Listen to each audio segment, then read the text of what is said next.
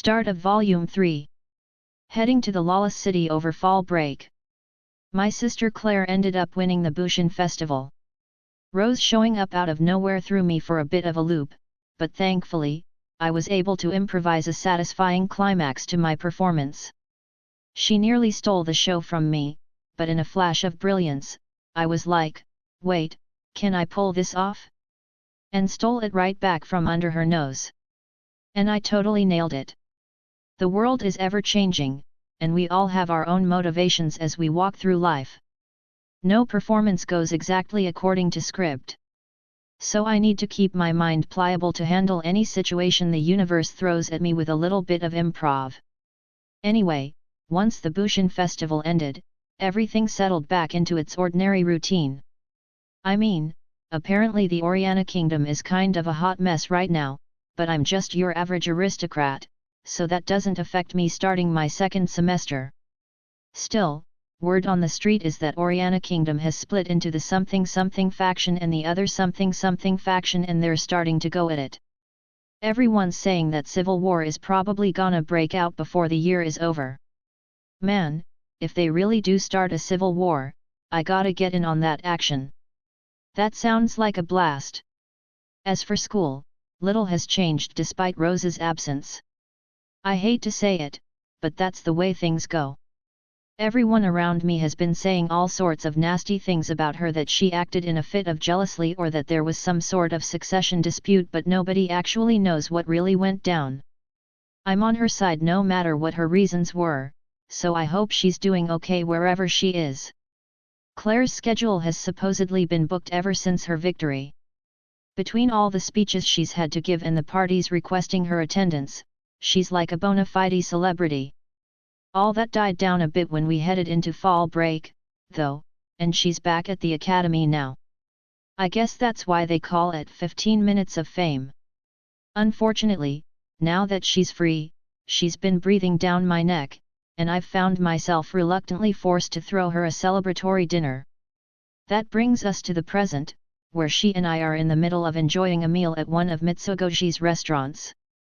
I'm pretty sure I ordered the blessing for the peasants course dirt cheap, a limited time offer, but for some reason, they brought us this super extravagant banquet. Weird. I had no idea you could pull something like this off. Not even the party they threw at the castle had food this nice, Claire remarks upon seeing the feast. We're also in some sort of private room for high-class VIPs. I wondered if maybe they'd mistaken me for someone else, but I double-checked with our waitress on my way to the bathroom, and apparently there's been no error. Just thinking about the bill makes me squirm. Oh, wait, this place is part of the Mitsugoshi group. Maybe they're giving me special treatment because I'm friends with Gamma. You know, I'm friends with Mitsugoshi's president, I tell my sister. Oh please.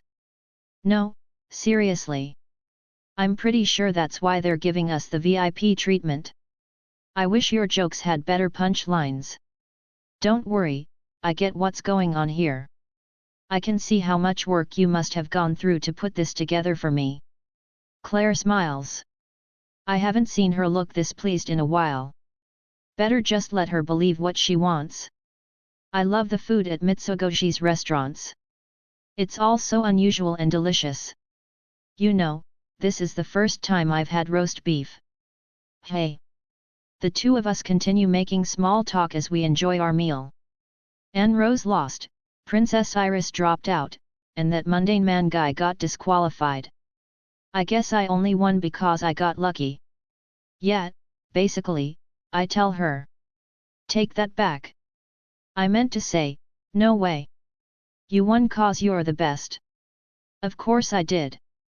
But that's not how society will see it. You can hardly blame them. Why don't you try that again, she threatens. If the world can't see that you're the best, there must be something wrong with their eyes. Well, that's just how things are.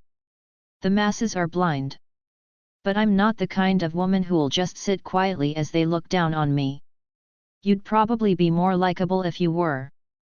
I'm this close to blowing a fuse. Damn the masses. Go prove to them just how strong and pretty you really are. That's the plan, of course. And you're going to help me? I am not. You have no say in the matter.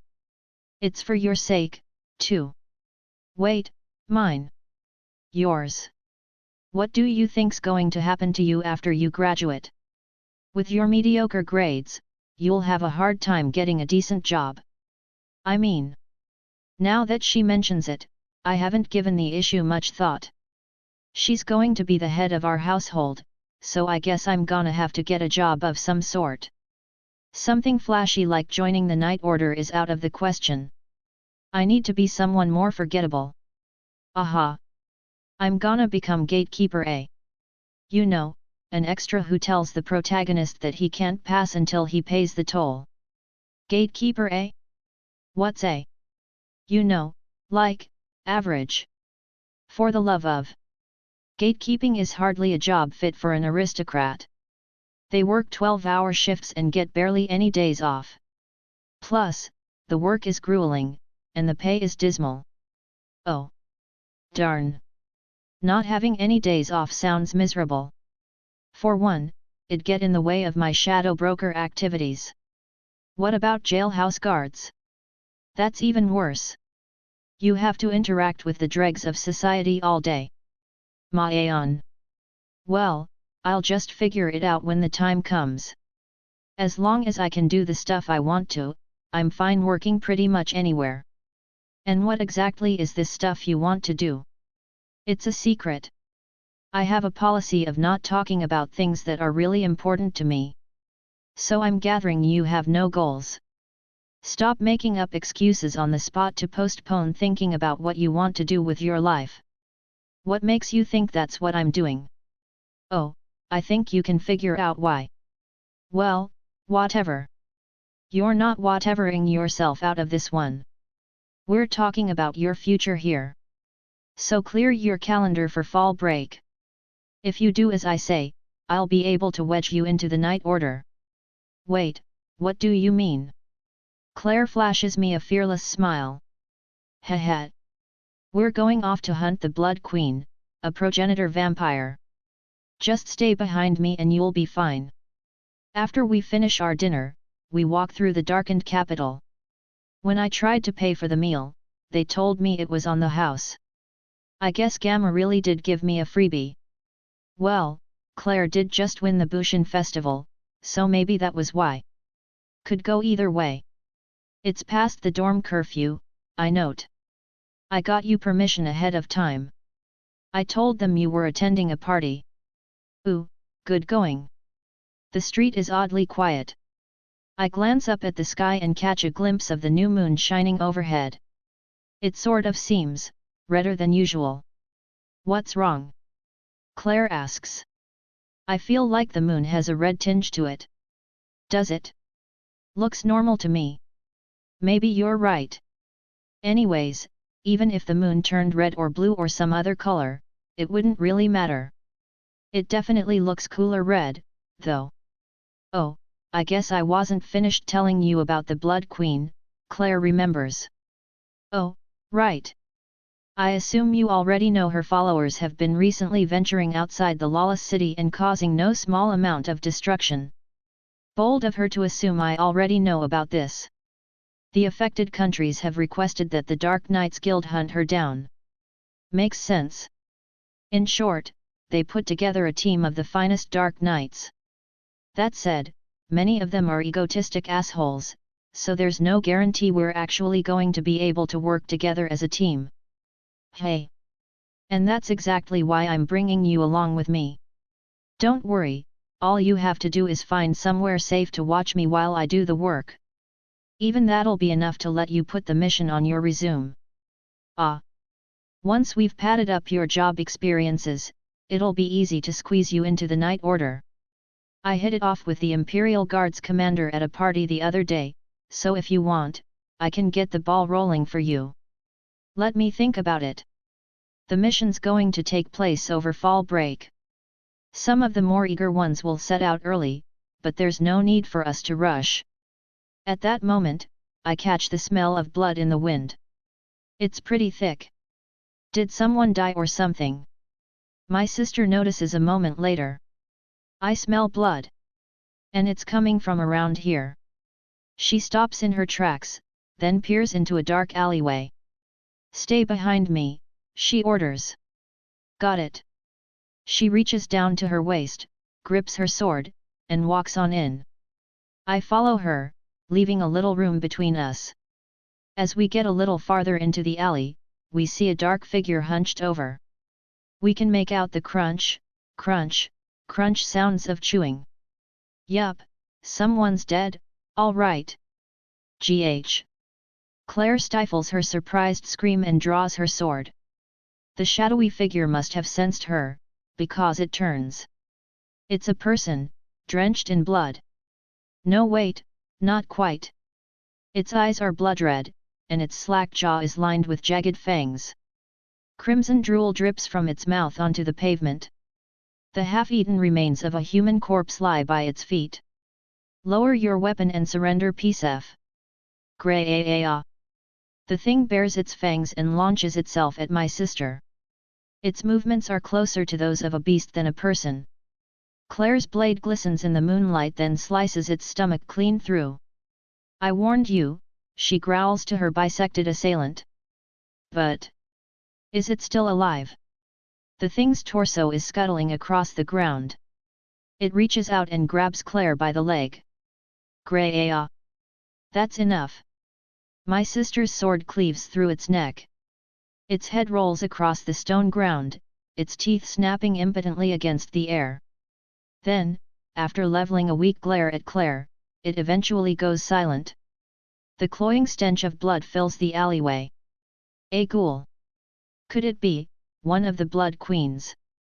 The creature had been shaped like a human, but its skin was pallid and bloodless, and its red eyes and sharp fangs caught my attention, as well.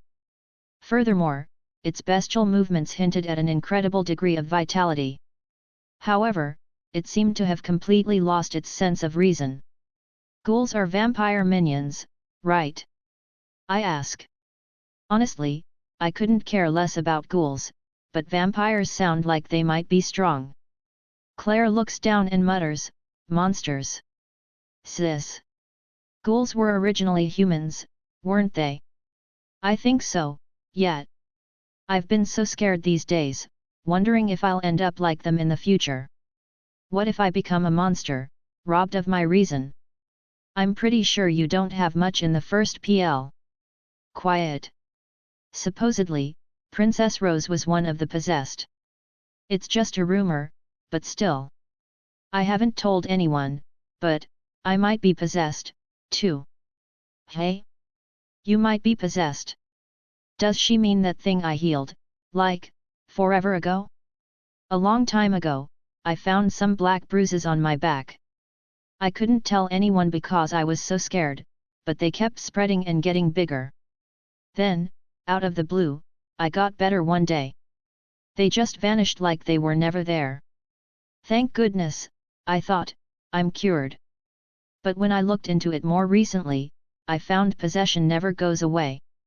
So if that's what caused those black bruises, then eventually, I'm pretty sure you have nothing to worry about. You're totally cured, after all. That was a joke, silly. There's no way I'm one of the possessed. Claire smiles and gazes up at the night sky. But still. There's no guarantee I'll be able to stick around forever. That's why I need you to clear your schedule for fall break. Ugh. This isn't up for discussion. I'm going to go let the Night Order know what happened here. She turns her back to me and starts marching off. I catch another glimpse of the sky, and sure enough, the moon really has a hint of red tonight. I kinda wanna see what these vampires are all about, and the Lawless city sounds pretty interesting, too. I'm sitting in my dorm room listening to Beta talk. Every night, after I'm done with my classes, I have my regularly scheduled Shadow Garden briefing. After the incident at the Bhushan festival, Perv has been. After thinking over everything my sister told me, I'm really starting to get fired up about going to the Lawless city.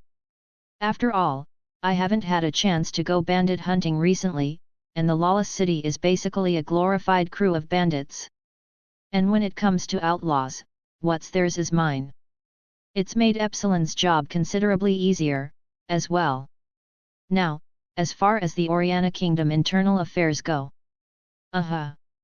Like Claire said, I'm going to have to think about what I want to do in the future. At the end of the day, it all comes down to money. As long as I can make some cash, everything will all work out. And did I mention the Lawless city is full of glorified bandits? I'd bet anything that their boss is making mad bank off all the shady stuff they're doing. In other words, all I have to do is bust in and make off with their treasure, and my problems will go away. Easy. The Shadow Garden continues to grow at a satisfactory rate, and the laboratory at Alexandria has begun development on the steam engine, with if I focus on amassing enough money to spend the rest of my life goofing off, I'll never have to worry about finding a real job. Heck, I can even try out a bunch of different unassuming jobs, a gatekeeper, a guard, a bum, a baker. The possibilities are endless. By having access to money, one can live one's life unshackled to it. Ooh, that sounds kinda smart. Anyhow, there are 3 influential parties in the Lawless city, and unfortunately for them, one of the 3 is going down. Which one should I pick, though? Eeny meeny miny mo. I mean, I could just annihilate all 3, but then I wouldn't have anything to look forward to in the future. Honestly, this Blood Queen lady sounds the most interesting, and I can think of badass ways to kill a progenitor vampire, but at the same time, it's the kind of thing where I wanna save the best for last. Decisions. As things stand, the Blood Queen really does feel like the best candidate. And that concludes my report. If there's anything I've omitted or overlooked, by all means, let me know. Beta is kneeling before me with her head bowed. It reeks. When she hears me, she twitches. The Lawless city. It reeks of blood. Thank goodness he wasn't talking about me, Beta murmurs quietly. It seems the Blood Queen is up to something.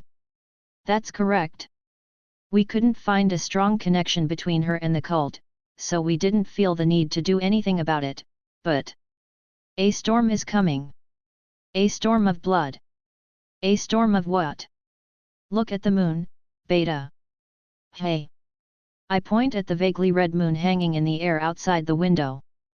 Hey, is it a little redder than usual? Took you long enough to notice. That's the red moon. Wait. Is that really the legendary red moon? And if it is? I cast a sidelong glance at Beta, who's staring dumbfoundedly at the sky, then hold my blood-red glass of wine up to the lamp as I take a sip. The legendary red moon, hey? Anything sounds cool if you stick the word legendary in front of it. That can't be. If that's the case, then the Lawless city everything around it will be wiped out. Worry not. But people are in danger. We need to dispatch the Shadow Garden at once. Didn't I tell you? Worry not. NGH. Forgive me. I look down at Beta as she trembles before I leisurely cross my legs. Leave this to me. You don't mean you're planning on handling this one alone, Master Shadow? Are you trying to stop me?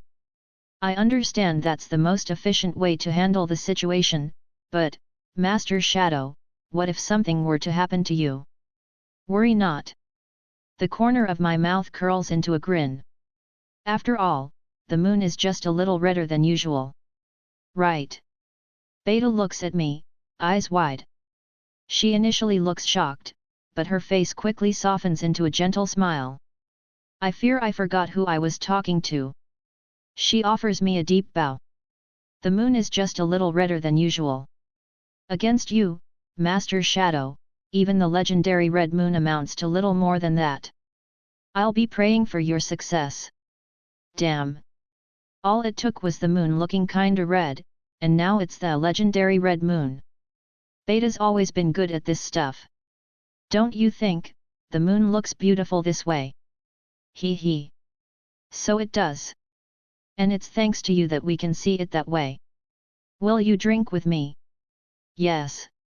Gladly. Beta and I gaze up at the moon as we enjoy our wine.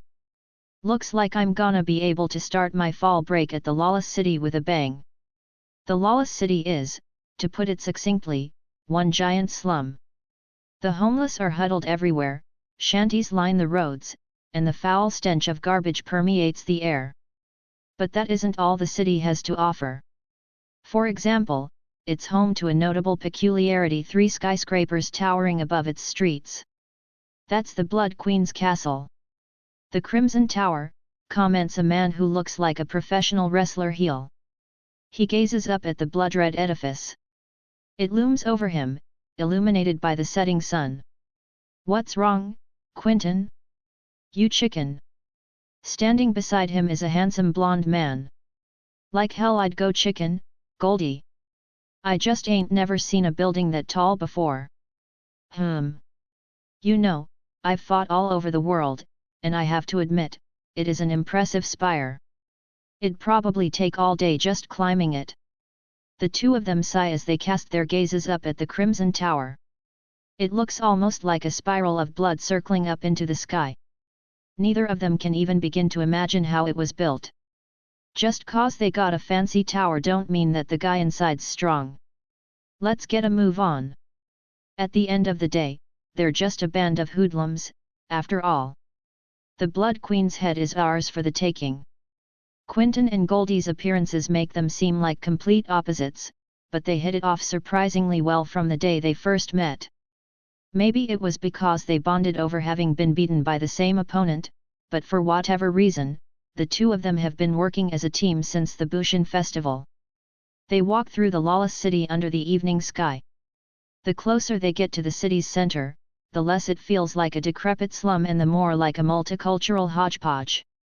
Well, that's a surprise. Yet. Stay sharp. People merely looking in from the outside never see this aspect of the Lawless city. The buildings aren't the only thing that are different. The people passing by them are no longer commonplace bums, but ruthless hunters casing them with gleams in their eyes. Not a single person around them seems like an easy target. Quentin and Goldie immediately pick up on that. They brace themselves as they walk, ready to draw their swords at a moment's notice. The buildings around them start to take on a unified aesthetic. It's proof they've made it to the Blood Queen's turf. They notice a change in the air, too. We're close. Strangely, there are no signs of any residents. However, there's clearly something scuttling around inside the houses. Quentin and Goldie can see the Crimson Tower straight ahead. They tighten their focus and press on. Finally, they reach the tower. This must be the front entrance. Quentin approaches the massive door. Ominous, inhuman figures are carefully etched across its surface. Here we go. He reaches out to touch it, but... He. Stop right there. Someone calls out to him. The voice is painfully hoarse, to the point it's almost difficult to make out the words. Quentin's hand freezes, and when he looks around, he spots a filthy mound of cloth piled up beside the door. Then he sees it move. There's someone wrapped up in it. He. You two aren't qualified enough to touch the door. With that, the person wearing the tattered rags stands. It's a gaunt man. He's taller than Quentin, but his cheeks and eyes are sunken. He's little more than skin and bones. His dirty white hair stretches all the way down to his shoulders. The best way to describe him would be a living corpse. You think we aren't qualified? The only ones allowed to open the door are servants, guests, and the strong. Gotcha. You got a point. We aren't servants, and we weren't invited. But we are strong as hell, and we're here to take down the Blood Queen. Quentin looks up at the white-haired man and grins. The man stares back at him with unblinking eyes, then laughs. He. He. What day I think you're Logan et? He. I think I'm pretty stupid, but, it's always funny when I find someone even stupider than me. The hell you say? He. You really should know your place. Now, it's too late. The white-haired man sheds a section of his rags, exposing the right side of his body. There's nothing from the shoulder down. This was the result of my stupidity when I tried to challenge the Blood Queen 4 years ago. Not only did it cost me my arm, but now I'm a lowly watchdog on a leash. There's a thick collar with a chain fastened around the man's neck. Ha! I'm Quentin, a Bhushan festival veteran. And he's Goldie, the victorious golden dragon. We ain't chumps like you. Hee hee. That means nothing to me. I have a policy of not remembering the names of anyone weaker than me. Hey? And just who the hell are you supposed to be? Hee hee, I'm just a watchdog. But once, long ago, they used to call me the White Demon. The White Demon? Never heard of you. Goldie, you know this guy? Quentin turns to his partner. Goldie shakes his head. It does sound familiar, but... Sorry, I can't pin it down. However, his eyes are fixed cautiously on the watchdog. And there you have it, Mr. Nobody, Quentin snaps. Hee hee. Fine by me. The names of the stupid are best forgotten anyways. No hard feelings, but we're going through that door whether you like it or not. Ah, but I'm a watchdog. I can't just go letting weaklings by me. It's your funeral. Quentin glares at the watchdog and unsheaths his blade. The watchdog reaches down with his left hand and draws his narrow, single-edged sword in kind. It's a beautiful weapon and longer than he is tall. Goldie follows suit and draws his blade. Quentin, be careful. What day I mean, be careful. That man. I just can't gauge how strong he is. What? That one-armed pile of skin and bones? You're full of it. Quentin ignores Goldie's warning and attacks. His great sword casts a shining trail through the evening sunlight and a moment later, blood sprays. Hey! Cleaved neatly in two, pieces of the great sword clatter on the ground. Q Quentin! Goldie shouts, and as he does, Quentin crumples from the gaping wound in his chest. Now, then. Who's next? The watchdog stands before Goldie, drenched in Quentin's blood. Damn you! Goldie hadn't been able to make out the watchdog's slash that downed his friend. All he saw was the spray of blood and the great sword falling. It was an incredible display of skill. Goldie can tell the watchdog stands far, far above them despite being robbed of his dominant arm and being reduced to skin and bones. He readies his sword regardless. He hasn't known Quentin for long. However, they were united by the common goal to get back on their feet after the same crushing defeat. Don't worry. He's still alive. He's no good dead, after all, the watchdog laughs. How dare you? Goldie gathers magic in his sword, then unleashes his strongest attack. Demonic Golden Dragon. Fatality Strike. The moment he releases it, his eyes meet the watchdog's. The watchdog's eyes are black and horribly bloodshot. When Goldie meets this bottomless gaze, he suddenly remembers who the White Demon is. Wait, you're... The watchdog's lips curl upward. If this one-armed skeleton really is the White Demon. Understanding the insurmountable difference in their strength, Goldie makes a spur-of-the-moment choice and fires his attack into the ground. A massive cloud of dust billows up. Receding footsteps echo out, and a shout reverberates through the air. Quentin! I swear I'll come back for you. Fleeing? Hey? Well, I can't follow him. I'm a watchdog, after all. The watchdog sweeps away the dust with a single swing of his sword, then watches Goldie sprint off. But... will he be able to get out unscathed? As the watchdog watches, the doors to the houses creak open, and their residents swarm Goldie. He looks up at the towering skyscrapers. The Lawless city, the world's dumping grounds, controlled by 3 rulers and 3 lofty towers. A world operating on survival of the fittest, where evil, wealth, and power from all over the globe congregate. A world that no kings, no knights, and no monsters can intervene in. Welcome to the Lawless City. A world where might makes right. Chapter 1. Lawless City Bandit Hunting. It's fall break. Claire and I make our way to the Lawless City. So this is it, hey? It kinda stinks. Don't blame me. It is a slum, after all. She glares menacingly at the houseless people around us as she talks. Off in the distance, I can make out 3 towering spires. It'd be a hoot if someone knocked 'em over like bowling pins. So we just have to head for the tower, right? You want us to just immediately charge the enemy's stronghold? She asked. Good grief. The Dark Knight Association has a base set up, so we're going to head there first and get the lay of the land. Ah.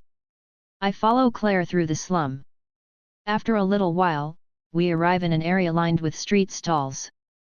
It's bursting with activity, and the merchants are selling all manners of strange foods, sketchy drugs, stolen goods, and odd pets. Hey there, pretty lady. Come have a gander. I just got some real lively pets in. Who, me? But of course. You're the prettiest young lady to ever walk this planet, Ancha. Ha, someone's got a good eye. I guess it wouldn't hurt to have a little look. Sis, he's just trying to butter you up. Shut up. Claire drags me over to the stall. Now, this little lovely one just came in. The shopkeeper drags over a young blonde man in a collar. If you need a dark knight slave, young Goldie here's your man. What do you think? A hottie like him would go great with a beautiful young lady such as yourself. Goldie's face is covered in lacerations and bruises like he's been in a bar fight, and he groans, MMPH, MMPH, as if trying to tell us something. He seems a little worse for the wear, Claire observes. Hey! I feel like I've seen this guy before. Ha ha! Maybe he got scuffed up a bit in transport, eh? Alright then, how about I drop him from 30 million zenny to 27 million? That's pretty expensive. Oh, no, missy. A dark knight slave of this caliber D run you double that anywhere else. You won't get prices like this anywhere but the Lawless City. Well, I'm not in the market. Hey, hey, hey, looks like someone knows how to haggle. Well then, just for today, how about I throw in another fine stallion? You call them stallions? Feast your eyes on this beaut of a dark knight. This here's Quentin. The man the shopkeeper drags out has the face of a pro wrestler heel and a large gash across his belly. At least it looks like the wound's been treated. Quentin groans, too. RNGH, RNGH. I wonder what he's trying to tell us. You know, he also looks kinda familiar. Goldie and Quentin, 40 mil for the set. You won't see deals like this anywhere else. What about that cut on his stomach? Oh no, he got knocked around during transport, too. Then hey, 37 mil for the set. I can't go any lower than that. Like I said, I'm not in the market. What? Say it ain't so, miss. I've got the only one I need here, after all. Claire roughly muses up my hair. Ah, so the kid's your. Please don't get the wrong idea, I beg. Come on, we're going. Claire grabs me by the scruff of my neck and drags me off. As she does, someone else calls out to the shopkeeper. Hey, shopkeep! If you were serious about selling those two for 37 mil, you've got a deal. Oh, I'm always serious about prices. Pleasure doing business. Wait, you're MMPH, MMPH. RNGH, RNGH. I guess the two of them got sold after all. I was kinda worried cause I felt like I'd seen their faces somewhere before, but all's well that ends well. Wait a minute. If they just got sold, that means that the stand has at least 37 million zenny on hand. All I have to do is attack it, and... No, no. I can't let myself be distracted by chump change. It's better to dream big. Come on, pick up the pace. I can walk just fine without you dragging me, you know. If I don't haul you along, I'm sure you'll find some way to get yourself lost. What? No, I won't. As we walk, I gaze up at the 3 towering skyscrapers. One red, one black, one white. Eeny meeny miny mo. When we arrive at the Dark Knight Association's base, my sister immediately gets called into a meeting. Apparently, they're getting all the notable Dark Knights together to have some sort of discussion. I don't get an invite. Claire tries desperately to get me in, but her efforts are in vain. Wait here like a good boy and don't move an inch, she commands me, then joins the assembly. The moment she does, I decide to go for a stroll. Like a good boy. When I get outside, I find the sun has already set. The sky is still bright from its afterglow, but the reddish moon has begun making its heavenly ascent to the east. With each passing day, the moon seems to get even redder, and I'm pretty sure I'm not just imagining things. I guess the moon in this world really is different from the one back on Earth. The people of the Lawless city pay the moon no heed as they mill about on their business. They focus on the things they need to get through the day. For some, that's their next customer, and for others, their next mark. To honor that spirit, I mark the occasion by crossing paths with 10 different pickpockets. I leave my wallet in a super conspicuous pocket, so it keeps getting snatched, but whenever someone steals it, I make sure to return the favor. In other words, I take my wallet back, and theirs along with it. Survival of the fittest, baby. Remember, getting revenge is fair play. Just today, my wallet's contents have swelled from 40,000 zenny to 110,000. What a strange world we live in. Maybe my true calling is to become background resident in the Lawless city. As far as I'm concerned, any city where you can make money just by going on a stroll is basically paradise. As I walk along, struck by the urge to start humming, I hear a scream. A ghoul! There's a ghoul! Hey! And pretty close to where I am, it sounds like. The Lawless city's residents react quickly. The people who can't fight immediately flee the area. However, a bunch of the stalls continue doing business as if they didn't even hear the shriek. Another group of people even head toward the direction it came from with grins on their faces. Ghouls, hey? We've been getting a lot of those lately. Perfect. I need to relieve some stress. One guy cracks his knuckles, and another draws a knife. Yeah, I feel that. I like to rubberneck whenever stuff's going down, too. I stealthily tail them to the scene. When we get there, the ghoul's already been captured. Looks like someone broke its legs. It's rolling around on the ground. Someone kicks it. Take that. That's what you get for biting my arm. Someone stomps on it. Damn it. I lost big on my bet. And it's all your fault. Someone snaps its bones. I gave Marie a million zenny, but she dumped me anyways. And you're to blame. A pool of blood spreads across the ground. Ah, I get it. Ghouls are hard to kill, so they make for satisfying punching bags. The ghoul groans, completely at their mercy. That's the Lawless city for you. Stuff like this probably happens all the time around these parts. A city drenched in blood and slaughter. I like the sound of that. Heh heh heh. I lean against the wall with my arms crossed as I let out a low chuckle. Being in the Lawless city is getting me in the mood to do my mysterious young man shadow broker routine. Eventually, the ghoul collapses lifelessly to the side, and the mob gets bored. Guess the show's over. Also, it's gotten pretty dark. The moment I start thinking about heading back, though, I sense the ghoul regain its strength. Ah! And no. A man's scream and a spray of blood fill the air. The reanimated ghoul drives its teeth into one man's neck and rips out his trachea. What's happening? They aren't supposed to do that. Another victim falls. However, despite their agitation, the other men draw their swords. The risen ghoul is red. Its skin and eyes are both as red as blood, and it bares its jagged fangs and claws as it roars. Gruo. Then, it launches into a bestial leap. Its claws cleave through one man's neck, slicing it clean off. Run! That's enough to make even people from the Lawless city start to scramble. The ghoul sinks its teeth into one of the corpses and begins chewing.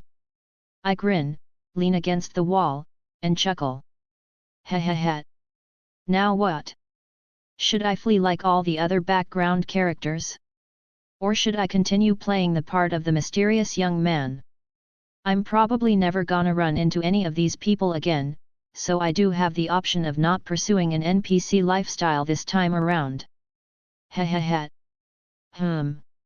As I ponder my choices, I sense a presence overhead. No sooner do I look up than a slender warrior comes swooping down on the red ghoul from above. Upon landing, the warrior brings their sword down and bisects the red ghoul starting from the head. The blow is clean. Having slain the red ghoul in a single strike, the warrior swings their sword to shake it clean of blood. Our eyes meet. She's a thin, attractive redhead dressed all in black and wearing a wide-brimmed hat. We stare at each other for a little while. You should leave, her voice is surprisingly cute. The rampage is beginning. With a tormented look on her face, she gazes up at the red moon hanging in the sky. The moon is red. There's no time. She's trying to say her bit and leave, but I stop her. Who are you? I'm Mary, the ancient vampire hunter. And I'm here to hunt Elizabeth the Blood Queen. And with that, she vanishes into the night. What's with this feeling? It's like my chest is throbbing. Ha ha ha. A grin spreads across my face as I look up at the red moon. Looks like it's gonna be a little longer before I make it back to the base. I hope Claire doesn't get too mad. When night falls on the Lawless city, the most crowded area is invariably the red light district. Scantily clad women saunter up and down the streets, trying to entice male passers-by. Suddenly, a scream echoes through the air. Ghoul! It's a ghoul! However, little troubles are just a part of life. The brothel's bouncer heads outside and makes quick work of the creature. On any other day, that would have been the end of it. Ah! One of the girls screams as the bouncer is mercilessly ripped to shreds. This ghoul is redder than usual. It tears through the bouncer with ease, then makes its way toward the shell-shocked girl. Marie, one of her friends, calls out to her, but it's too late. However, the red ghoul is suddenly split in half. Hey! Rent in two, it topples over, revealing a swordsman wearing a jet-black long coat standing behind it. He swings his ebony blade to clear off the blood, then looks down at Marie. His eyes gleam red beneath his deep hood. Eek! Scared by those inscrutable eyes, Marie shrinks back. If you want to live, then flee, the jet-black man's voice echoes like it's coming from the bowels of the earth. The rampage is starting. As he murmurs, he looks up at the scarlet moon. It feels like there's a deep sorrow hidden within that form of his. The red moon. There isn't much time left. For some reason, the moon's been red as of late. Marie had thought it strange, but none of her sex worker friends had paid much attention to it. The moon being red doesn't change anything, they'd all thought. Wait. Who are you? Marie calls out to stop the jet-black man from leaving. He looks like he's busy, but he did just save her life. She needs to at least thank him. The name's Shadow. I lurk in the darkness and hunt down shadows. And with that, Shadow vanishes into the night. Wait, I need to thank you.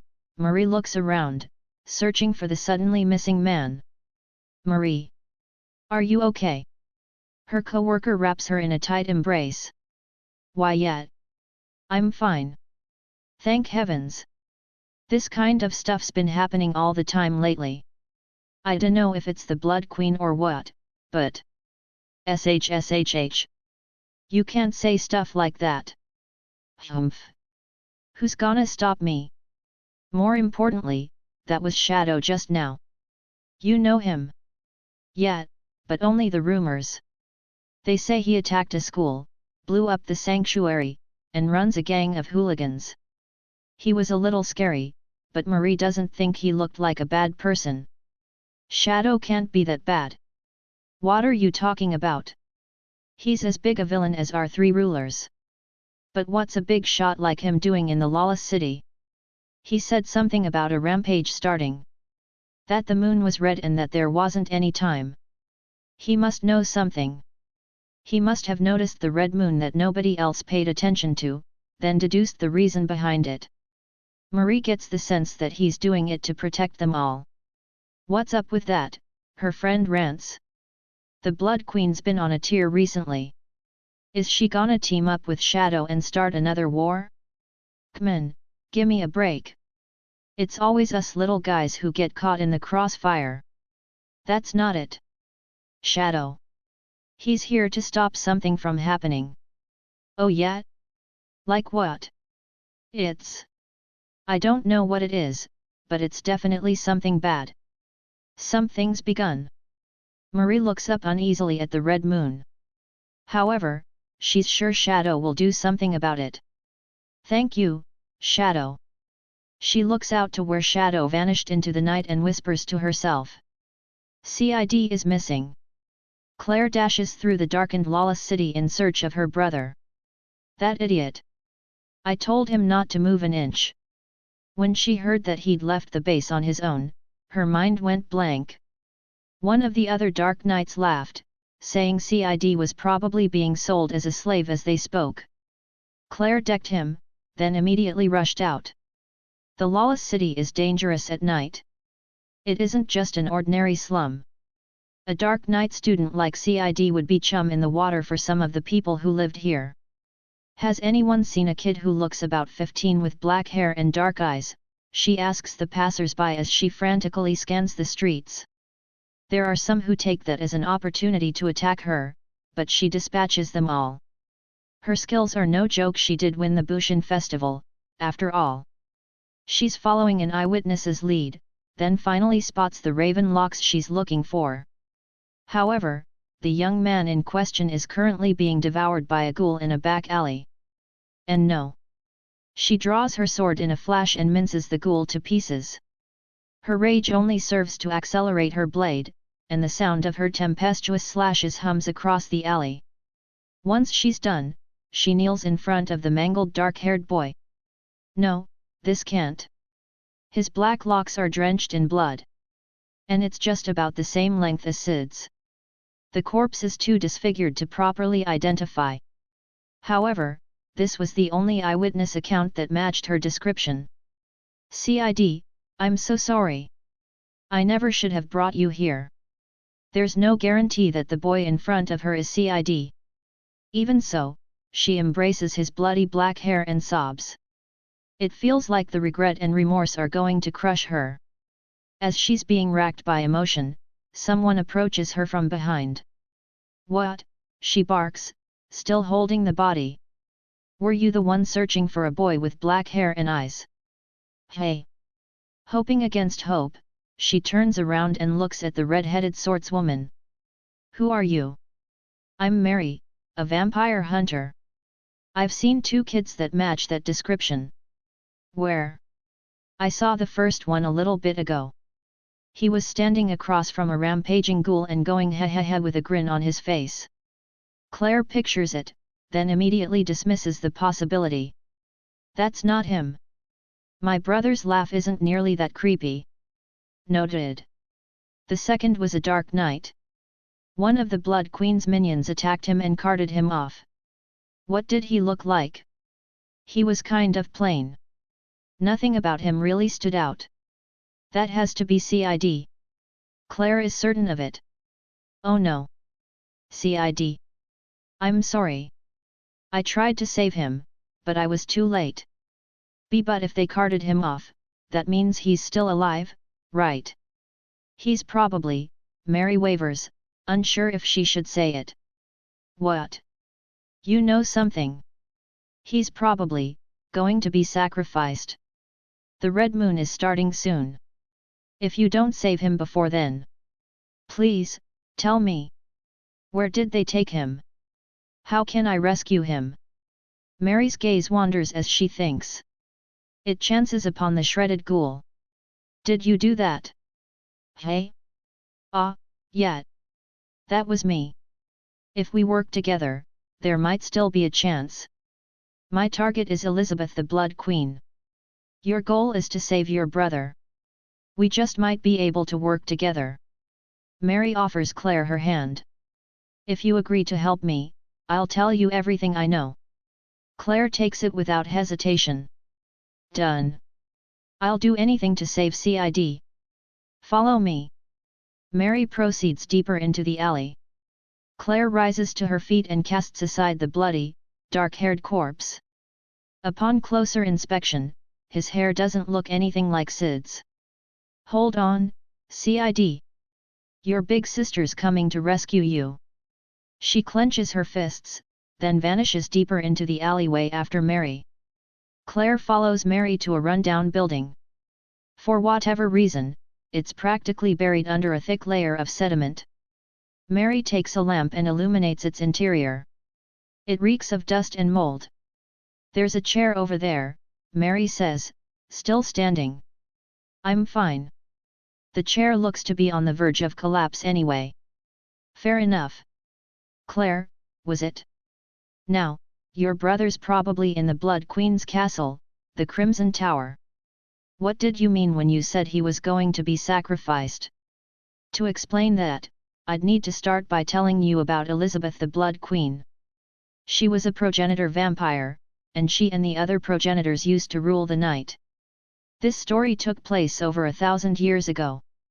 Mary gets a distant look in her eyes as she speaks. The vampires used to rule the night, but that came to an end when the humans learned of their weaknesses. As soon as that happened, the roles of hunter and prey were reversed. Vampires have 3 weaknesses. First, they die if their hearts are destroyed. Although they're feared for their immortality and incredible regenerative powers, they can no longer revive if their hearts are destroyed. Learning that fact was a great boon to the humans, who lived in fear of them. Second, they lose their powers if they fail to drink blood. Any vampire who goes too long without blood becomes no stronger than an average human. Thus, they're biologically forced to coexist with humanity, unable to ever exterminate them fully. Third and finally, they turn to ash if they're struck by the sun's light. No matter how strong they are and how weak we are, all a human has to do to kill them is find a way to hit them with sunlight. They can employ traps, destroy their dwellings. The possibilities are endless. Because of that, the daytime came to serve as their execution grounds. You certainly know your stuff. As Claire listens to Mary's explanation, she finds herself impressed by the depths of Mary's knowledge. There aren't many who know much about vampires. After all, they're largely a thing of the past, and the number of vampire-related casualties in recent years has been close to 0.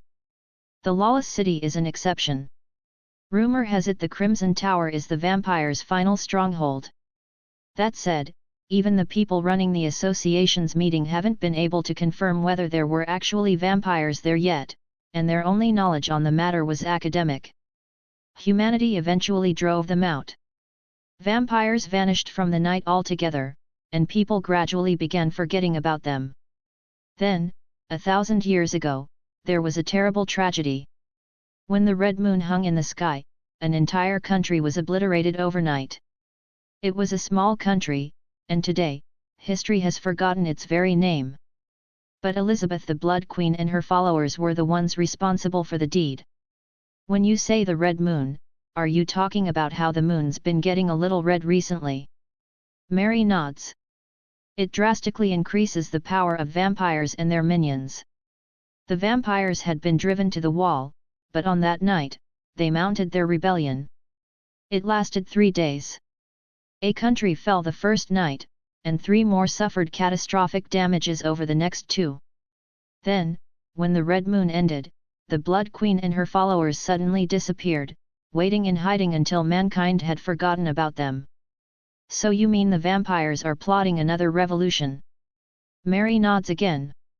They consider humanity livestock, and they've never forgotten the disgrace of having those pigs overthrow them. Right now, the Blood Queen is in a 1,000-year slumber, and her close advisor, Crimson, is leading the vampires. When the red moon begins, Crimson plans to revive the Blood Queen. If he does, the millennia-old tragedy will happen all over again. Wait. So the sacrifice is... Claire's voice trembles as her brother's face flashes through her mind. Reviving the Blood Queen requires the lifeblood of a young man blessed with a lot of magic. They're probably planning on using your brother as that sacrifice. I won't let them. When does the red moon start? Mary looks through the hole-ridden wall at the moon outside, already stained a deep crimson. They hear something that sounds like a scream from the distance. It just did. More screams echo through the night. Ghouls. Aruyuan. A great clamor rises, and the stench of blood fills the air. The rampage just started. In other words, the red moon gave them tremendous amounts of power. In exchange, though, they're being assailed with an uncontrollable urge to drink blood. And it's only going to get worse from here. What about Cid? You said he's in the Crimson Tower, right? Hold your horses. Mary stops Claire from rushing off.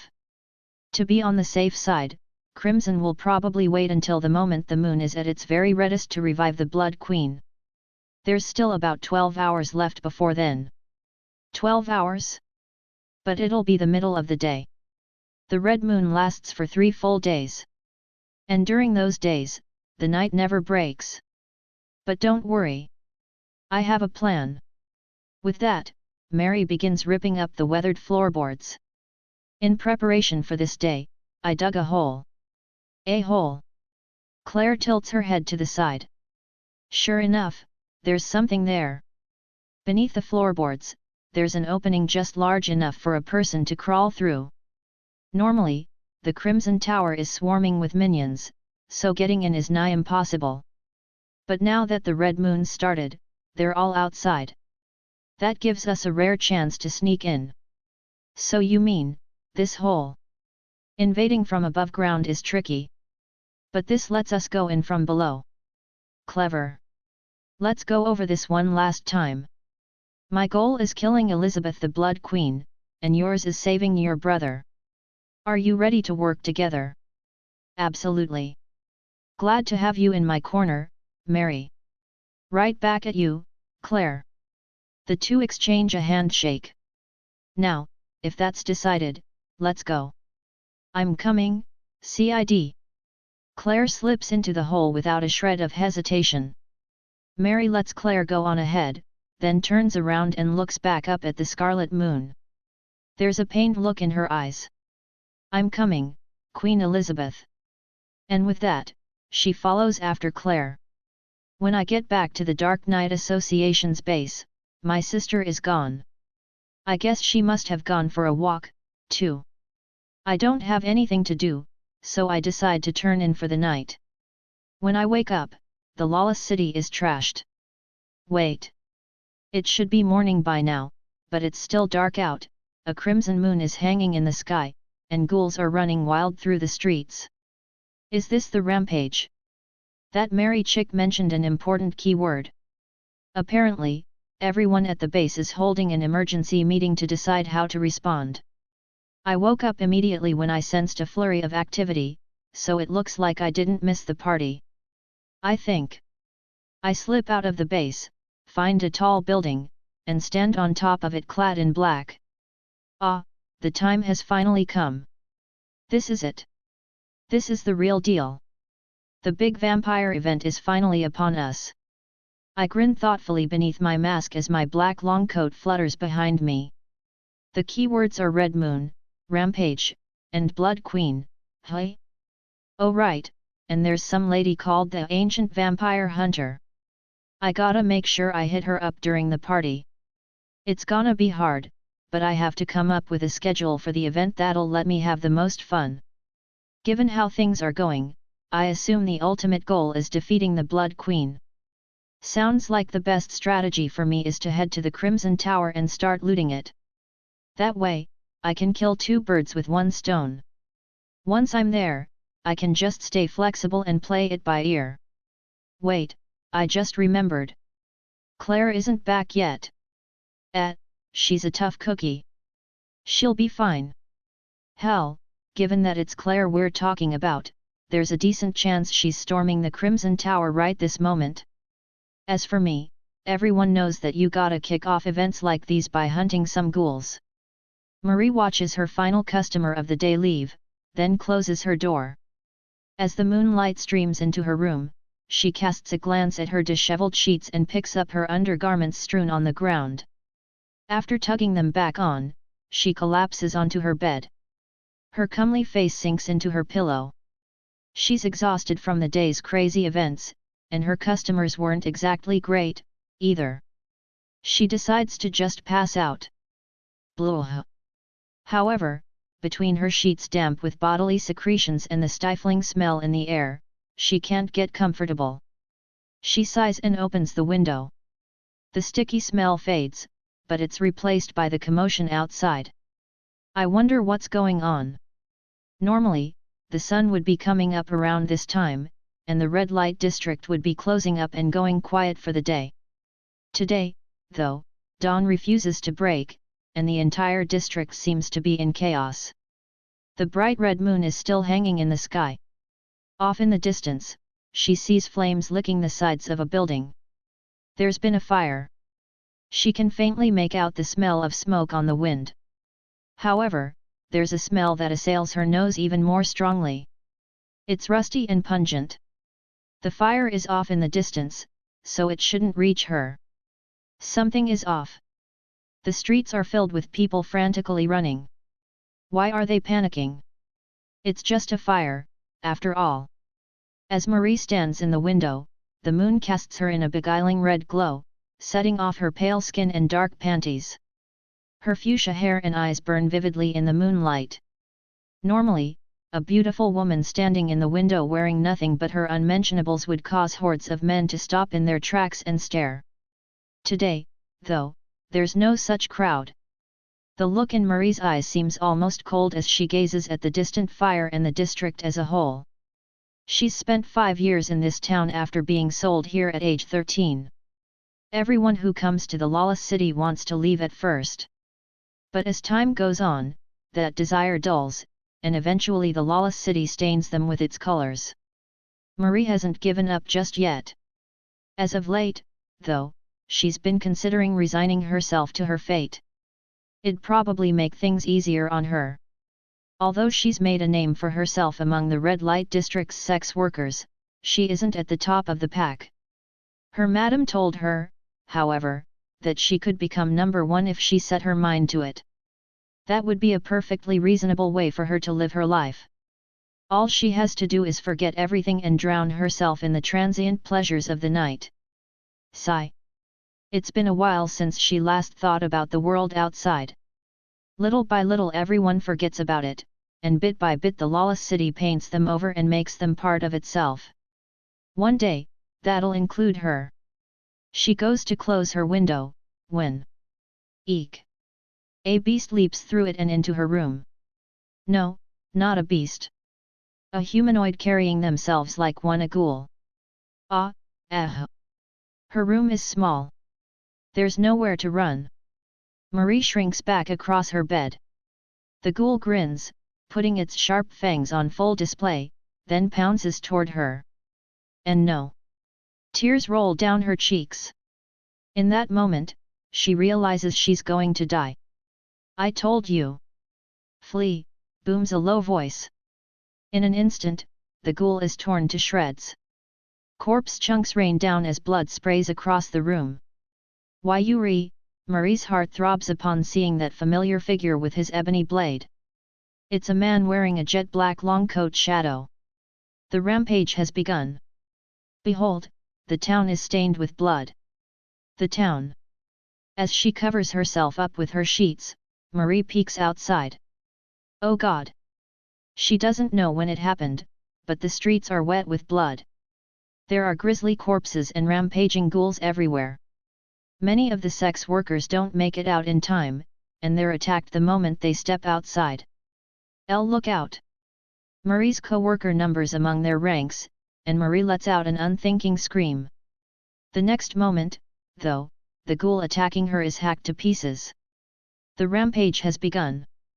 And now, the storm of blood rages. A man in a black long coat is standing behind it. Hey! Marie looks across her room, but there's no one there. Flee, before it's too late. Then, a scream rings out from down the street. In the brief moment it snatches Marie's attention, Shadow vanishes again. The rampage, blood, flee. She can hear his voice, but she's not sure where from. The bodies of dead ghouls go flying through the air. Now that she takes a better look, she realizes that the grisly corpses along the street are all ghouls, too. She can't see Shadow himself, but she can tell that the creatures being eviscerated are starting to get farther away. Is he protecting us? Marie is certain her intuition was on the mark. She knew Shadow had come to save them.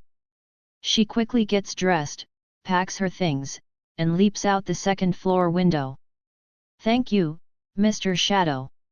She gazes in the direction he vanished with passion in her eyes. She vows to repay him someday, then takes advantage of the confusion to make her escape. The Dark Knight Association is overwhelmed. They rounded up their finest to mount a counter-offensive against the ghouls, but between the creatures' enhanced powers and overwhelming numbers, the association was forced to retreat. Grain the Strong is wounded, too. We have to fall back. Stop talkin' nonsense. That's your post. If you don't hold it, who will? Not my problem. We've got men down. You want me to just let them die? A group of Dark Knights is surrounded on the main road. They're trying to mount a resistance, but the seemingly endless throng of ghouls is wearing them down. Everyone!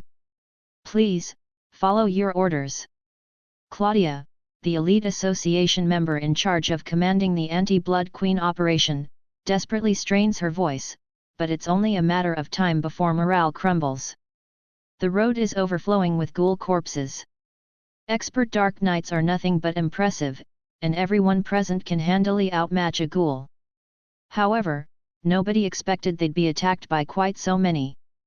This evil plot must have taken years to plan. Even with all the Dark Knights they've assembled, they can't so much as reach the Crimson Tower's base. So this is what the Blood Queen, the woman who controls a third of the Lawless city, is capable of. Even the Dark Knight Association has had a long-standing don't get involved with the Lawless city policy. Claudia fully understands why, and she curses her superiors for having gone against it. Those worthless geezers. Normally, she would never refer to them so harshly in public. That dirty geezer who squeezes her butt, that nasty one with eyes always locked on her chest, that horn dog who won't stop trying to make advances on her, that, oh, she can go on and on. She makes up her mind to ignore her orders and issue the command to retreat.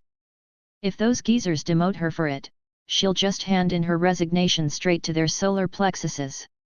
The only problem is that she and the others are currently stuck in a throng of ghouls. Evacuating is easier said than done.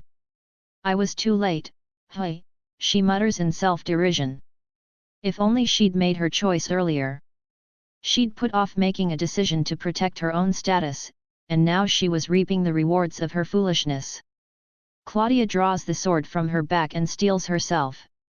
She has no intention of putting her life on the line for those geezers, and to be totally honest, she doesn't much care what happens to the egotistical meatheads under her command, either. Still, she's the one who put off the decision, so she needs to be the one to take responsibility. We're retreating.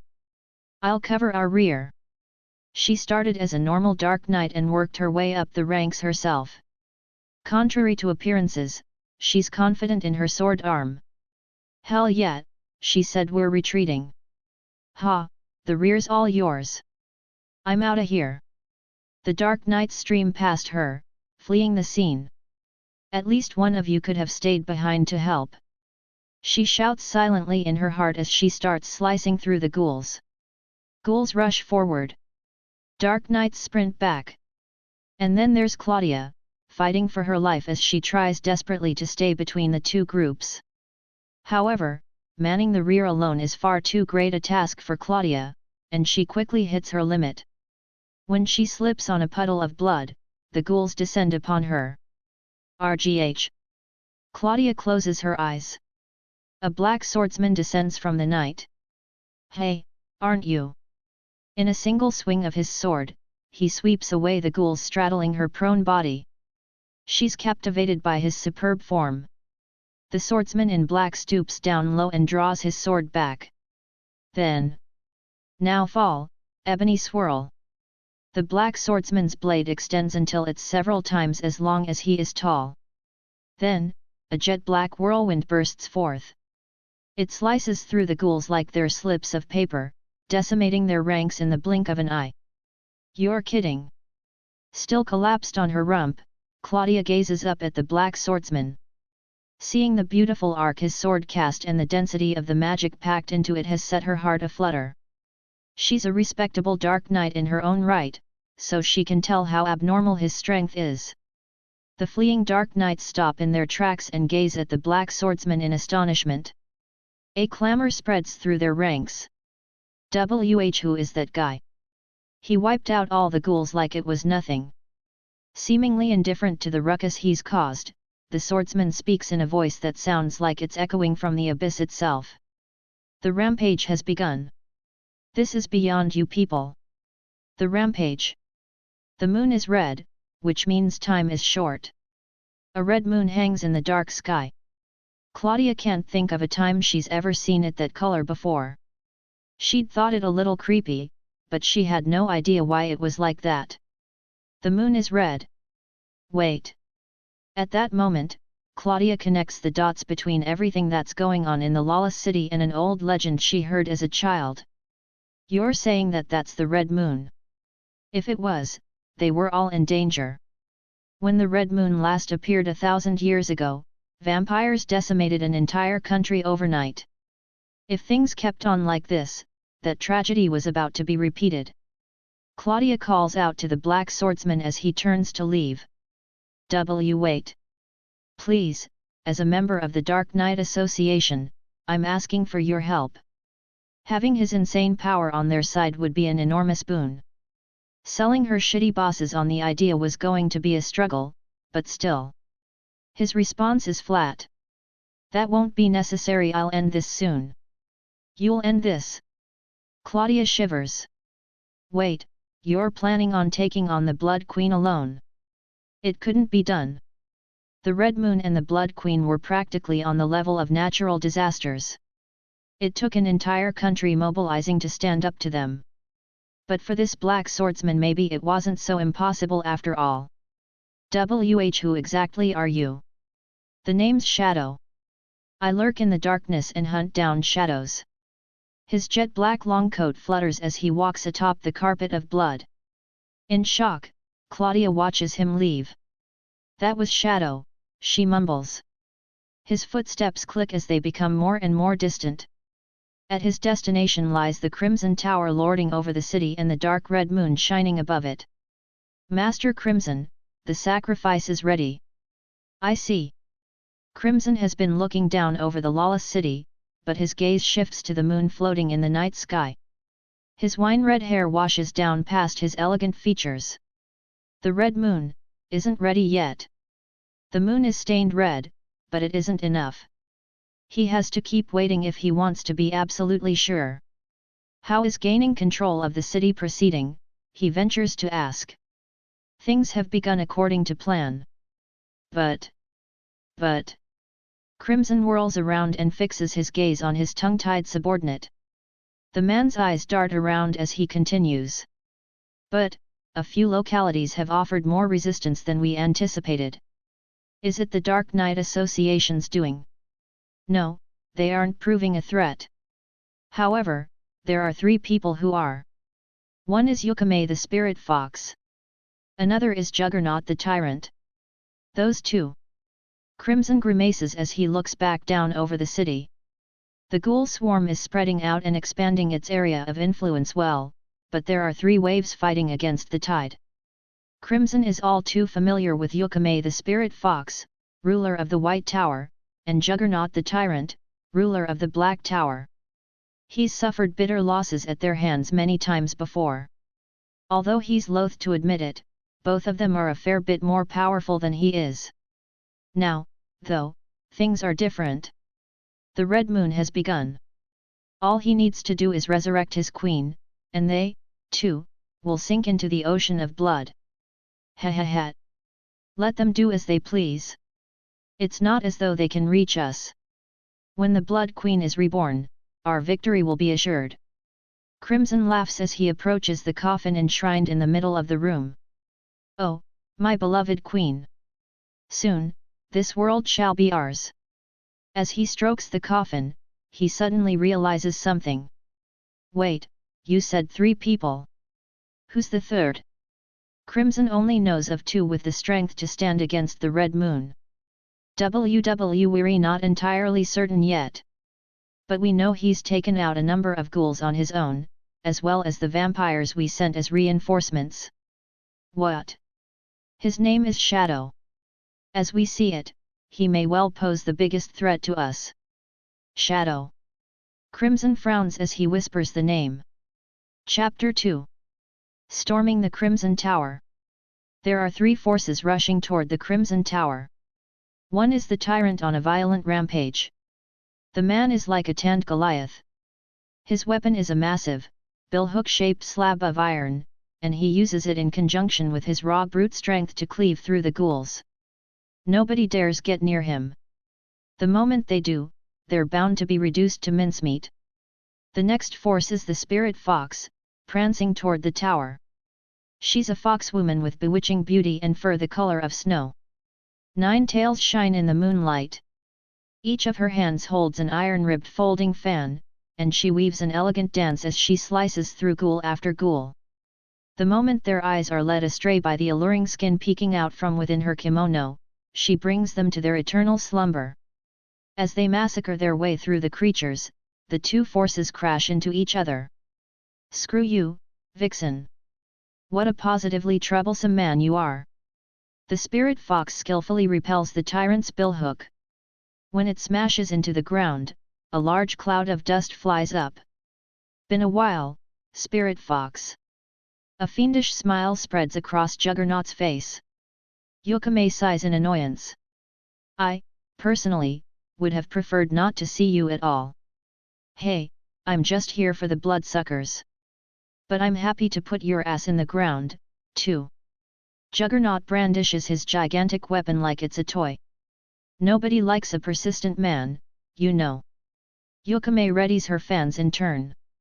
But the moment the 2 of them are about to attack, the final force converges on their position.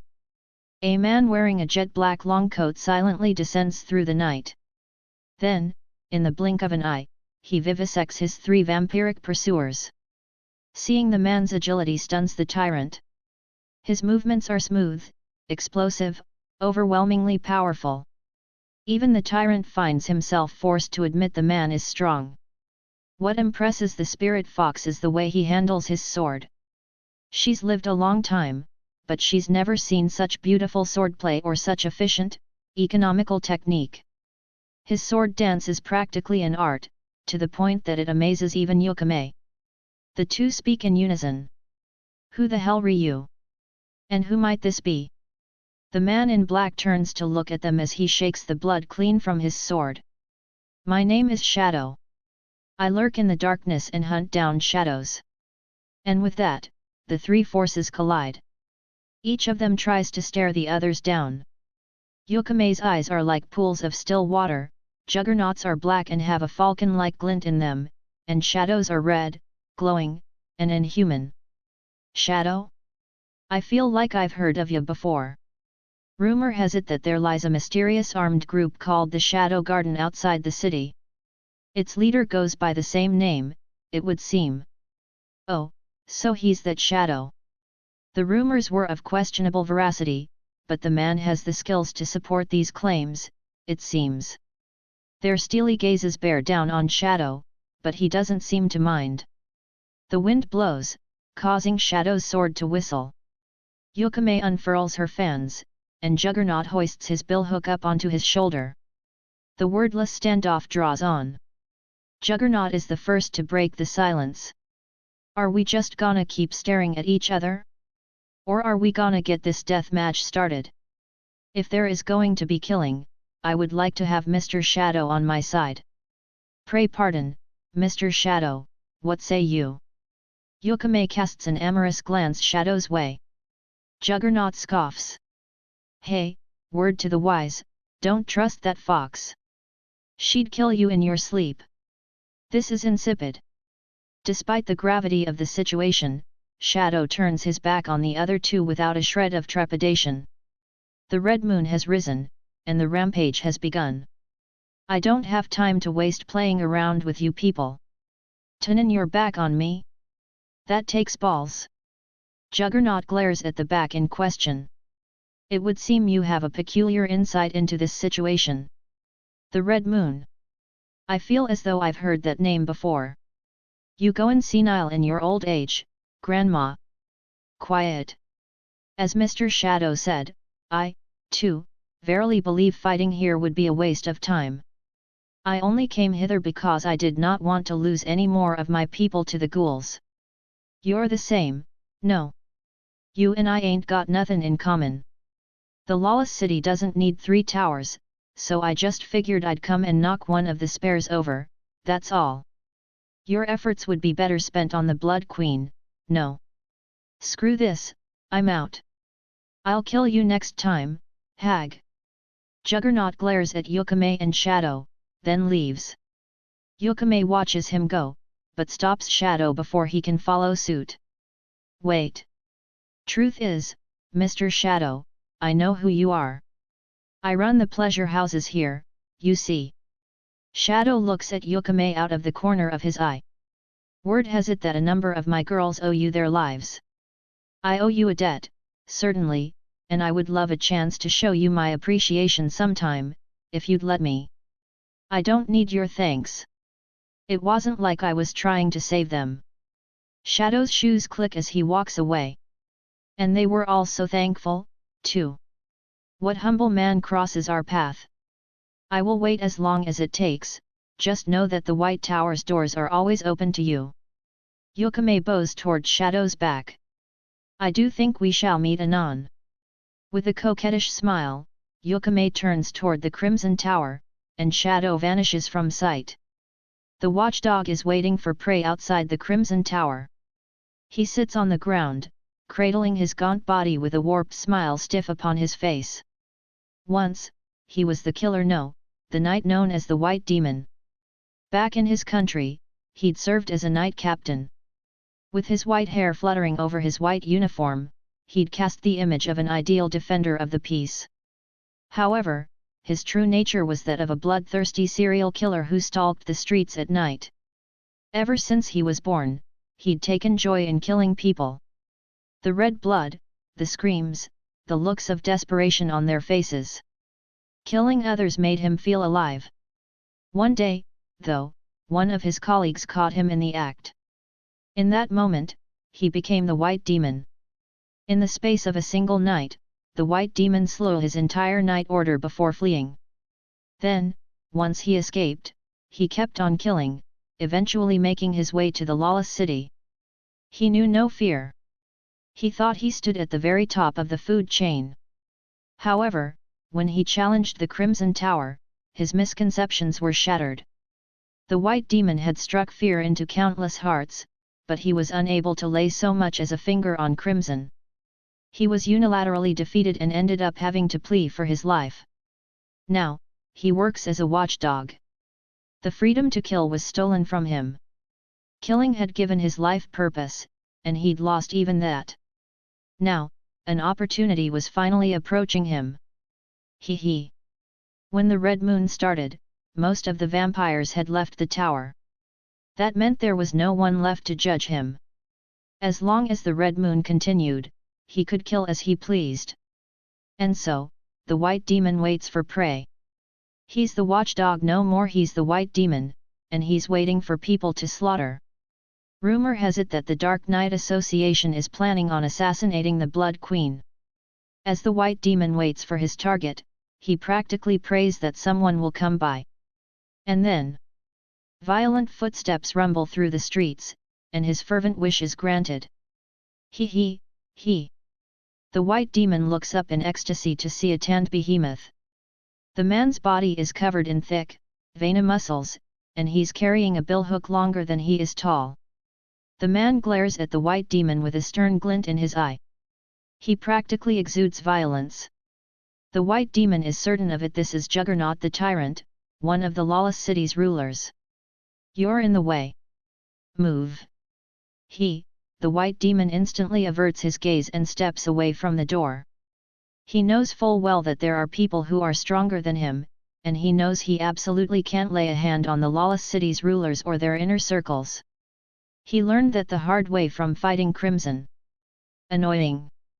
The tyrant stops in front of the door, then swings his colossal billhook and smashes it to smithereens. The white demon shrinks back to let the tyrant pass and looks at the pulverized door. It had been thick, not to mention reinforced with iron. Even a dark knight would have had trouble getting through it. The man who obliterated it in a single blow enters the Crimson Tower. The white demon is terrified at the thought of what might be starting. Then he hears footsteps from behind. They're reserved and light, so they clearly belong to a woman. He likes women. Their flesh is so tender. A wicked grin spreads across his face as he turns around. There, he finds a woman so bewitching and fair, she seems almost unworldly. Her hair is lustrous and white, and it's adorned with a pair of fox ears. 2 iron fans hang from her kimono's sash. That's all well and good. However, the problem is the 9 fox tails swaying behind her. There's no mistaking it. The woman is Yukame the Spirit Fox, one of the Lawless city's other rulers. Move. The white demon shuffles to the side before she even finishes her sentence. She's way out of his league. He cowers behind a corner as the Spirit Fox passes him by and enters the tower, then he looks up. Is the tower going to survive, now that the Tyrant and the Spirit Fox are inside? Are those monsters going to have an all-out war? Then he hears footsteps once more. Upon hearing them click, the white demon grins. The Tyrant and the Spirit Fox are already inside, so there's no way someone of their caliber can possibly show up. Sure enough, who he finds is just some guy in black he's never seen before. The man's wearing a jet black long coat, and his face is covered beneath a hood and behind a mask. However, it's impossible to get a read on the man's strength. When someone is as strong as the white demon, he can usually tell how powerful his foe is before the fight even starts. However, he's drawing a complete blank on the man in the long coat. Still, compared with the Tyrant and the Spirit Fox, he's probably an easy target. This is the prey I've been waiting for. The moment the man in black enters his range, the white demon strikes. Got him. As soon as that thought passes through his head, the white demon finds himself looking up at the sky. Unable to tell what's going on, he glances around, only to find that his bottom half is still standing. It's been separated from his top half, and it gushes blood as it topples to the ground. That's when the white demon finally realizes he's been cut in two. He assumes the man in black will just head into the Crimson Tower after having sliced him in twain, but instead, he plants his foot on the outside of the tower and begins running straight up its side. As the blood pumps out of his body, the white demon can't believe his eyes. But the man in black isn't done yet. Halfway up, he comes to an abrupt stop, smashes open the wall with his fist, and slips into the hole. The man is insane. He's clearly far more dangerous than the other two. The white demon now realizes that he's laid a hand on someone he absolutely wasn't supposed to. He.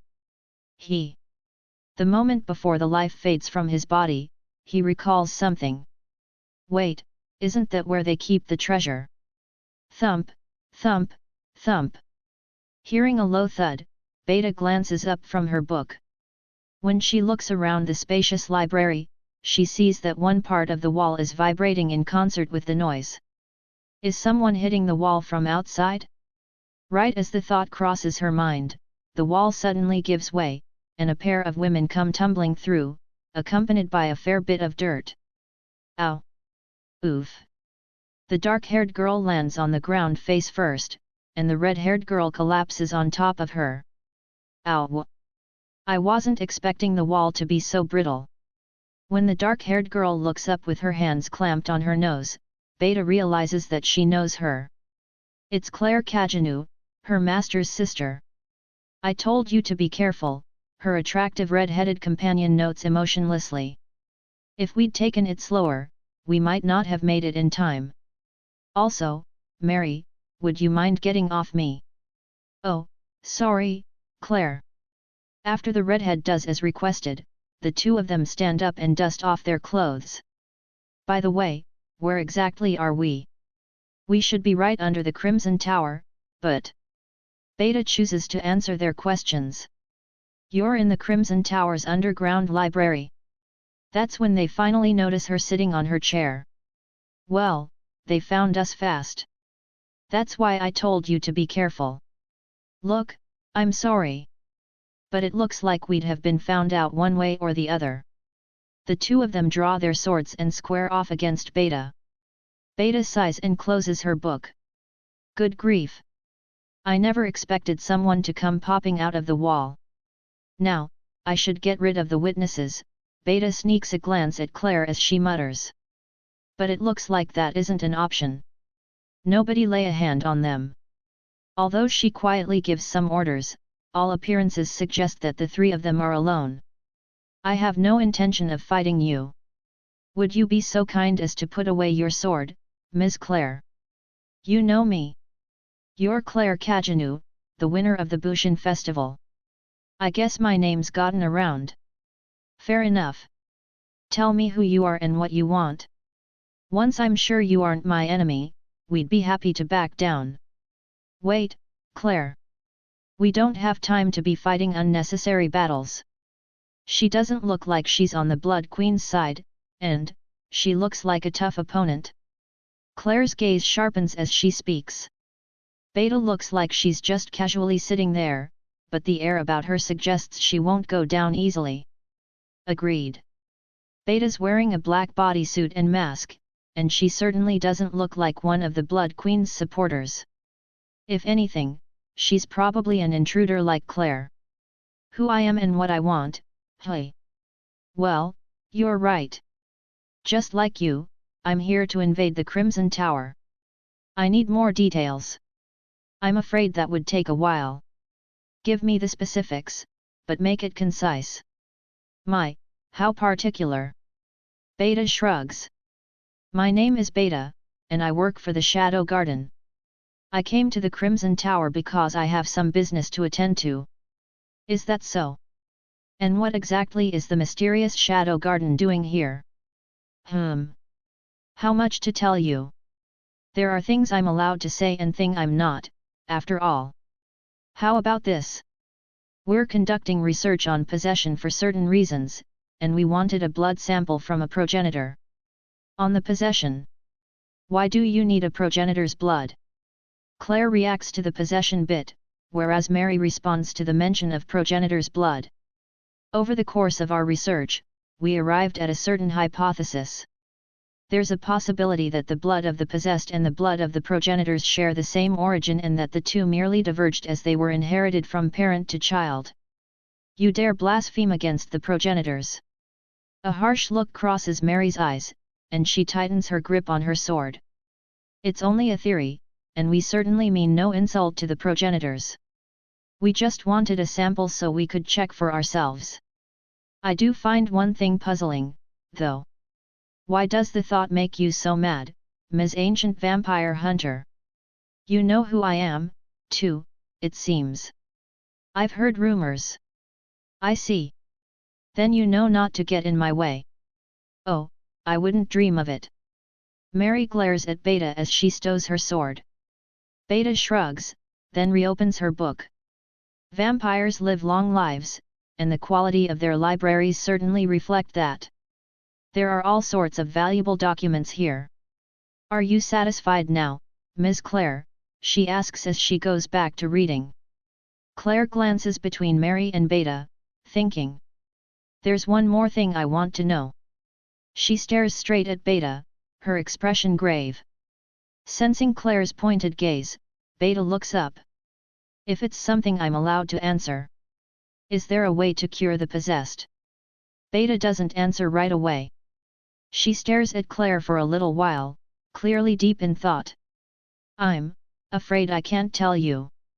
However, I will say you personally don't have anything to worry about.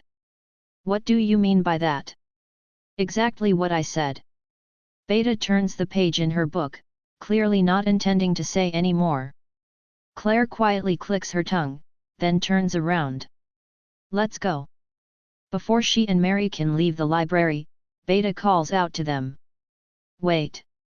Miss Claire, would you be willing to tell me why you teamed up with the ancient vampire hunter to come to the Crimson Tower? Why do you want to know? Idle curiosity, nothing more. Claire frowns as she answers. The Blood Queen kidnapped Cid, my kid brother. If I don't hurry, he's going to be used as a human sacrifice. Your younger brother is. Beta tilts her head to the side. Is that true? Suddenly, a fourth voice calls out in a library occupied by 3 people. When they look toward where the voice came from, another woman stands there seemingly having appeared out of thin air. She's wearing a black bodysuit, and her face is hidden behind a mask. Number 666, restrain yourself. But I'm sorry. Although she looks like she wants to dash off this very moment, number 666 pulls herself together and steps back with her head hung. Is that all? If so, we're leaving. Claire reaches toward the library door. One last thing. Is there really no way you can try to recreate the haven? Claire turns around. What does that mean? But Beta isn't looking at her. She's staring straight at Mary. Hey, wait! Mary looks away and wordlessly leaves the library. Claire hurries after her. For a little while, the library is quiet again. The only noise is the sound of pages turning. Number 666, I'm disappointed in you, says Beta as she reads. My deepest apologies, number 666 bows her head in contrition. Lambda spoke highly of your skills, and Alpha has great expectations for you. But this is a mark against you. Also, you two should have stopped her. My apologies. Sorry. 2 more women appear behind number 666. This is number 666's first field exercise. Number 664, as her squad leader, this is your responsibility.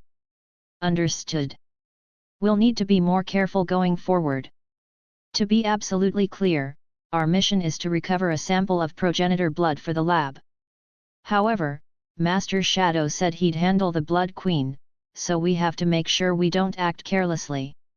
Until he arrives, our job is to continue surveying the materials in the library and collecting anything important. Now, get back to work. Yes, ma'am. As ordered, the other 3 quickly get back to the tasks at hand. As Mary expected, there are almost no vampires left in the Crimson Tower. That said, there are still some, and every now and again, the 2 of them find themselves under attack. Claire swings her sword and slices through a vampire's neck. However, its body still moves. Stab them through the heart. Following Mary's instructions, Claire impales the headless vampire's heart. When she does, thin red fissures of light spread from it, and soon nothing but ashes remain. Behind Claire, Mary takes down their final foe. It's thanks to her help that the two of them have made it through all the attacks unscathed. Although she has less raw magic at her disposal than Claire, her mastery with the sword is downright impressive. And more important, she's used to fighting vampires. Most vampires rely on their physical strength in battle, and it's easy to imagine how difficult it would be to go up against an opponent with such superhuman movements and astounding regenerative skills in a fair fight. However, Mary seems to practically know what the vampires are going to do before they do it, and her responses are swift and precise. Having her help is going to be essential in rescuing Cid. Claire knows that full well. Yet even so she just can't help but say something. "Are you hiding something from me?" she asks as Mary stares somberly at the last remaining pile of ash. "What do you mean, something?" Mary replies, her face unreadable. "You were acting strangely back at the library. It was like you were on the vampire's side. Weren't you here to hunt the Blood Queen?" "I am." "Really? Then I have to ask, how do you know so much about vampires?" "I can tell by watching you fight them. You know how they think. You understand them better than anyone. It's because I've dedicated my entire life to hunting down the Blood Queen.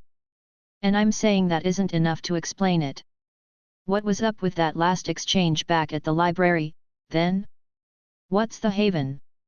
What's this about you recreating it?" With each sentence, Claire's tone grows harsher. However, Mary offers her no answers. "You can't just play dumb," Claire comments. "Well, you're no different. Hey! You have things you're keeping from me, too. Why is it you're so obsessed with the possession?" Everyone knows there's no way to heal it." "I suppose not." Claire bites her lip. "Everyone has their secrets. Don't they? Maybe we should both just stop asking questions. I'll help you take down the Blood Queen, you help me save my brother." "Sounds good to me." Neither meets the other's eyes as they resume their ascent. Wait. A little while later, Mary, who's walking ahead, stops in her tracks. "What's wrong?" "I can hear someone fighting up ahead." The two tread silently as they draw closer to the noise. It sounds like there's a battle taking place on the other side of the door. However, there aren't any other routes they can take. "Looks like we don't have a choice. Try opening it a tiny bit and peeking inside." Mary gives Claire's suggestion a nod, then peers through the doorway. Inside, there appears to be a sizable hall. The scarlet moon floats in the sky outside a large window. A tanned Goliath is holding a vampire by the throat and grinning. "Y'all are weak." The man's massive billhook is stained with blood, and he's surrounded by ghoul chunks and piles of ash. "And you're part of the top brass round these parts, too. I recognize your face. Now, where's Crimson?" The man wrings the vampire's neck as he asks his question. Who can say? "What? You ain't gonna talk?" "No. I don't need to." The moment the words leave the vampire's mouth, his body transforms into a cloud of red mist. It's mist form, an ability that only the strongest vampires can use. "Oh!" The tanned man's hand snatches at the empty air, and the red fog gathers behind him. The vampire's hand emerges from the mist, and his sharp claws bear down on the man. However, the tanned man doesn't so much as look back. "My instinct's always right." He just casually swings his colossal weapon. A terrifying gust of wind blows all the way to the door, and Mary and Claire have to frantically push on it to keep it closed. When they peek back inside, they see the vampire's flesh scattered across the ground like mincemeat. The chunks quickly turn to ash. "Who's that guy?" Claire whispers. "He certainly doesn't look like a vampire, but it's hard to see him as an ally, either. He's Juggernaut the Tyrant, one of the Lawless city's 3 rulers. We should try to avoid fighting him. That vampire he just killed was the 3rd strongest among the Blood Queen's inner circle." "That guy was the 3rd strongest?" Given the absurd gulf in power between him and the tyrant, it certainly didn't look that way. Let's just stay hidden. Claire nods, agreeing with Mary's suggestion. However, the tyrant calls out from the other side of the door, "My instinct's always right. Someone's there, Ancha. GH. Suddenly, the door splinters. As the billhook comes cleaving horizontally through from the other side, Mary and Claire throw themselves to the ground. The sound of violence booms out from above them. What, two little girls? The tyrant gazes down at the two of them from beyond the smashed door.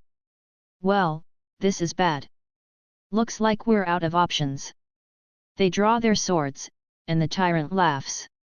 Y'all don't look like vampires, but, hey, it's your funeral. He brings the colossal billhook crashing down. They each evade the blow by dodging to a different side. The weapon smashes into the ground, sending rubble flying into the air. The tyrant casts a sharp glare at his targets from within the storm of debris, then aims for Claire, the closer of the two. He takes a massive step forward and, with a swing of his thick arms, brings his billhook to bear. However, Claire can see through his movements. Although the tyrant is blessed with both speed and power, his peculiar weapon necessitates sweeping motions. He may be fast, but Claire can read him like a book. Sure enough, she blocks his attack with her blade. That said, the impact from the blow vastly exceeds her expectations. Her expression twists, and her follow-up is a moment too slow. A moment is all the tyrant needs. All you sword folk use the same damn playbook. At some point, he started holding his billhook in one hand. His other hand, now free, sinks into Claire's face. Claire. Mary moves to cover for Claire, but the tyrant stops her in her tracks with a single look. She knows that any wrong moves on her part will mean death. Although she was blasted away and sent rolling across the ground, Claire gets up as if nothing happened. She spits out a mouthful of blood. Ow! Now the inside of my mouth is all cut up, she glares at the tyrant. The tyrant, in turn, raises one eyebrow and grins. For some reason, there's a shallow cut across his chest. You know, that one blow's enough to take most people down for the count. This ain't your first rodeo, is it? I have a brother, so yet. Blood streams from Claire's mouth as she beams a bright red smile. The moment the tyrant punched her, she not only leaned into the blow, but got a decent slash at his chest, too. She gives her sword a practice swing as though to test it out, then hawks out another mouthful of blood. You're a man of violence, I see. All strength, no skill. She's putting up a brave front, but she's not nearly as composed as her words are letting on. The cuts in her mouth are deep and bloody, and her head is still ringing from the hit. Trading blows with him was a mistake. His are far heavier than hers. You got me. I never learned no technique, 'cause I never needed to. He charges at Claire. The tyrant's power comes from his raw physical strength, his innate magic, and his insane combat intuition. He has no need for her skill. If anything, it would only slow him down. Claire goes for another block on the full force slash.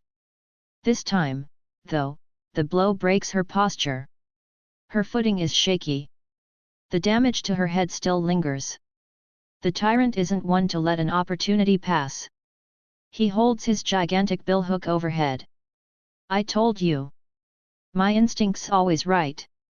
And swings it hard. The blow goes wide, swinging past Claire at an alarming speed. A large spray of blood hits her in the face. Hey! She's unharmed. When she looks to the side, though, she sees Mary with her stomach rent open. It's practically caved in. Mary coughs up blood as she kneels. Mary. All you sword folk really do use the same damn playbook. She was waitin' for me to drop my guard the whole time, and I was waitin' for her to come kill me. Them's the breaks. The tyrant flashes an evil smile. As Mary kneels lifelessly, Claire rushes over to her with tears in her eyes. Mary. No. This can't be. The wound reaches her organs. It's fatal. Claire puts her hands on the wound and runs magic through it. When she does, though, Mary grabs them. Cough.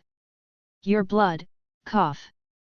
Mary looks at Claire, who is trying to tell her something as she coughs up blood. Mary. You shouldn't move. Mary just grabs Claire's hands tighter as she tries to get her message across.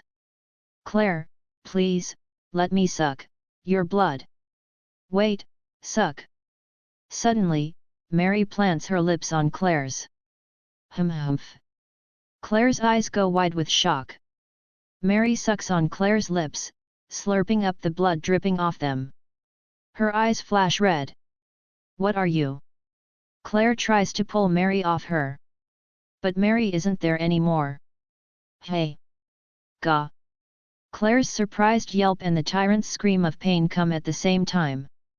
She whirls around to find the tyrant looking up with his arm sliced to ribbons. What's up there? Wait! Mary! Mary is floating in the air. Her eyes are glowing red, and sharp canines are sticking out of her mouth. Furthermore, the wound on her chest has completely closed up. So that's what's going on. Interesting. The tyrant laughs like a carnivore, and Mary offers him a sad smile. The tyrant's billhook and Mary's sword collide. Their strength is evenly matched. No, the tyrant is coming out slightly ahead. You ain't bad. Sparks fly as they battle. But I'm better, he snarls. Then Mary gets blasted away. Debris goes flying in the billhook's wake. Mary. She crashes into the wall, then crumples to her knees. RGH. I'm not used to the blood yet. It's over. As Claire is distracted by Mary, the tyrant appears before her and raises his billhook high. She can't defend herself in time. CID. Forgive me. In her final moments, the only thing Claire thinks of is her brother. But then, the time of awakening is nigh. A man wearing a jet black long coat swoops in between Claire and the tyrant. Hey! The hell's your problem? You're in my way. The man blocks the billhook, then launches a casual upward kick. Casual as it is, though, it's also unbelievably fast. The blow sends the tyrant flying. He smashes through the wall hard, coughing up blood as he goes. Unfortunately for him, the wall leads outside. With nowhere left to stand, he enters a free fall. As he does, his screams fade into the distance. Shadow! You bastard! Claire looks up at the figure's back. You're Shadow. Under normal circumstances, his overwhelming power might have caused her to put her guard up. But now, for whatever reason, seeing him sets her heart at ease. Why is he inspiring such emotions in her, even though they've never met before? Claire doesn't know. She can't tear her eyes off him. There isn't much time left. Suddenly, he vanishes. Ah! It's like he was never even there. Shadow. A faint glimmer of loneliness remains in Claire's chest. That was Shadow? Did he save us? Asks Mary as she gets back on her feet. I think so. He took out the tyrant in just one hit. Mary, are you okay? Probably. Sorry about that, Claire. For sucking your blood out of the blue. Oh, that's water under the bridge, but... Mary, is the thing you were hiding from me. Yeah, I'm a vampire. Hey. I'll tell you everything, who I am, my motives, and the truth behind the Blood Queen. And with sadness in her eyes, Mary begins her tale. Mary was once a follower of Elizabeth the Blood Queen. This was back in the era when vampires ruled the night. At the time, Elizabeth held great power, even for a progenitor. Vampires hunted and killed humans practically for sport. Most of them saw humans as base livestock, and there were even some countries where they reigned over them wholesale. For the vampires, it was their golden age. Elizabeth, however, couldn't stand the idea of hunting more humans than was necessary. Because of that, she hunted only the bare minimum she needed to survive, refusing to take their lives in excess. There was no shortage of vampires who opposed her methods, so despite her power, her followers numbered few. Soon, though, the vampires entered their dark age. The humans began hunting the vampires back, turning the vampires' era into one of nightmares. The destruction of the vampires' capital sparked the fire of rebellion, and the vampires' numbers dwindled in the blink of an eye. At the time, Elizabeth and her followers ruled a small human country. They plowed the fields right alongside the humans, fought off monsters together, and protected their borders. Vampires didn't look down on humans in her lands, nor did humans fear vampires. The way they maintained that relationship was by not drinking blood. Without drinking human blood, vampires can't go on living. That was the prevailing belief at the time, but by abstaining herself, Elizabeth disproved this theory. Progenitors' compulsion to drink blood is dozens of times stronger than that of normal vampires. The pain she endured must have been unimaginable. But she successfully went cold turkey through agony comparable to lopping her own arm off. Upon seeing her resolve, her followers did the same. Without drinking blood, the vampires gradually lost their powers, eventually becoming no stronger than humans. However, there were things that they gained, too. For one, they gained the power to stay out in the sun. By giving up blood, they became able to live in the same beautiful, sunlit world as humans. They also gained tranquility in their hearts. By abstaining from blood and living their lives basking in the sun's rays, their urge to drink gradually subsided. Eventually, their dispositions were no different from humans. Despite all that, Elizabeth the progenitor's powers were as great as ever. Her skin would become inflamed when exposed to the light, so she couldn't go outside without a thick black parasol. The only reason it didn't instantly turn her to ash was because most progenitors had a certain degree of resistance to sunlight in the first place. Also, no matter how long she went without blood, her maddening urges never ceased. Yet despite her agony, she carried out her life beneath her parasol just the same as all the others. Eventually, she gathered up her followers and spoke to them. "Let us build a haven here. A land where humans and vampires can live in peace." And by taking in and protecting vampires being pursued by humanity, her followers' ranks grew. Of course, the condition for her protection was that they give up blood. Some of them resented her for this and revolted against her. It was with a heavy heart that she had to exile them. Some refused to comply, and those she put down herself. At some point, all the vampires in the world came under human attack, and they all gathered under Elizabeth's banner. Her population expanded, humans and vampires mingled together, and her land prospered. She used her great powers to defend her lands, so vampire hunters dared not enter. The haven she'd set out to create was a success. She prayed everyone would be able to continue living in peace. However, all it took was a single night for the haven to fall. It was the night the red moon rose in the sky. Elizabeth's urge to drink grew ever stronger, so she was forced to lock herself away in her castle. Back then, Mary was her second in command, and Crimson was her third. The two of them took turns bringing her meals, but when it was Crimson's turn, tragedy struck. Crimson mixed human blood into Elizabeth's food. If she'd been at her best, she might have noticed its scent before she ate it. Or maybe she would have eaten it but still been able to withstand her urges. But that was the day of the red moon. She had been without blood for too long, and she wasn't able to stop herself from going on a rampage. Crimson and his followers rose up in unison. Between the rampaging Elizabeth and Crimson and his men, it took them only a few hours to slaughter every human in the country. The vampires had seen humanity as mere livestock. There was no way they could live side by side with them. Elizabeth's dream, the haven, had all been a mere fantasy.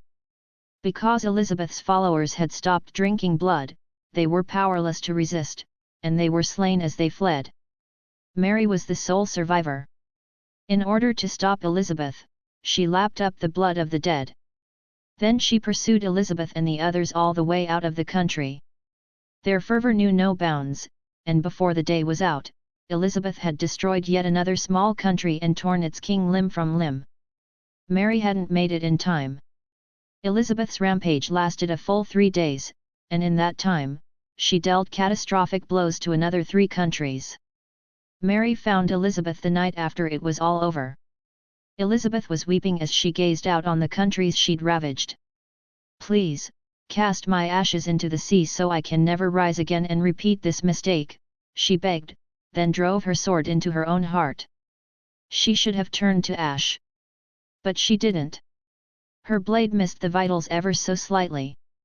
Her heart stopped, and her lungs no longer breathed. It was like she was dead.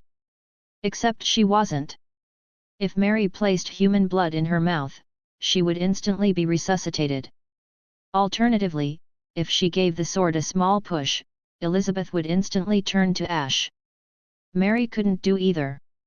She couldn't go against her master's will, but she couldn't bring herself to kill her, either. Instead, she hid her eternally slumbering queen in a coffin and vowed to protect her until the end of days. It was a foolish decision. A few years after that, Crimson snatched Queen Elizabeth away. Because I refused to drink blood, I wasn't powerful enough to protect her. Now, he's planning on using her again. I don't know how I could face her if I let the tragedy of 1,000 years ago play out once more. Mary smiles sadly. But that's everything. I'm not human. I'm a vampire. And I'm sorry for keeping that from you. It's fine. I'm no different. See, I might be one of the possessed.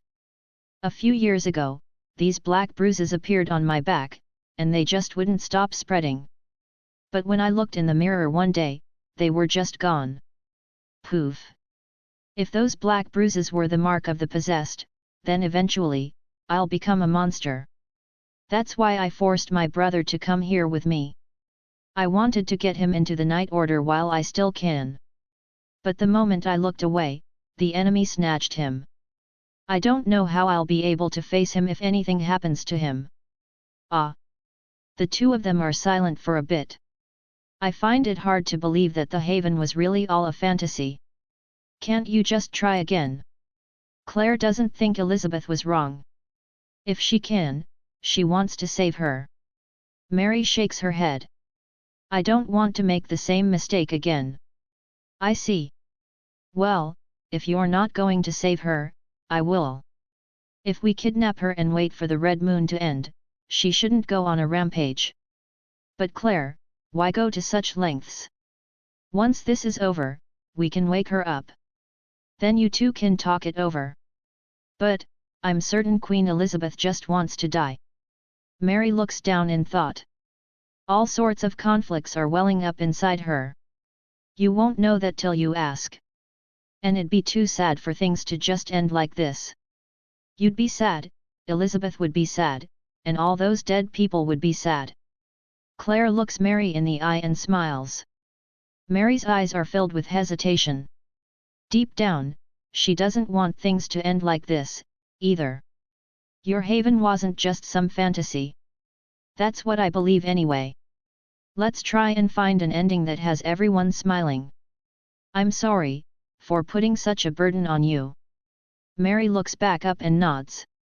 Don't worry about it. Now, let's go beat up Crimson and kidnap your sleeping queen.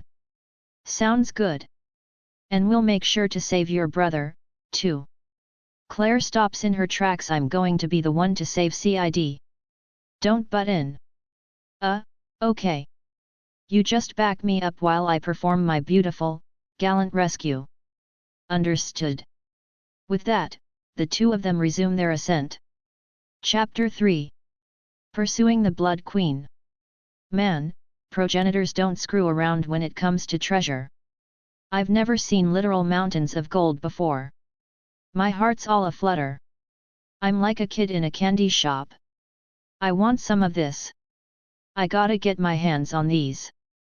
But as I rummage through the treasure, I suddenly remember there's only so much I can carry. Artwork is out for obvious reasons, so I'm gonna give all the cultured stuff a pass. Unfortunately, to my dismay, artwork seems to be the most plentiful thing here. Next up are jewels and precious metals. The small stuff is fine, but the larger ones are too bulky and unwieldy. Looks like I need to narrow my focus. I gotta go with the most efficient, most reliable source of money out there: gold coins. They're as small as a 500 yen piece, but each one is worth 100,000 zenny. And better yet, you can spend them as is without even needing to convert them or anything. When it comes to efficiency and reliability, they blow everything else in this treasury out of the water. It's kinda sad, honestly, seeing all this treasure I can't have. Well, that's life for you, I mutter as I bid farewell to the myriad other riches and start shoveling up handfuls of gold coins. Now, I'm not an idiot. I thought this out ahead of time.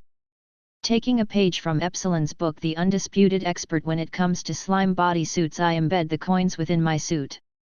Epsilon padded her body out with slime, and I'm doing the same with gold. Every inch of my bodysuit, long coat, and hood is stuffed to the brim. Okay, that's not totally true. I left some room by the joints. Even so, I managed to fit over 1,000 of the little buggers onto my person. 1,000 gold coins comes out to 100 million zenny. The math checks out. I'm planning on living to the ripe old age of 300, so it's nowhere near enough. That said, it'd be pretty risky to try and bring any more gold than that with me. If I use magic to strengthen myself, carrying around 1,000 coins isn't a problem or anything, but it still makes it kinda hard to move. My movements are a little stiff now, but they'd be miles worse if I tried to pack on any more. Also, 1,000 coins aren't really visible from the outside, but if I went for double that, I'd start sticking out like a sore thumb. I'd be fine if all I had to do was carry them out. But I've got a boss battle with the Blood Queen waiting for me after this.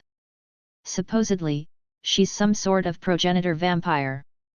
She's gonna be strong as hell, I'm sure of it.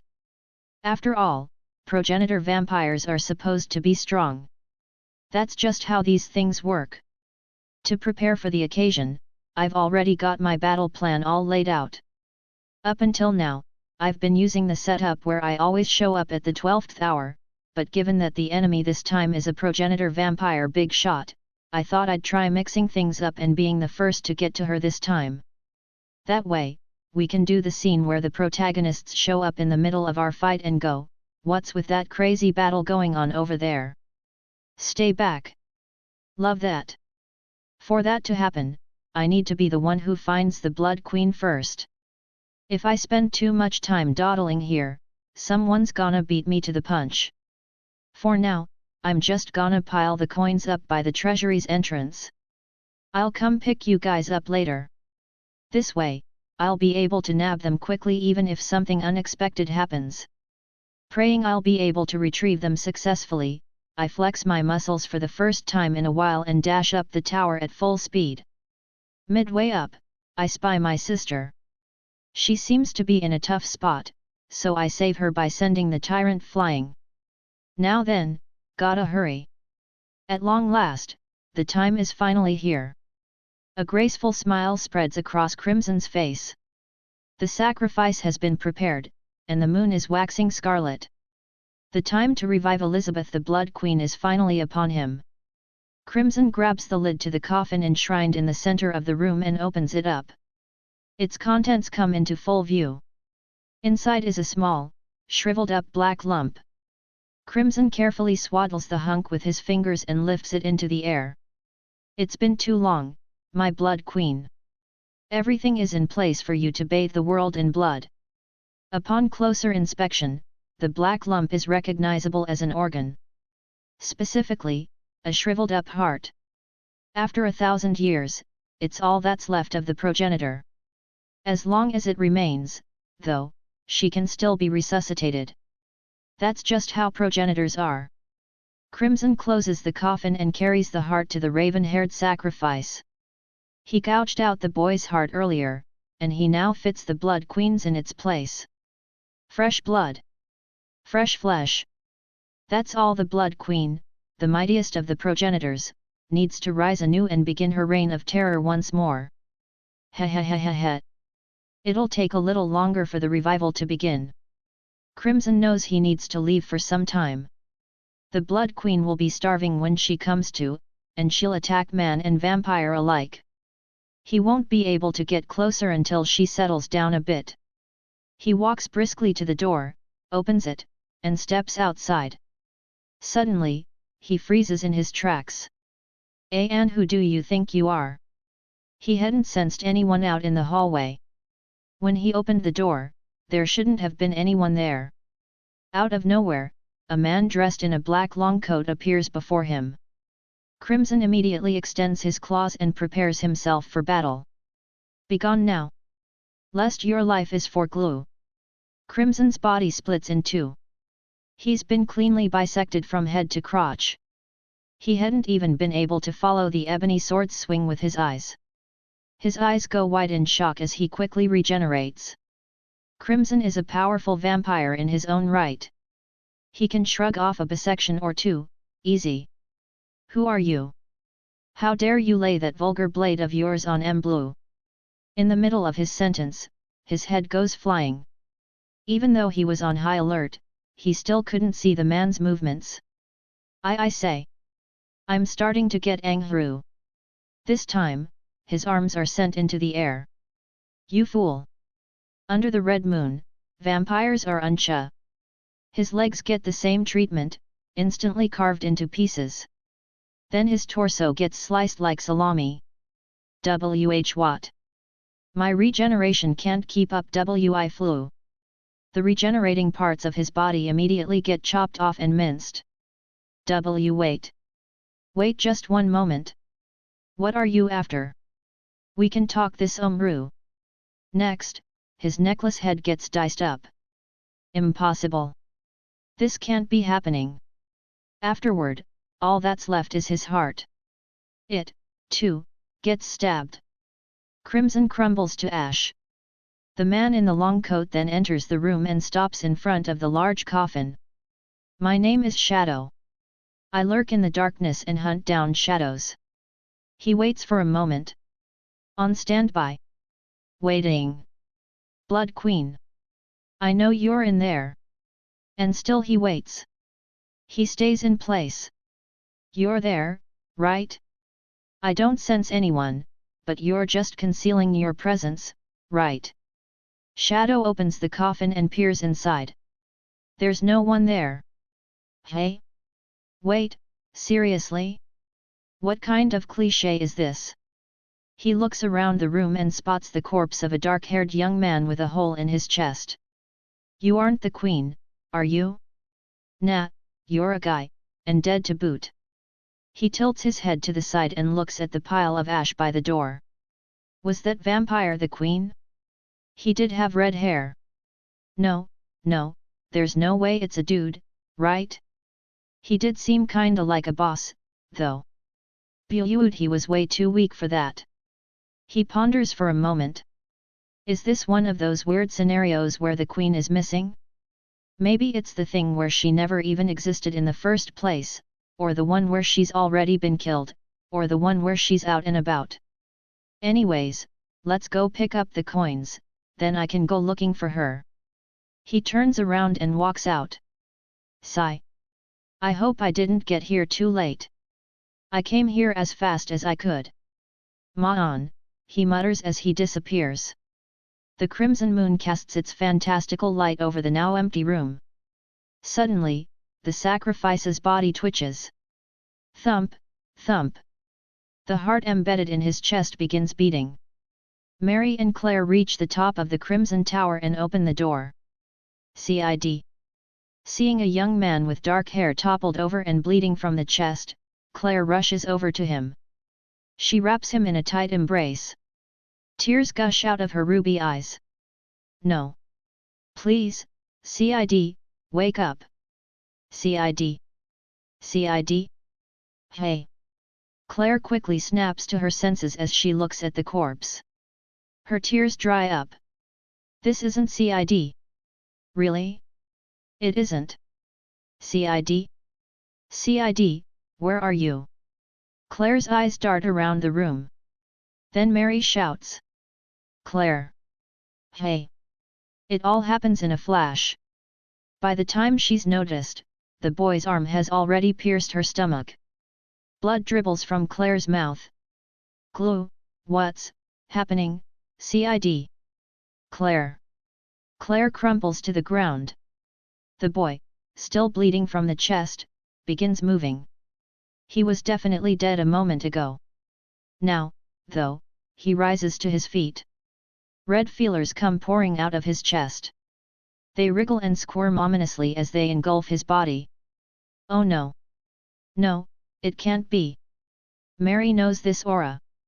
The red feelers cover the boy's body completely, then suddenly burst outward. And when they do, a beautiful, naked girl appears from within the spray of blood. Her hair is a deep crimson, as are her eyes. Her skin, on the other hand, is pale, and her proportions are nearly perfect and feminine. She looks exactly like the Elizabeth that Mary remembers. Elizabeth embraces the impaled Claire, then sinks her fangs into the girl's neck. Claire's voice dribbles from her mouth. Ah, ah! She's still alive. However, all Mary can do is watch as Claire has her blood sucked. Mary knows all too well. Now that Elizabeth the Blood Queen has risen, there's nothing they can do. Claire! Ah! Claire gets tossed aside, her skin pallid from the blood loss. Next, Elizabeth turns her beautiful gaze on Mary. In her eyes, Mary is nothing more than food. Oh, Queen Elizabeth! Mary trembles as she shrinks backward. Her master is risen. Elizabeth is the strongest of the progenitors, and there's no way to stop her. Once again, Mary was too late. Tears well up in her eyes. In an instant, though, the despair in her eyes turns to astonishment. A dark figure appears out of nowhere and crashes into Elizabeth. An ebony blade collides with Elizabeth's crimson claws. It's the woman in the bodysuit they met down in the library. Beta! Secure her, she shouts, and 3 other figures appear to protect Claire. Beta blocks Elizabeth's claws with her sword, then leaps backward to put some space between them. Number 665, what's her status? Still breathing. But she needs treatment badly. Noted. Unfortunately, I doubt she plans on just letting us go. The naked girl begins walking toward Beta. You 3, back me up. Roger that. Ms. Vampire Hunter, I'm leaving Ms. Claire in your hands for now. Oh, Claire. Mary takes Claire from number 665 and cradles her in her arms. Then she calls out to stop Beta from trying to fight Elizabeth. No, you can't. She needs to warn her. It's impossible. Not even you can beat her. From beneath her mask, Beta casts a feline glance Mary's way. Even if that's the case, this is my mission. With her ebony blade in hand, Beta faces off against the Blood Queen. How did things get this bad? Beta laments her failure as she faces off against the Blood Queen. It's all her fault that her lord's sister's life is in such danger. Her master hasn't shown up yet. There must be an important reason why he had to prioritize some other matter, which means he implicitly left the situation here for Beta and the others to handle. However, Beta hadn't realized that until it was too late. Because of that, the worst-case scenario is unfolding before her eyes. If the unthinkable happened and her master's sister were to fall, Beta wouldn't be able to face him anymore. Time to see what I can do against the legendary Blood Queen, she murmurs. Her eyes are filled with determination. There's only one way she can fix her mistake, by beating the Blood Queen. An intense look crosses Beta's face as she concentrates magic into her ebony blade. Then she taps her toes against the ground to signal her orders to her subordinates. The other 3 fan out. They're ready to act at a moment's notice. Beta stares at the Blood Queen and waits for the timing to line up. All the Blood Queen is doing is slowly walking forward to close the distance. As the red moon's light shines on her nude body, she stares right back at Beta. Although the look in her eyes is inscrutable, she seems almost sleepy. She enters Beta's range. Hiya! Beta's slash marks the start of the battle. Her attack's gentle elegance calls Shadow's swordsmanship to mind. The Blood Queen blocks it with the claws on her left hand. As she does, her right moves to attack. However, before she can, number 666 launches an assault on her from behind. The Blood Queen has no choice but to use her right hand's claws to ward number 666's attack off. At the same time, numbers 664 and 665 are already rushing in from her sides, and Beta begins her follow-up attack, as well. The Blood Queen casts a drowsy glance at the 3 slashes bearing down on her, then only protects her heart. All 3 blades cleave deep into her fair skin. Fresh blood fills the air and sullies her flesh. However, she doesn't so much as stir. I can't get it out, cries number 664. The 3 swords, still buried in the Blood Queen's body, refuse to budge. By catching their attacks in her muscle sinew, the Blood Queen has succeeded in sealing their movements, too. RGH. Beta reinforces her body, then forcibly rips her sword free. However, numbers 664 and 665 don't act in time. Change your sword's shapes. Beta cries. But she's too late. The Blood Queen's claws bear down on the 2 of them. That's when number 666 makes her move. In a beautiful display of sword work, she slices through the Blood Queen's tendons. When she does, the vampire's arms go limp. They regenerate a moment later, but it's just long enough for the other 2 to change their slime swords' shapes and yank them free. Then Beta lands a slash on the Blood Queen's face, number 664 lops a chunk out of her side, number 665 slices open the tendons in her leg, and finally, number 666 sends her flying with a slash to the back. The progenitor's naked body crashes into the wall. Good work, 666. Number 666 responds with a tiny nod. Buried in the rubble, the Blood Queen can't move.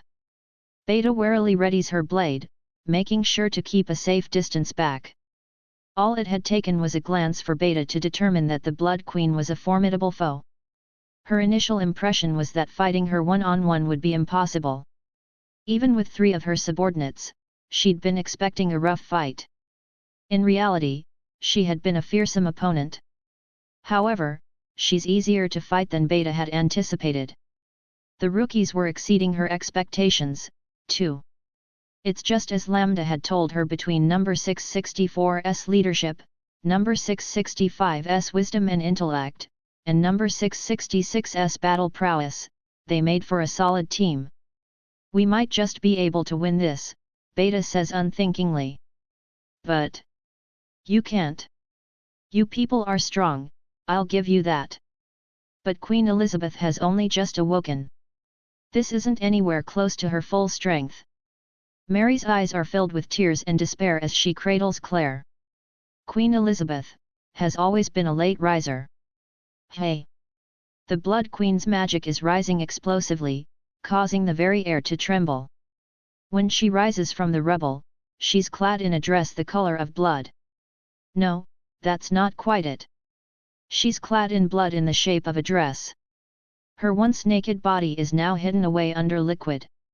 It slithers hypnotically over her skin, almost as if it were alive. Beneath her mask, Beta grimaces, feeling the power radiating from the vampire. So this is the Blood Queen. Something cold runs up Beta's spine. She can feel in her very skin just how fundamentally outmatched they are. The Blood Queen is an honest-to-God monster.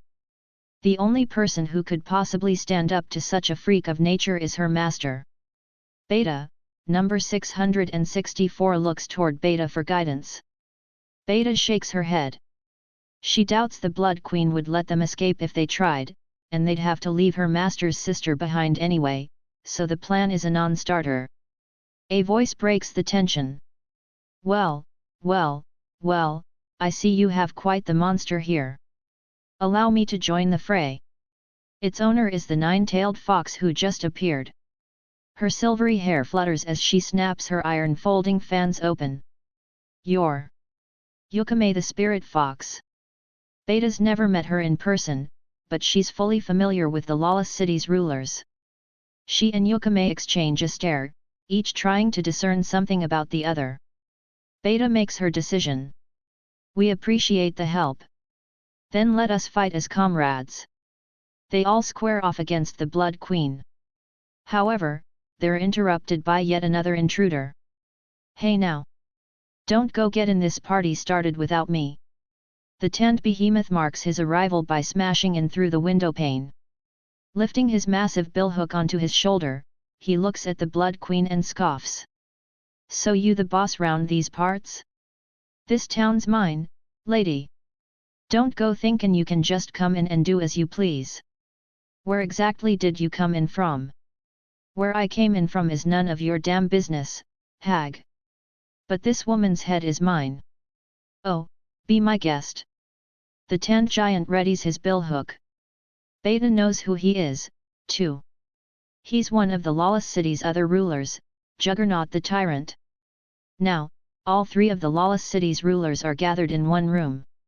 Each of them boasts power enough to control a third of the city, and a full two of them are squaring off against the Blood Queen alongside her. Beta thanks her lucky stars. They still have a chance. Take that! Juggernaut seizes the initiative. With barbaric movements, he closes the gap and brings his billhook crashing down. The Blood Queen doesn't so much as move an inch. Hell! Although the vampire is the one who takes the weapon head-on, the surprised shout comes from Juggernaut. His billhook passes right through her without stopping. Mist form. It's the ability exclusive to powerful vampires that allows the user to turn their body into fog. When the Blood Queen uses it, though, there isn't any warning or lead-up. And what's worse, she's able to use it only on the part of her body in the billhook's path. This is bull. Juggernaut swings his weapon in a wide sweep. Once again, the Blood Queen takes the attack without even flinching. Her neck distorts for a moment as the billhook passes through it like air. Then an orb of blood gathers at her right hand. It's filled with insane amounts of magic. Yukame and Beta cry out in unison. That's dangerous. Get down. The progenitor releases the orb into the air, and it explodes. When it does, blood sprays around them. In the blink of an eye, though, it coalesces into arrows and goes flying at each person present. The projectiles paint the air scarlet. Beta doesn't hesitate. She immediately moves to cover Claire and blocks the arrows with her body. Her slime bodysuit hardens over her vitals, and she cuts down as many of the arrows as she can while using her body as a shield. The projectiles cut deep lacerations into her cheeks, arms, and thighs. Finally, the rain of arrows dies down. Claire is unharmed. Beta, on the other hand. Why you? The words get caught in Mary's throat as she looks at her. Beta's black bodysuit has been spliced to ribbons, exposing her white skin and the red blood trickling from the dozens of punctures in her arms and legs. RGH. I'm fine. Blood streams from Beta's body and pools around her feet as she readies her sword. However, not everyone was able to move like Beta had. Number 664 is covered in wounds, and she's losing blood from her abdomen at an alarming rate. Number 665 is in the same condition, with lacerations running all over her body and heavy injuries to her feet.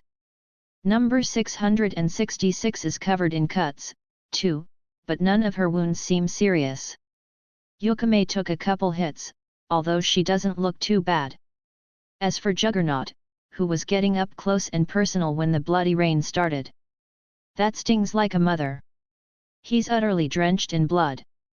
The arrows hit him all over, dyeing his tanned skin red.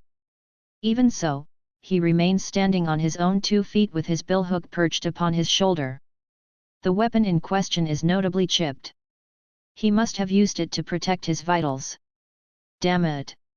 What the hell's up with this chick? Even so, he soon drops to one knee. The red moon. I finally remembered.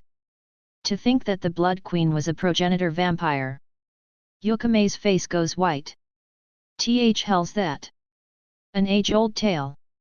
A legend of a vampire who destroyed several countries in just 3 days. Knowing that, Mr. Shadow must have come to stop her. She took out a country in just 3 days. Juggernaut's face twists into a grimace as he looks up at the Blood Queen.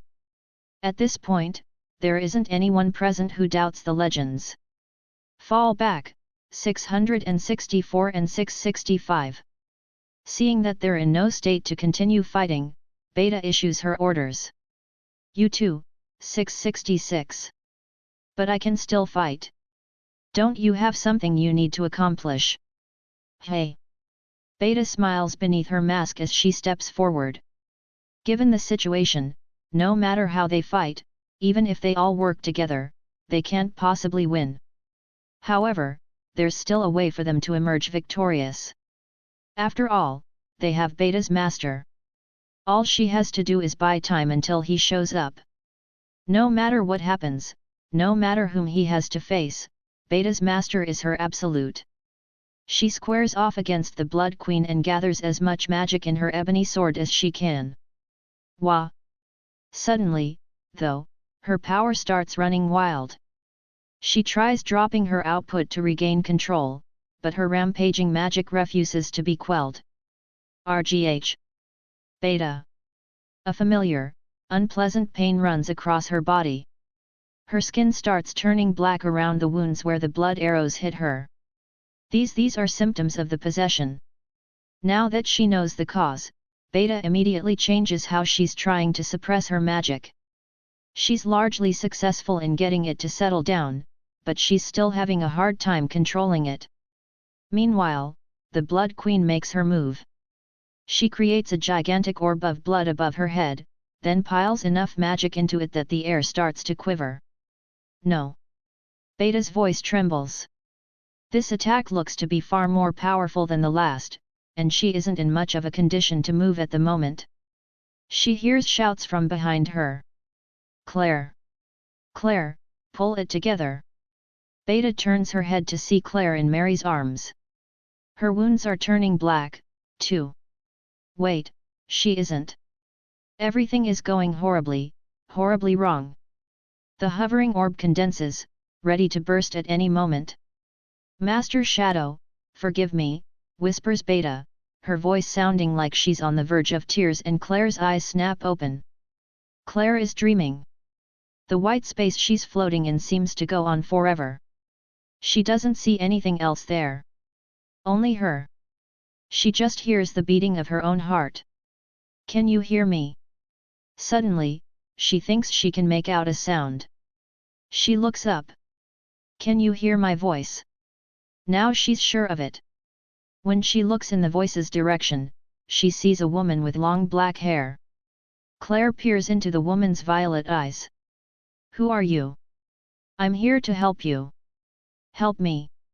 Yes, you. The woman's purple eyes sweep over Claire's body. Hey?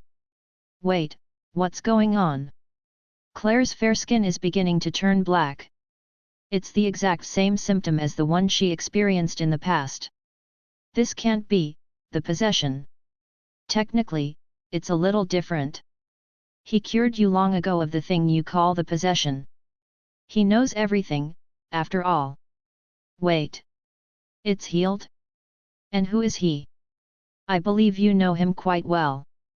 No, I don't. Who are you talking about? The violet-eyed woman's only answer is a cryptic smile. Soon, the corruption will overtake you. That's why I've come to lend you a bit of my power. Hey, hold up. I still don't have a clue what's going on here. Forgive me, but explanations aren't exactly my strong suit. Please, just tell me. What's going on with my body? How to put this simply? Unfortunately, you're adapting, and losing control in the process. Sorry, I don't follow. The full explanation would take too long, and I'm afraid time isn't on our side. I'll see how concise I can make it. I appreciate that. Are you familiar with evolution? Long ago, a colleague I shared a laboratory with told me that humans originally came from apes. According to one theory, apes spent countless years adapting to their environments, and that's how humans came to be. It's an interesting hypothesis, although I'm unsure how much water it holds.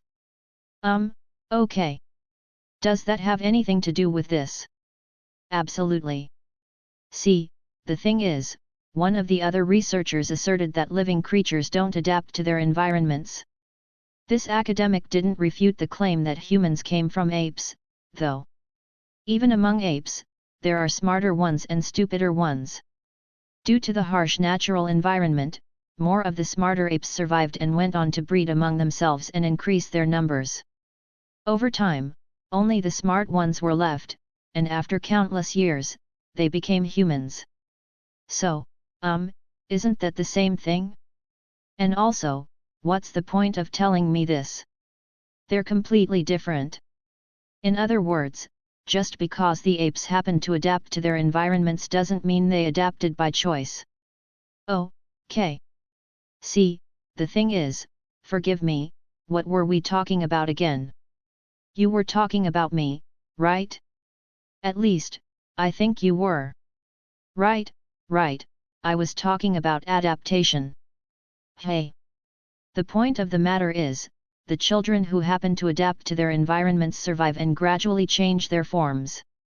The fact that the blood's nature is currently divided in two is the product of adaptation as well.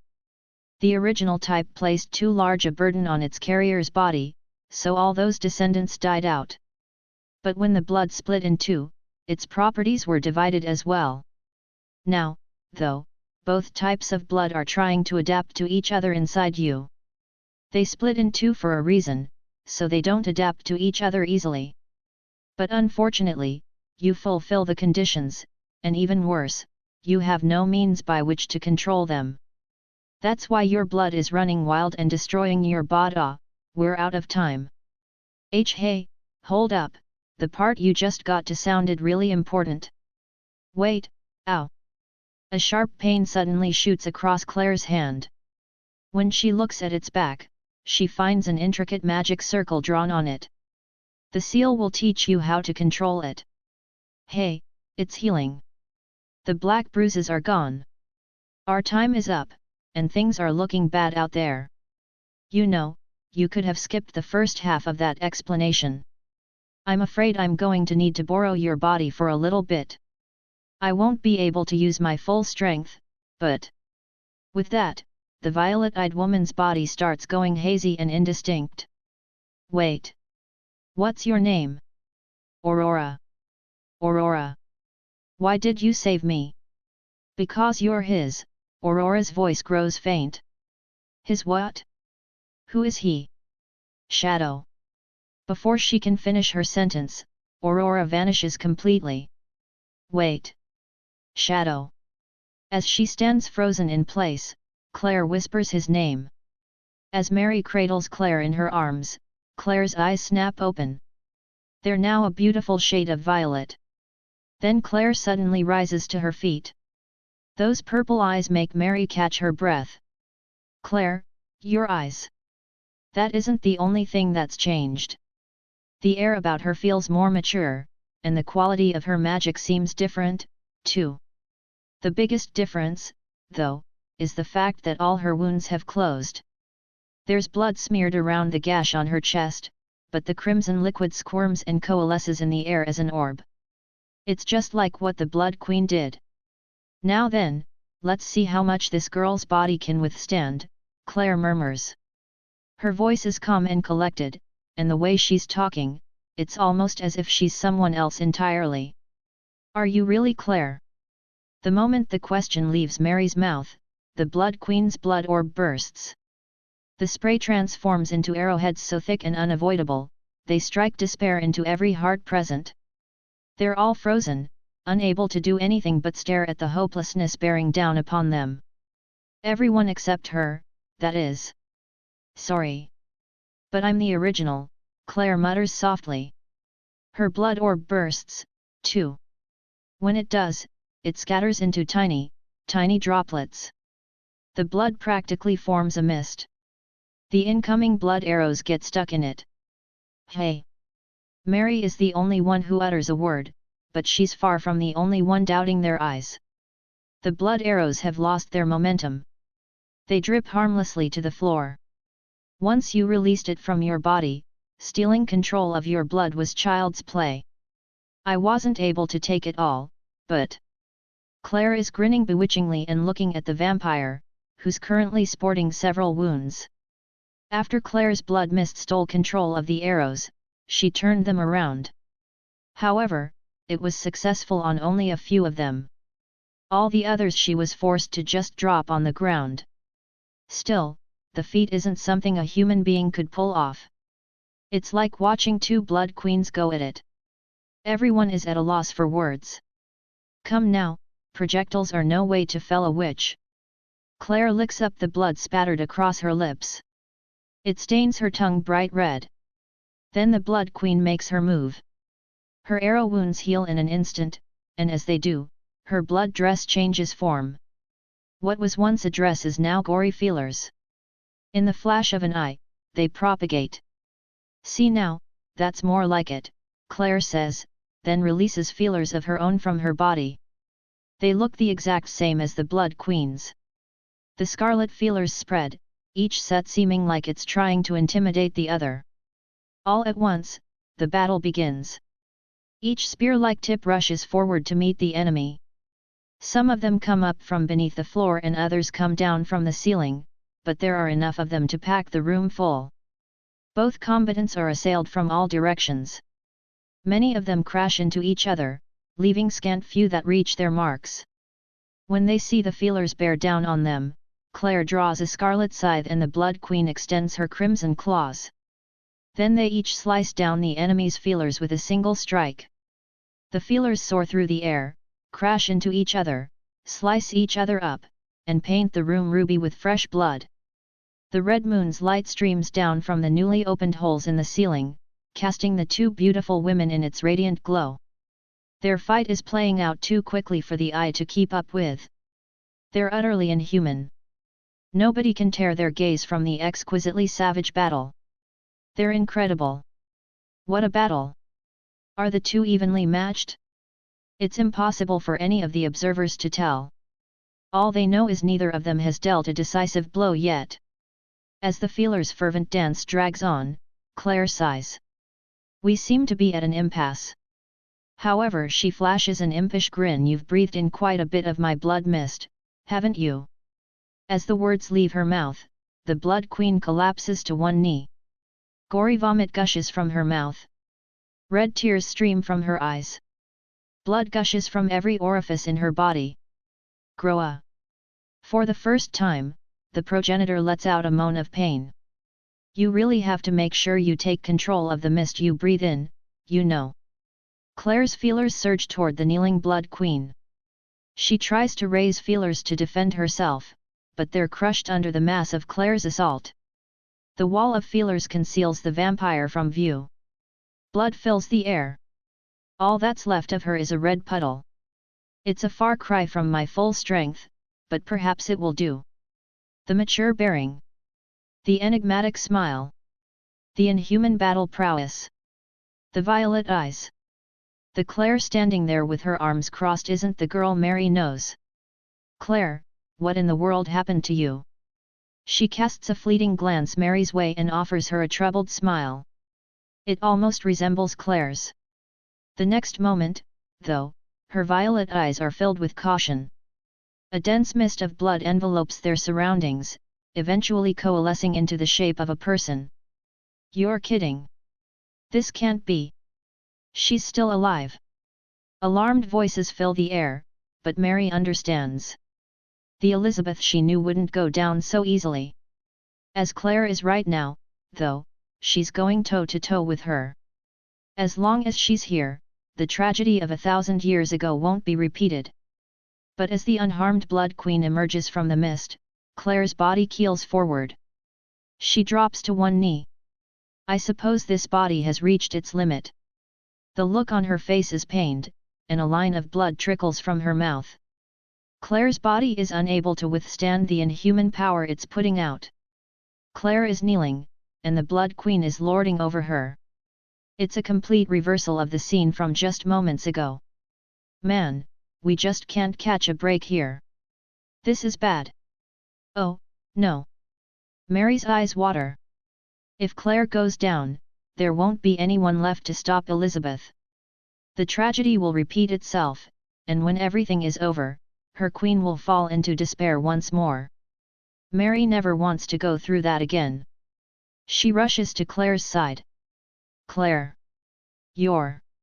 Claire, are you okay? I'll buy you some time. Mary draws her sword and squares off against the Blood Queen. It's fine. I've done enough. Claire extends a feeler and stops Mary in her tracks. My work here is done. All I needed to do was buy time until he showed up. A radiant smile spreads across her face. That's right. He's here. An ebony shadow descends on them. My name is Shadow. I lurk in the darkness and hunt down shadows.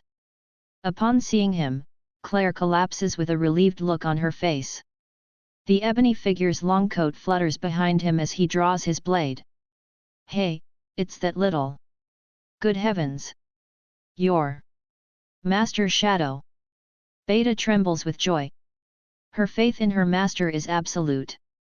Ever since she and the others were young and weak, he's tirelessly stood before them to fight back the darkness. She grew up watching him from behind. Even against the Blood Queen, she's sure he'll be fine. Maybe it's because of how safe he makes her feel, or maybe it's because of how long it's been since she last saw him, but she feels almost as though his body is a little bit bigger than usual. But not everyone necessarily feels the same way. The hell you show up now for? Mr. Shadow, be careful. The Blood Queen, she is not normal.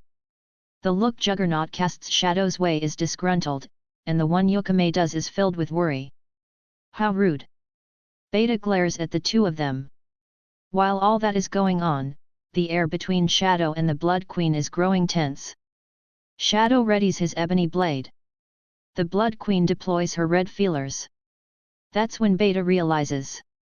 The aura the Blood Queen is emanating has grown even stronger. The woman's a monster. Sweet heavens! That wasn't her full strength. Juggernaut and Yukame seem to have noticed it, too. The Blood Queen's power has grown since her fight against Claire. Her eyes flash like scarlet rubies as her blood dress writhes even more animatedly than before. The tension between her and Shadow reaches its crescendo, and at long last, the blood feelers and the ebony blade meet. Innumerable feelers bear down on Shadow, but his ebony blade arches beautifully through the air as it slices them all down. Trails of red and black collide over and over as the combatants' terrifying speed leaves all the bystanders in the dust. For them, though, the attacks are meant as little more than feints. Suddenly, the Blood Queen's body wavers, and a second later she's behind him. Her red claws are aimed straight at his back. Shadow's body abruptly wavers in turn. The claws find nothing but empty space as the black sword impales the Blood Queen from behind. Sploosh! The Blood Queen bursts with a sound like water being dumped from a bucket, and blood arrows fill the air around them. As Shadow swats them down, the Blood Queen puts some space between them. They square off again, as though the fight just started over from the beginning. He's going toe-to-toe with that monster. My! What incredible speed! The battle was far too fast for any of them to make out, but they all gawk at it regardless. Beta's heart is filled with joy. This is her master in all his glory. At the same time, though, she feels uneasy in a way she can't quite put into words. There's something about him that seems just a little off. Before she can try to figure out what it is, the Blood Queen makes her move. She detaches two of her feelers, then uses their blood to create two copies of herself. Watch out! This is what made Queen Elizabeth the strongest progenitor, her ability to make blood copies of herself and control them at will. Immediately after Mary finishes shouting, three of her queens shoot feelers at Shadow. The ebony blade slices through their feints. The battle is playing out just like it did before. Unlike last time, though, there are 3 blood queens that use the feeler's cover to launch a surprise attack this time. One of them attacks from behind, one from above, and the last from his side. Shadow adroitly avoids all 3. His defensive movements are so flowing and elegant that it's almost like he knew where the blood queens were going to come from. Their dance seems destined to go on forever. As the fight goes on, though, Beta comes to realize her initial sense of unease is growing larger and larger. What is it? In all her memory, has her master ever spent this long crossing blades with an opponent? No. Something is different. Something about her master is off. Suddenly, apprehension surges through her heart. She devotes her full attention to the battle, trying to figure out what it is that's making her so worried. The red feelers assault Shadow, then the 3 blood queens ambush him from his blind spots. As she watches the process repeat, Beta finally realizes. For all his skillful defense, none of Shadow's movements are leading into counterattacks. No matter how well someone protects themselves, they'll never take their opponent out if they don't hit back. So why isn't Shadow counterattacking? The endless onrush of feelers coming from every direction is limiting his movement, and the Blood Queen's surprise attacks are constantly leaving him on the back foot. How can that be happening? There's a reason for it. Shadow's legs aren't moving. Beta knows her master, and she knows that he normally dodges his opponent's attacks with an undetectable amount of movement so he can immediately shift into his counterattack. Yet now, he's repelling the feelers with his sword. Because he's using his sword to block the assault, his counterattacks are delayed by a beat. During that time, the Blood Queens invariably bear down on him with their claws, so he loses the chance to strike back entirely. Why? Why aren't you dodging, my lord? His feet are sluggish. His movements are stiff. That combat style he's using, where he stands in place and repels the feelers manually, it's almost as though he's protecting something precious. That's when the pieces click into place. Beta herself is standing behind Shadow. Behind her are the wounded number 664 and number 665, number 666 trying to protect them, and her master's unconscious sister. Oh, Beta's voice trembles. This whole time he's been covering for them. He's spent the entire fight protecting them all. That's why he hasn't been dodging. Tears well up in Beta's eyes. Master Shadow. Then the equilibrium finally shatters. The red feelers smash into Shadow, and the 3 Blood Queens press the assault. He's sent flying and crashes through the wall. Moss Master Shadow. Beta's heartbroken shriek echoes through the room. Ignoring her body's screams of agony, she practically drags herself toward the collapsed wall. No, no. Master Shadow. Master Shadow. Master Shadow. This would never have happened if they hadn't been dragging him down. Beta curses her own weakness. She hates herself for not even being able to stand up. Tears stream ceaselessly from her eyes as she crawls along the floor and leaves a bloody trail in her wake. Master Shadow. Master Shadow. Beta stretches her hand toward the shattered wall. Before she can reach it, bluish-purple magic comes pouring from the rubble. Wah! What is? Its power is so overwhelming that the air is shaking and the rubble is floating up off the ground.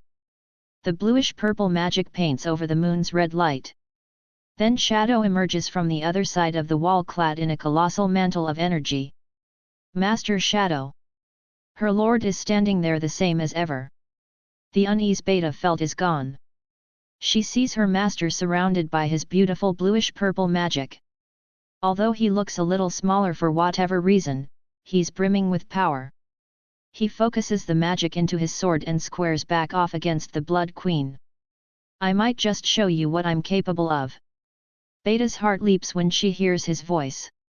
It's so deep, it sounds like it's coming from the depths of the abyss. There's nothing left to be worried about. She feels almost sorry for the Blood Queen, now that her master isn't pulling his punches anymore. Oh, Master Shadow, Thank good hey. Suddenly, out of the corner of her eye, Beta sees something glimmering behind the wall. For some reason, there's a huge pile of gold coins strewn about there. Beta cocks her head to the side. Why would there be? Oh, whatever. Given the fact that her master is fine, everything else seems trivial in comparison. Master Shadow. You can do 30 in it. And with Beta's cheer of encouragement, the battle begins anew. Bluish-purple magic rages all around Shadow. Shit. He's a fair match for the Blood Queen. No, he's stronger. Verily. No human can wield magic like this. Shadow's heels go click, click on the floor as he strides nonchalantly toward the Blood Queen. However, the Blood Queen has no intention of letting his arrogance stand. A massive number of blood feelers surround Shadow and assail him. He fends them off with his sword. Then he takes a casual step forward. Wah! What is he? Everyone present can tell just how terrifying his footsteps are. He isn't even using his sword anymore. The innumerable feelers all just stream past him, almost as though they're trying to avoid contact. Another step. Click. It's as carefree as the last. The way the Blood Queen's feelers keep missing, it's like watching a magic trick. Shadow's completely seen through their trajectories. He dodges them with the tiniest movements possible, then closes the gap one step at a time. It's like he's saying they're not worthy of his notice. Even when a Blood Queen appears behind him, he dodges her almost before she strikes, then keeps walking. He doesn't counterattack. He knows he doesn't need to. He just ignores them and keeps walking. All he's looking at is the real Blood Queen. He's dodging her attacks just by walking. Such microscopic movements. Is that even possible? Yokame gasps. He's attained an ideal. Perfect movements. The kind people imagine, the kind they only dream of. He's reached the pinnacle of martial skill. So this is the real Shadow. Mayhap he is the real monster. Click, click, click. The sound from his boots echoes throughout the room. Finally, he comes to a stop. When he does, the blood feelers pause, too. He's so close, he could reach out and touch her. For a short while, the beautiful Blood Queen and the jet-black Shadow just stare at each other. The Blood Queen stands with the crimson moon at her back. Shadow stands clad in his bluish-purple magic. Everything is still, almost as if all the tempestuous violence had never happened. Yet despite the utter silence, it feels as though the two of them are conversing. You seek death. Shadow's voice is low and deep, as if it were coming from the depths of the abyss. Very well. A tremendous amount of magic gathers in his ebony blade.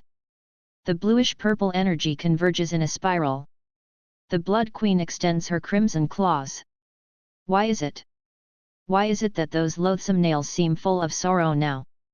Wait. That's why Mary leaps forward. Please, wait. She dashes toward them. They can start over. She's certain of it. That's why she needs to. Queen Elizabeth. She frantically stretches out her hand. But, the blood feelers knock her away. I am. Shadow's heartless voice sounds out. Queen Elizabeth. Mary screams. For a second, Elizabeth looks her way. Her red eyes gaze gently at her. Atomic. Recovery. The red claws and the black sword collide, and the world disappears into the bluish-purple light. She must have passed out. When Beta opens her eyes, she's greeted by the red moon's light shining down on a quiet night. Everyone else is unconscious. She must have been the first one to wake up. Her master is nowhere to be seen. He's probably already on his way to his next battle. How busy he is, and how kind. Thank you, Master Shadow. She vows never to forget the image of him putting his life on the line to protect her and the others. When she suddenly notices that all her wounds are healed, a silent smile creeps across her face. She looks and sees that number 664's wounds are healed, too, as are number 665's and number 666's. Naturally, there isn't a scratch on Mary or her master's sister, either. Nothing gets by Master Shadow. It seems like Ada's theory was right. Beta retrieves a drop of the Blood Queen's blood and seals it in a vial. Then she focuses her mind on her own blood plastered across her bodysuit, and causes it to hover into the air. Vampiric powers, hey? With proper training, these could be useful. Sigh, I bet Ada's going to use me as a lab rat. Hiya! Beta launches her blood through the air, then goes to wake her subordinates up. Ow! Hey! Where am I? Are you three planning on sleeping all day? We're heading back. The numbers frantically scramble to their feet. RGH, groans Juggernaut. What happened? What happened, indeed? It seems like the two from the Lawless city are up, too. They look around in astonishment. Wait, Shadow did all this. The man protected everyone all on his own. The Crimson Tower's been annihilated. They all look up at the sky, as though trying to burn his existence into their very eyes. Beta turns around. Come on, we're going. It sounds like Claire and Mary just woke up behind her. Beta glances backward and sees Mary helping someone up from amid the rubble. It's an adorable little girl with dark crimson hair. I hope you're able to find it this time. Your haven, that is. And with a kind smile, Beta vanishes into the darkness of the night. As the morning sun beats down on me, I gaze at the elegant, black lacquered carriage and yawn. The carriage's windows are blocked by a thick curtain, so I can't see inside, but I imagine my sister is exchanging teary goodbyes with her vampire friend. The autumn air is crisp and pleasant. All sorts of stuff went down, but the real deal vampire progenitor event has come to an end. Things got a little rocky when I ran into some unforeseen problems in the middle there, but at the end of the day, I was able to rescue the big finish. And hey, all's well that ends well, am I right? The one thing I didn't manage to rescue, though, was all the gold coins. For a while there, I was sitting pretty on a whole 3,000 coins, but because of, shall we say, a myriad of circumstances, I ended the day with a scant 500. 500 coins come out to 500 million zenny. That's nowhere near enough for me to retire on. But after some thought, I've come to the conclusion that maybe this is fine. After all, the Lawless city is still standing, and it's still got 2 towers left. If I ever run low on funds, I can just stop by again. In a way, the Lawless city is basically my own personal piggy bank. A little while later, the carriage door opens and Claire steps out. Speaking of my sister, there's been a big development on that front. It happened last night, at our inn. I did kinda wander off on my own back in the Lawless city, so I stopped by her room to make a cursory apology. When I opened her door, I saw something. There was some sort of badass magic circle on her hand, and she was wrapping it up in a bandage to hide it. And to make matters worse, she was muttering, "My right hand is trembling. A special power awakens in me." I chose to say nothing and quietly closed the door. She's got the 3-hit combo trope of a magic circle, a bandage cover, and a special power going on. I guess she's finally getting to that age. When she steps out of the carriage, she walks toward me with a suggestive smile on her face. I call out to her in as normal a tone as I can muster.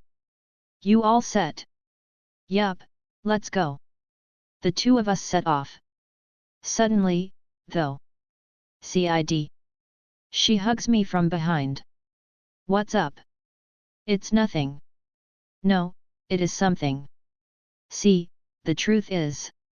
Here it comes. I have a special power sleeping within me." She's doing her big coming out scene. It wouldn't do for me to refute her here. If you carelessly shut children down, they're liable to get rebellious on you. Figures. I always knew you were special, sis. I knew you'd believe me, CID, she squeezes a little tighter. I have to unravel the secret behind this power. And the secrets surrounding him. Don't worry, I'm sure you'll do great. I'll support you no matter what path you take, Claire. CID, have you heard of Shadow? Oh, yeah, he was crazy cool back at the Bhushan festival. Why, did he do something? No, it's nothing.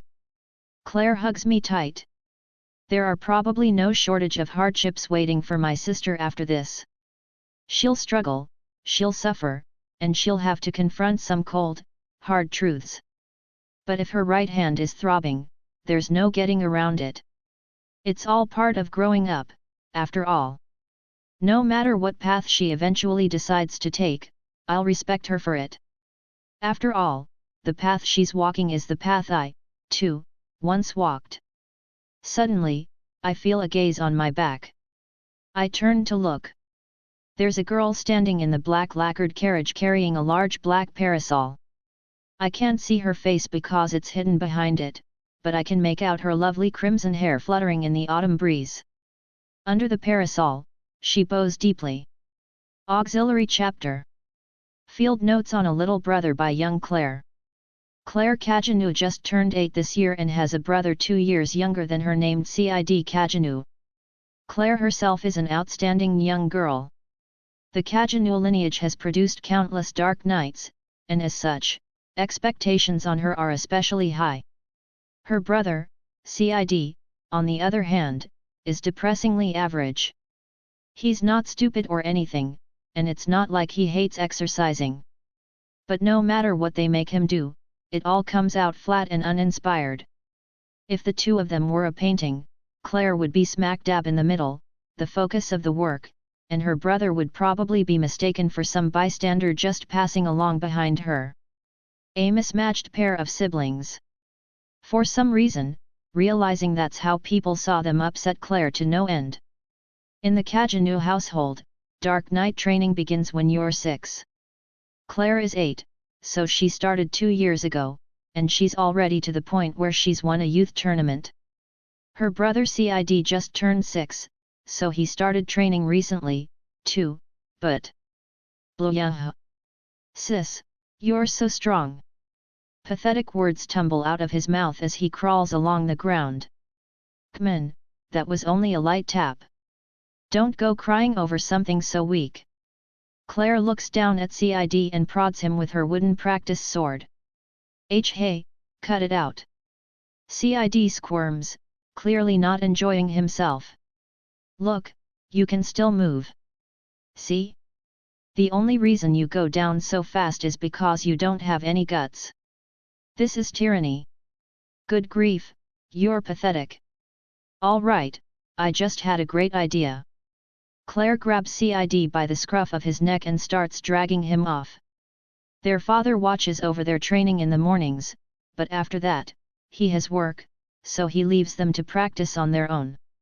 They don't have a choice in the matter, of course. Cid looks up at Claire as he slides along the ground. Where are we going? You're too much of a wimp, so we're gonna go do some special training to build up your character. Special training. Baldy told us, remember? The Scarface gang is camped out in the forest nearby.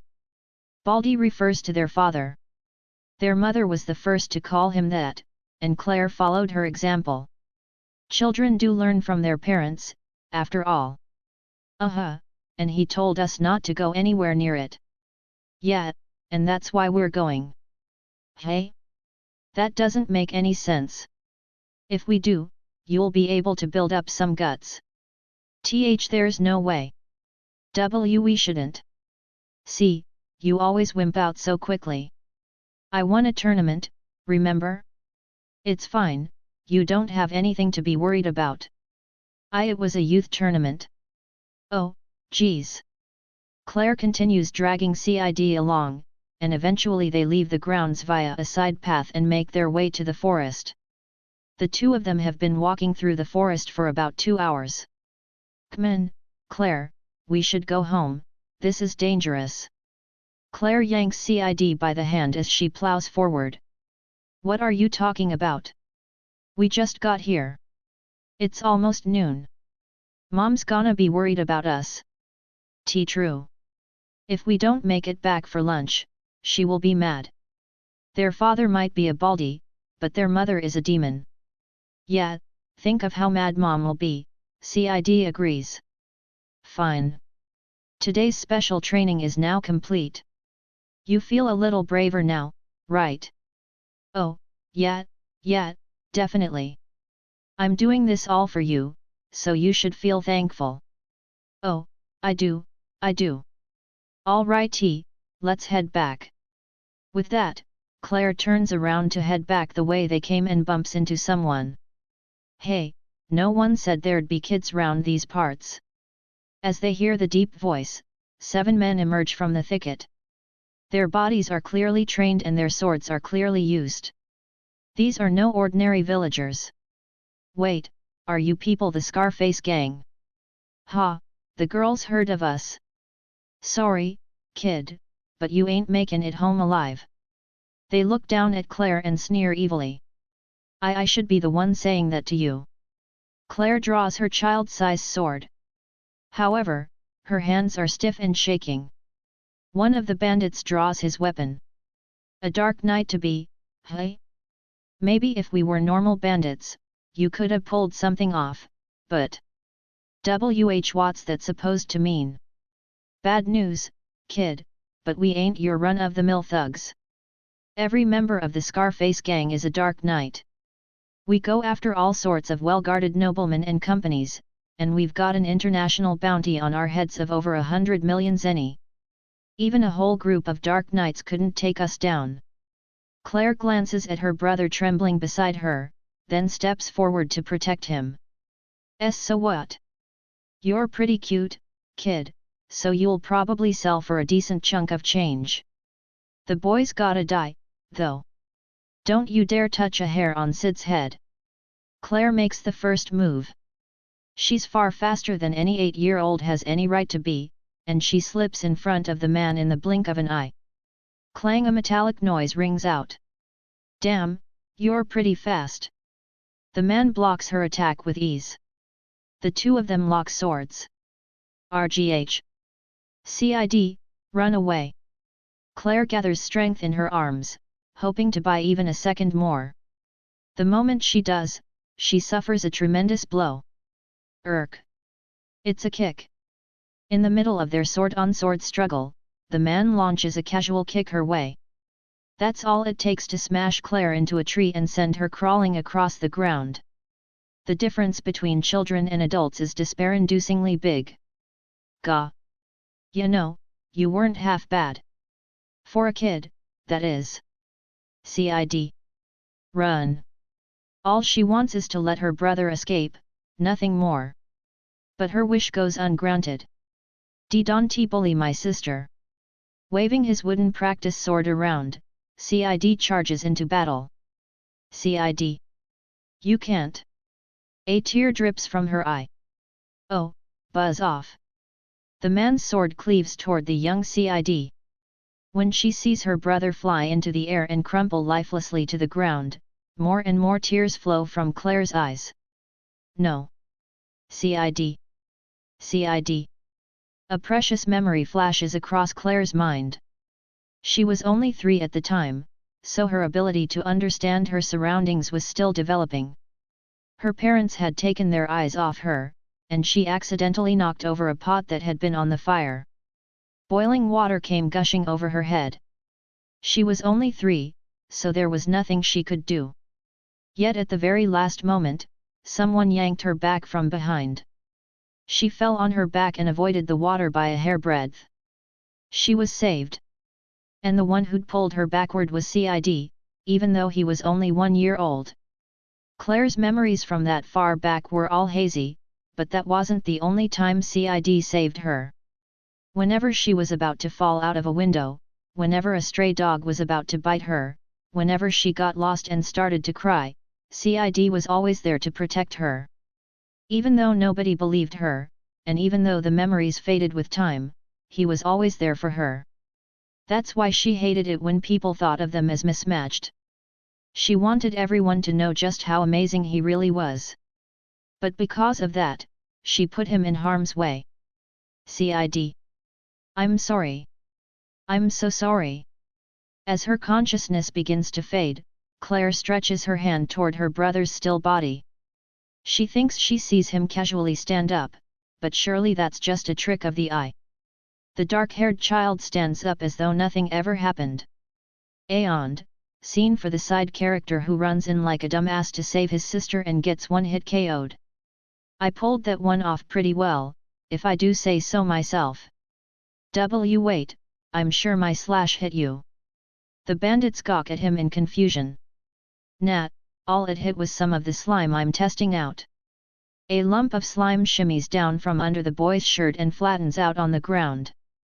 Hey, slime. Its durability isn't exactly up to par. Guess I gotta go collect more. The boy sighs in exasperation. He's surrounded by bandits on all sides, yet he doesn't seem afraid in the slightest. What an odd child. I was planning on coming and crushing you guys tonight, you know. But my sister does tend to be a bit of a wild card. As he talks, the boy picks up his sister's dropped sword. I ain't got a clue what to make of this kid. But hey, whatever. This time, I'll make sure I... The man's voice suddenly cuts off. Cough blue. He clutches his throat and launches into a coughing fit, hacking up blood. Hey? Why are you guys so weak? Fresh blood drips from the child's sword. The man whose throat got sliced collapses. Who the hell is this kid? The bandits, who watched it all play out, draw their swords in unison. I couldn't see his slash. This ain't no normal kid. It's fine, circle around him. He's just a boy, we can surround him and crush. Exactly. The boy has already made his move. Wah. At the end of the day, I'm still just a kid. The second head gets lopped off. Be behind us. Surprised screams sound out. My body and magic are both still developing. If you guys surrounded me, that'd be it. I'd have no way to break free. The boy's voice comes from between the trees as a third and fourth head go flying into the air. This ain't real. How's the kid so fast? Nat, I'm not that fast. A kid's body can't take much more strain than this, see? Unable to make out Sid's movements, the bandits have no way to fight back as he slices off their heads one after another. 5. 6. Now, only one bandit remains. Ah, I getcha. You're right. You ain't that fast. You're just making it look like you are. A metallic noise rings out, and the slaughter comes to a halt. The bandit with scars running all across his face is blocking the boy's sword. Your body's light, so you can accelerate and decelerate like crazy. But your top speed ain't nothing much. The bandit leaps backward and puts some distance between them. To make up for your body's shortcomings, you had to catch us by surprise, rattle us, and take us down one by one. Good thinkin' for a kid your age. Thanks kindly. By the way, does that mean you're Scarface? That's me all right. Scarface, in the flesh. He readies his large knife. Then he vanishes. Behind you. He's facing the boy from behind. As Scarface brings his oversized knife down, the kid turns and swings his sword.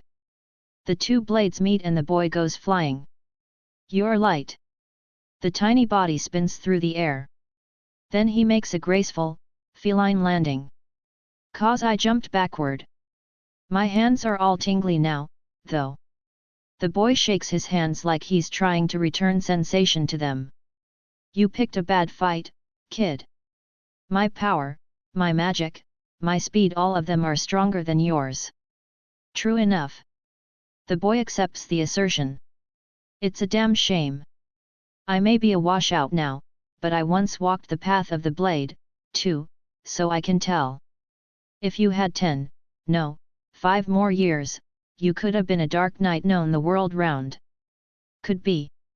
It's a shame the world's gotta miss out on that. But my revenge comes first. Scarface vanishes once more. A moment later, his knife whistles through the air and slashes through the boy's body. It should have cut him right in half. What? The boy's body offers no tactile resistance. The moment Scarface thinks he's cut the kid in two, the boy's body disappears. Then he hears a young voice behind him. That was an afterimage. Impossible. Scarface whirls around to see the boy standing behind him, unharmed. Kids' bodies are fragile, so they hit their limits quickly. Which means all I gotta do. The child-issue sword comes slashing down. Is break those limits. It casts a beautiful silver arc through the air as it strikes at Scarface. So fast. It's a miracle he's able to bring his knife up to block in time. Scarface grimaces as the heavy impact makes his hand go numb. Now they're locked blade to blade. Given Scarface's strength, he should be able to send the kid flying with ease. However, RGH, I can't move. Why? No matter how much strength he puts into it, he can't make the knife move an inch. Suddenly, the air trembles. The boy's magic swells up to incredible levels. WHY's your magic? The boy's eyes are glowing red. Overdrive. The knife cracks then shatters into pieces. The fragments sparkle as they shoot through the air. Sliced in two, Scarface watches his own blood fly up as he topples to the ground. On his face, his eyes are frozen white in shock. The boy looks down and coughs up some blood. Cough. Guess that's too big a burden for a kid's body to bear. He wipes the blood off his lips. He cleans the blood off the sword. I give that 30 out of 100. A real shadow broker would never get pushed so far. He sighs. Sis, wake up. Hearing her brother's voice, Claire immediately snaps awake. CID. Thank goodney Irk. Claire tearfully squeezes CID as tight as she can. Oh, CID, you're okay. Thank goodness. Oh, thank goodness. Her chest is bursting with relief and regret. I'm sorry. I'm so sorry. You must have been so scared. Irk. GRH. Can't breathe. CID, CID, CID. Wait, what happened to the bandits? Claire's wits return to her, and she glances around. The bandits are nowhere to be seen. The only things around them are bloodstains. Some bounty hunters came, and they all ran away. Then the bounty hunters went after them, he replies as he struggles in her arms. I see. I guess that makes us lucky. Need, air. Thanks for trying to save me, CID. No problem. I did get sent flying, though. Claire shakes her head.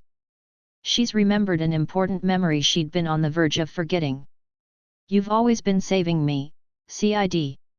Since the very beginning. That's what she loves about him. I'm going to become stronger. Then, once I'm strong, it'll be my turn to save you. She squeezes him tight, determined never to lose him again. Chapter 4. I'll destroy it all and start from scratch. Yukame the spirit fox waits for her guest atop the White Tower's highest floor. The moon's pale light streams in from outside, and the candle on the table illuminates the lavish dinner beside it. Suddenly, the candle's flame flickers as a shadowy figure appears in the dim light. Ah, you're here. Shadow, dressed in his jet-black long coat, appears out of nowhere before the room's sliding door. Mr. Shadow, we've been expecting you. A pair of women wearing bold kimonos greet him. Shadow sits down across from Yukame. She offers him a quick bow. I am greatly in your debt for the incident the other day. Had it not been for you, I would not be alive here today. Soft flesh jiggles against her boldly low neckline. Would you be so gracious as to accept my thanks? Natsu? Kana? Yukame flashes a charming smile. Natsu and Kana, the two women, expose their chests and approach Shadow. That won't be necessary. Ah, so you are not a man of such tastes. Yukame gives them a signal, and Natsu and Kana retreat. Then she sidles up to Shadow's side and fills his glass. Our finest sake. Shadow doesn't take it. State your business. Verily, I wish for us to get close, Mr. Shadow, she whispers in his ear with a smile. But I know building trust takes time. So instead, I have some interesting information for you. Her bosom presses against his arm. Pray tell, have you heard of the anti-Mitsugoshi alliance?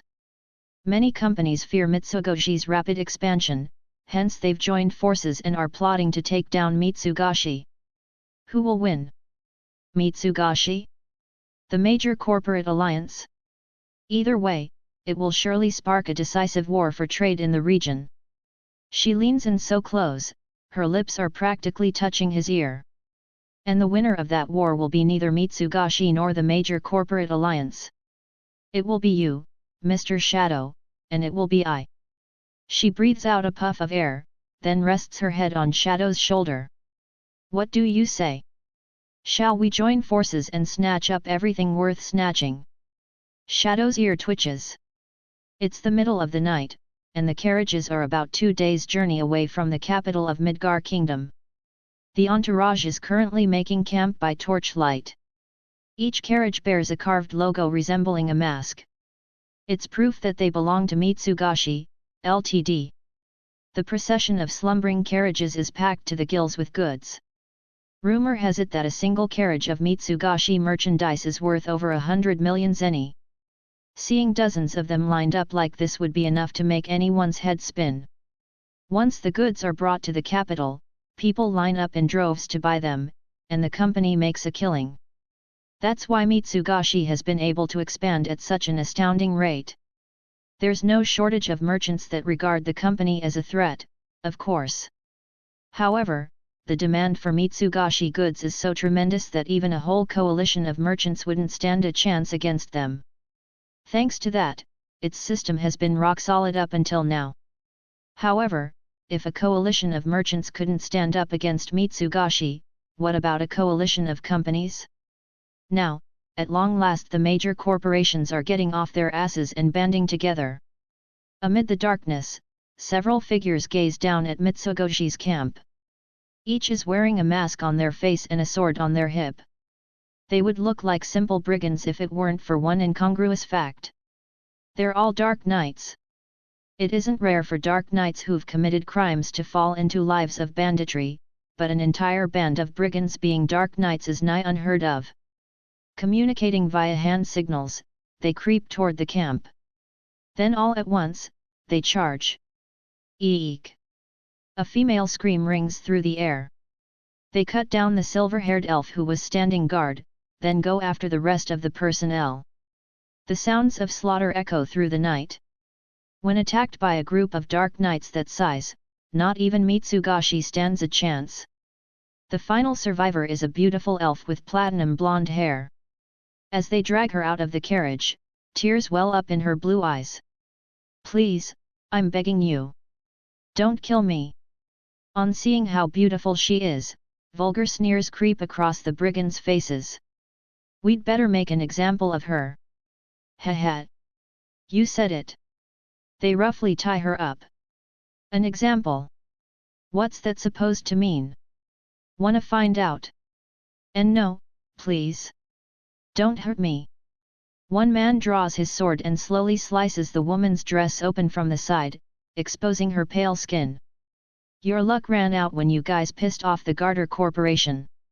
All it took the president was a couple words to quell the major corporations fighting and unite them under one banner.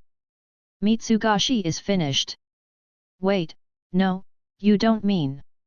You people are. You guessed it, we're Garter's private army. Our powers on par with that of a small nation. Despair flashes across the woman's eyes. The man's smile grows even crueler as his cutting reaches the woman's chest. A pair of round white mounds flop out, or rather, they should have. Instead, the only thing that comes into view is the lump of black clothing that was adhered to her skin. It covers her body in a flash, hiding her exposed flesh. The hell? I appreciate you being so forthcoming with me. The despair in her eyes is gone without a trace. It's been replaced by the ruthless, resolute gaze that only the truly powerful possess. Damn you! The man swings his sword at her. She doesn't dodge. The sword slams into her neck, then comes to a complete stop. The black garment refuses to let it sink any farther. Wah! The woman looks down coldly at the blade. You're so weak. Then she stabs forward. An ebony blade bursts through the man's heart and out his back. He collapses, blood foaming at his mouth. The woman casts a disparaging glance his way, then holds her sword aloft. It's time punish them. Upon hearing her cry, the first victim, the silver-haired elf, stands up and cuts her assailant down. And that's just the beginning. The supposedly dead Mitsugashi employees stand up one after another and wipe out the assassins. Every single one of them is wearing a black garment under their clothes. The situation's done a complete 180.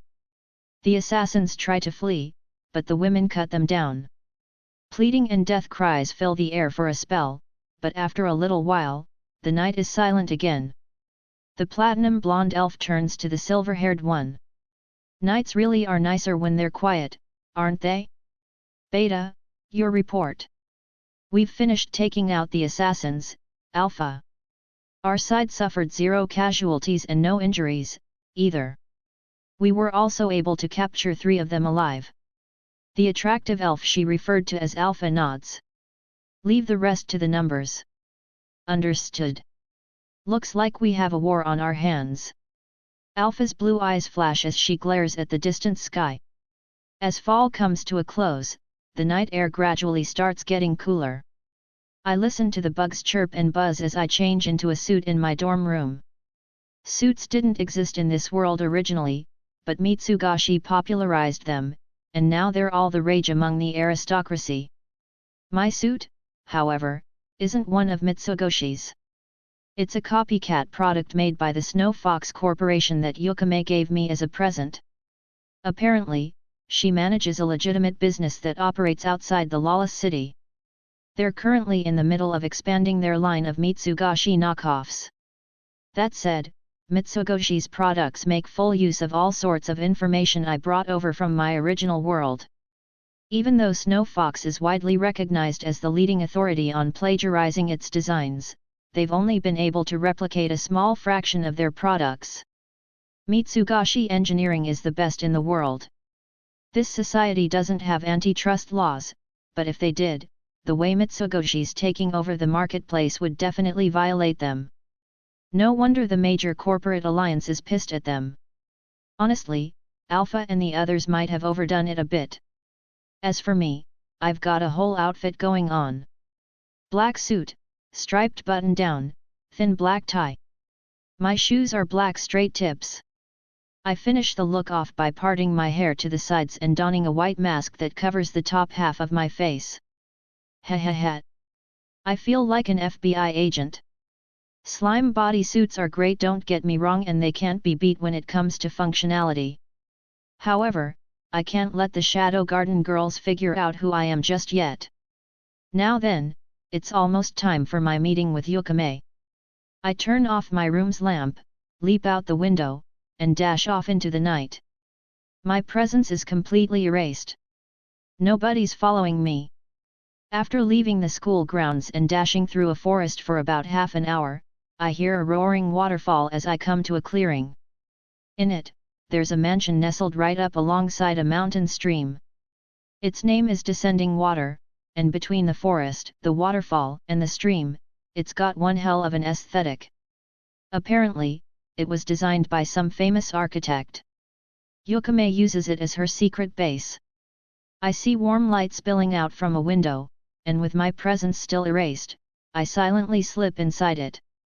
Yukame is sitting on the sofa in front of the fireplace. Her white hair glows in its light.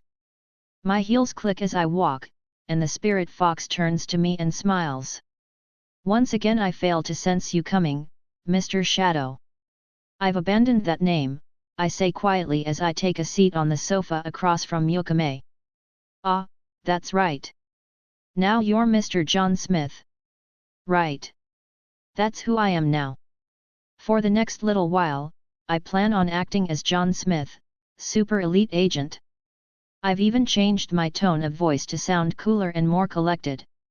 My heart becomes warm to know you decided to trust me, Mr. John. Care to drink with me?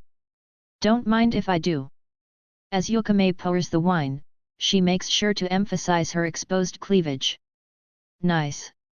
I love this whole sexy accomplice from a sketchy organization vibe she's got going on. I pretend to enjoy the wine's aroma, then take a sip. For the record, I don't know shit about aroma or flavor when it comes to wine. There's profit in it for me. That's all there is to it. Oh my! A relationship built solely on profit? That's far too sad, no. You're no different, are you? I do wonder. Care to test that theory? Yukame licks her soft, full lips and beams a seductive smile. You're wasting my time. On another occasion, perhaps. She straightens up her exposed cleavage a little, then sips her wine. Her lips leave bright red marks on the glass. The MCA, the major corporate alliance, held a meeting the other day. Now, they did little more than show up and confirm their mission statement, leaving the specifics of their plan for another day. Alas, from the looks of it, they're already employing rather vulgar methods. Mitsugashi might fall faster than expected. I see. However, our plan remains the same. First, we let Mitsugashi and the MCA crush each other. Then we make our preparations and wait for our chance. And then we take it all. At the end of the day, Alpha and the others went too far. The way it sounds, their fate was sealed the moment they went up against the MCA. Yukame says so, and so do all the old guys who run stores in the shopping district. I mean, it makes sense. Some rookie kids who've been doing business for only a couple years shouldn't pick fights against legacy corporations with years of experience and history. That's basic common sense. There's only one way for me to save them. I have to destroy it all, then start from scratch. Mitsugashi stood out too much, so everyone and their mother is zeroing in on them. Unfortunately, that means there's no choice but to hit the reset button. Mitsugashi is gonna get crushed by the MCA. However, Yukame and I are gonna be working behind the scenes to take down the MCA so we can divvy up their assets in the brand new marketplace. Then I'll found a new company and hire Alpha and the others to run it. In other words, Mitsugashi will simply be reborn under a different name. We'll need you to do some work to make this all happen. Be very careful, she warns. Be careful. Yukame's face darkens as she rises to her feet. Then she turns around and unfastens her kimono's sash. Thwump! The firelight illuminates her naked body as her clothes fall to the floor. Her back is hideously inflamed. The man who did this to me, Getten the Sword Devil, works for the MCA. Her back still pointing my way, Yukame looks at me over her shoulder. Getten is mine. I will verily kill him with my own two hands. The crackling of the fire serves as the backdrop to Yukame's grim proclamation. Then, suddenly, she smiles. Hee hee. Now then, shall we get to our scheming? After Yukame puts her kimono back on, her aides Natsu and Kana appear to refasten her sash. I down the rest of my wine and quietly rise to my feet. I've got the day off. At the moment, I'm spending it with Skell and Poe. It's been a while since we three NPCs went shopping together like this. I don't have anything in particular I'm dying for, so I fill up my basket with daily necessities and bring it up to the counter. So out of 5,000 zeni. Are paper bills all right for your change? Sure. Making sure to add an before your answer is background character 101. More to the point, it seems like people have started using paper currency recently. The Midgar Kingdom fundamentally runs on a coin-based economy, but bills have made some serious inroads. Now, paper money isn't really money. Technically, it's more like a voucher that can be exchanged for actual currency. Because of that, there are plenty of stores that won't take them, and plenty of people who don't trust them. It's considered polite to ask permission before attempting to use them. Having taken my change and finished the transaction, I head outside and casually look over the bill. Hey! I only just noticed it, but why is the design different from other 1,000 zenny bills? Seeing me suddenly stop, Po calls out to me. What's wrong, CID? Did 1,000 zenny bills always look like this? What are you talking about? That's one of the new bills the MCA just put out. Do you not know why we're out shopping today? What day I mean?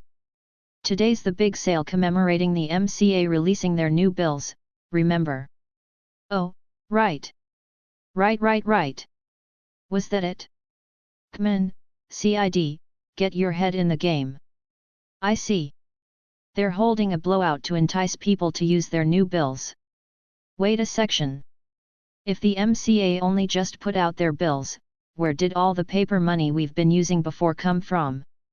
Now I'm kinda interested, so I reach into my wallet and pull out one of the older bills to take a look and discover a shocking truth. The hell? I can't stop myself from yelping. What's wrong, CID? Hey, CID, what's up? Why the hell does this have Mitsugashi Bank written on it? I can see the words on the edge of the bill clear as day, Mitsugashi Bank. What the hell is Mitsugashi Bank? Don't tell me Alpha and the others started a bank, too. 'Cause it's a deposit receipt from Mitsugashi Bank. Day.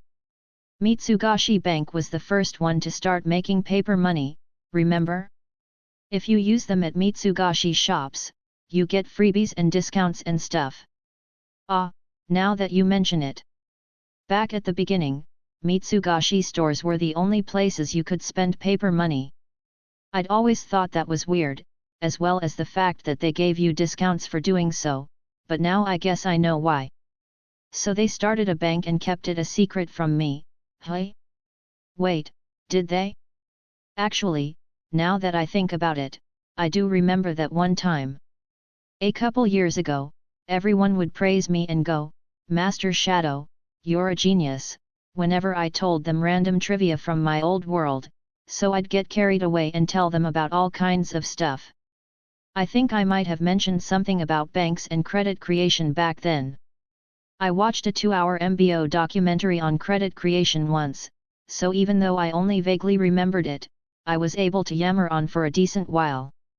About halfway through, though, the look in everyone's eyes started scaring me, and my recollection of the documentary started getting really sketchy, so I cut the explanation short by going, figure out the rest for yourselves.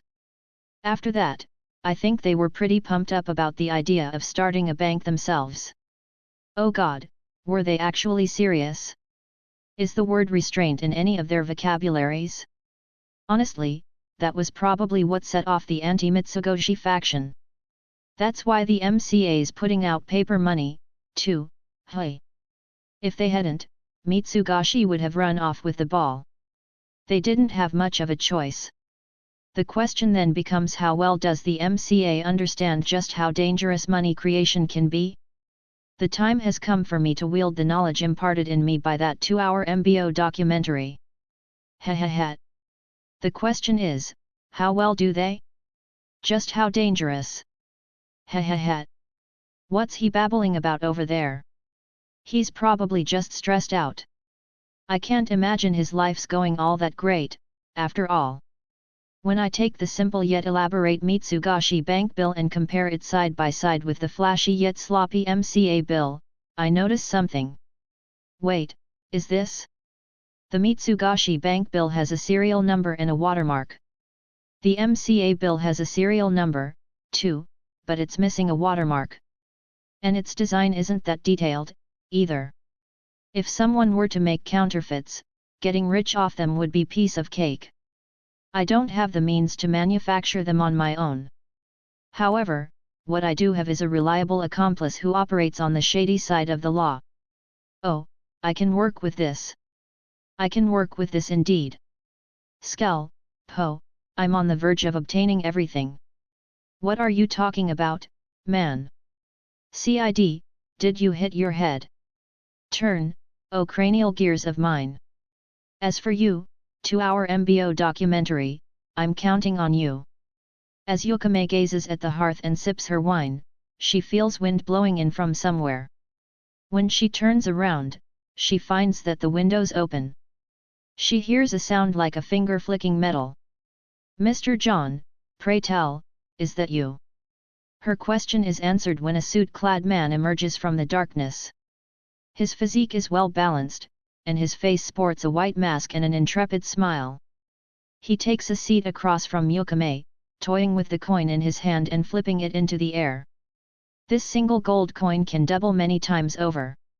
All on the back of the fickle, phantasmal power called credit. His voice is low and resonant. Yukame senses he's talking about the bills that have recently begun circulating.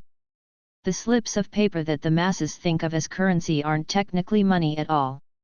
In truth, they're deposit slips. Tickets that can be exchanged to retrieve money you've lent the bank, nothing more.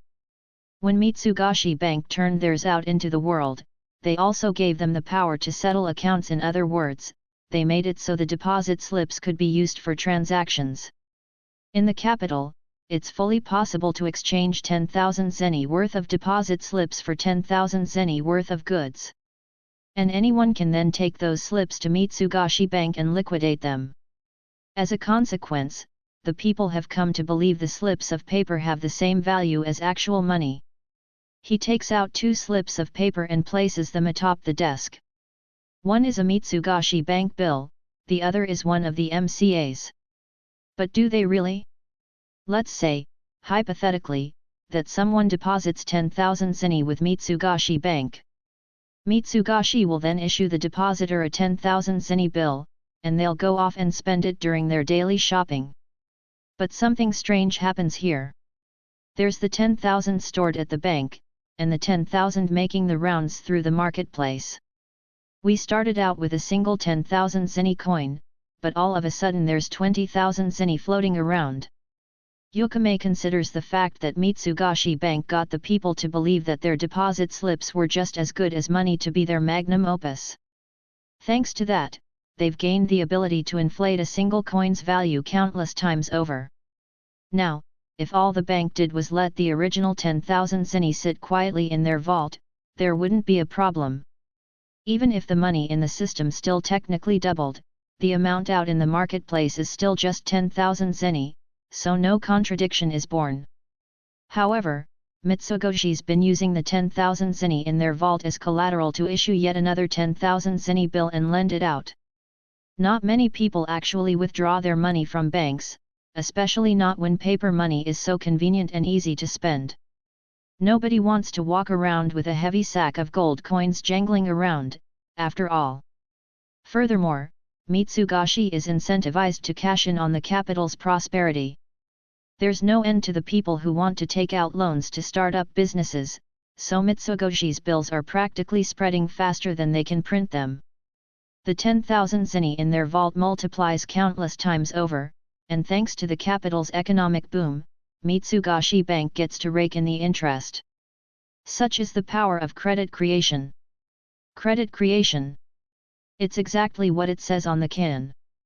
Mitsugashi Bank's leader might well be the greatest con artist the world has ever seen. Yukame doesn't know who exactly was audacious and crafty enough to come up with such a scheme, but she'd love to get a chance to sit down and chat with them. But are these slips of paper really as valuable as the people believe they are? If John's story got out to the masses, they'd be shocked. Of course, it's probably common knowledge among the MCA's leadership. After all, they're the ones who are scrutinizing Mitsugoshi's every move. It's no surprise John was able to figure it out as well, but why did he bring it up? Yukame thinks it over. Here are 2 bills. One is Mitsugoshi's, the other is the MCA's. Notice anything? My! Is there something to notice? Yukame's eyes look like pools of clear water as she compares the 2 notes. The designs are different, of course, but she doubts that that's what he's hinting at. In that case, one has a watermark, while the other does not. Exactly. Also, the MCA's design is more simplistic. Do you know what that means? It's easier to make counterfeits. That's exactly. We could make a killing.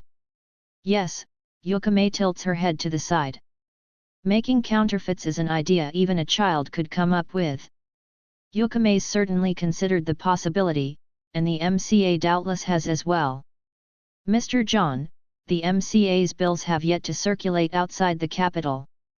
If counterfeits were to appear, their source would be found instantly. John freezes in place. A small-scale operation might be possible, but the profits would be correspondingly minor, mind you. However, anything larger than that would be shut down expeditiously. Given the small area the bills are currently being circulated in, it would be an easy job to track down where any counterfeits came from. In other words, starting a large-scale operation would just be asking for trouble. While a small-scale operation wouldn't be a problem, Yukame doubts anyone would be stupid enough to pick a fight with the MCA. More important, doing so would let Mitsugashi run unchecked. And that was a dangerous proposition. At this rate, Mitsugashi was liable to gain a complete stranglehold on all commercial and banking operations. Mr. John. John's shoulders are slumped dejectedly. He looks like a child who, upon asking a friend to go treasure hunting with him, was given the perfectly logical response that there was no treasure to be found. He wasn't seriously planning on making counterfeits, was he? Yukame smiles. It seems the man has a cute side to him, too. But the next moment, she feels something pressing against her body. John's shoulders are still slumped, but he's emanating waves of raw power. Wah! Is that really what you believe? His voice sounds like it's resonating up from the void. What's with this insane force? It's not even magic. It's like his willpower given form. It's almost as though he's saying Yukame's judgment was flawed. He's testing her. To see whether or not she's fit to be his partner. But still. What was it she overlooked? Yukame thinks back over their exchange. Then she realizes something. If, hypothetically, they managed to introduce a huge number of counterfeits into circulation, then the MCA's credit system would crumble. Once the people harbored suspicions about the MCA's bills, they'd probably go in droves to trade them back for official coinage. However, due to the MCA's credit creation, they'll have issued many times more value in bills than they have cash on hand. They won't be able to cover all the exchanges. The MCA's paper currency will become little more than scraps of paper. In other words, you would have us introduce vast amounts of counterfeits into circulation to intentionally trigger this credit crisis. The shorter the time before the MCA went bankrupt, the lower the risk of them getting caught. Better yet, Yukame has access to the perfect front, the Lawless City. If they circulate the currency through the Lawless City, it'll take the investigators that much longer to pin down where the counterfeits are coming from. By the time the MCA figures out the truth, it'll be too late. To think John thought all that through. Yukame finally realizes why he slumped his shoulders a moment ago. He'd been disappointed in her, for not realizing the true significance of the counterfeits. He'd tested her. He definitely hadn't proposed making counterfeits on some idle whim. It had been a calculated decree. He'd left nothing to chance. A moment ago, he'd said, but are these slips of paper really as valuable as the people believe they are? He'd been hinting at the possibility of a credit crisis.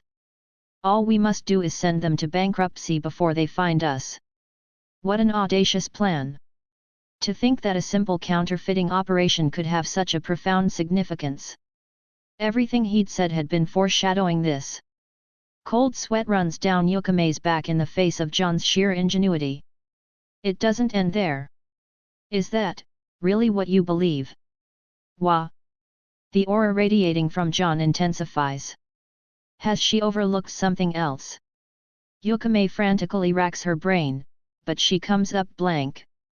John's eyes peer at her from beneath his mask, scoping her out. This is bad. This is bad. This is bad. It is, Yukame quietly murmurs. She looks down. The plan is airtight, so that's the only answer she can give. Lamenting her own incompetence, she awaits her judgment. However, John's pressure dissipates.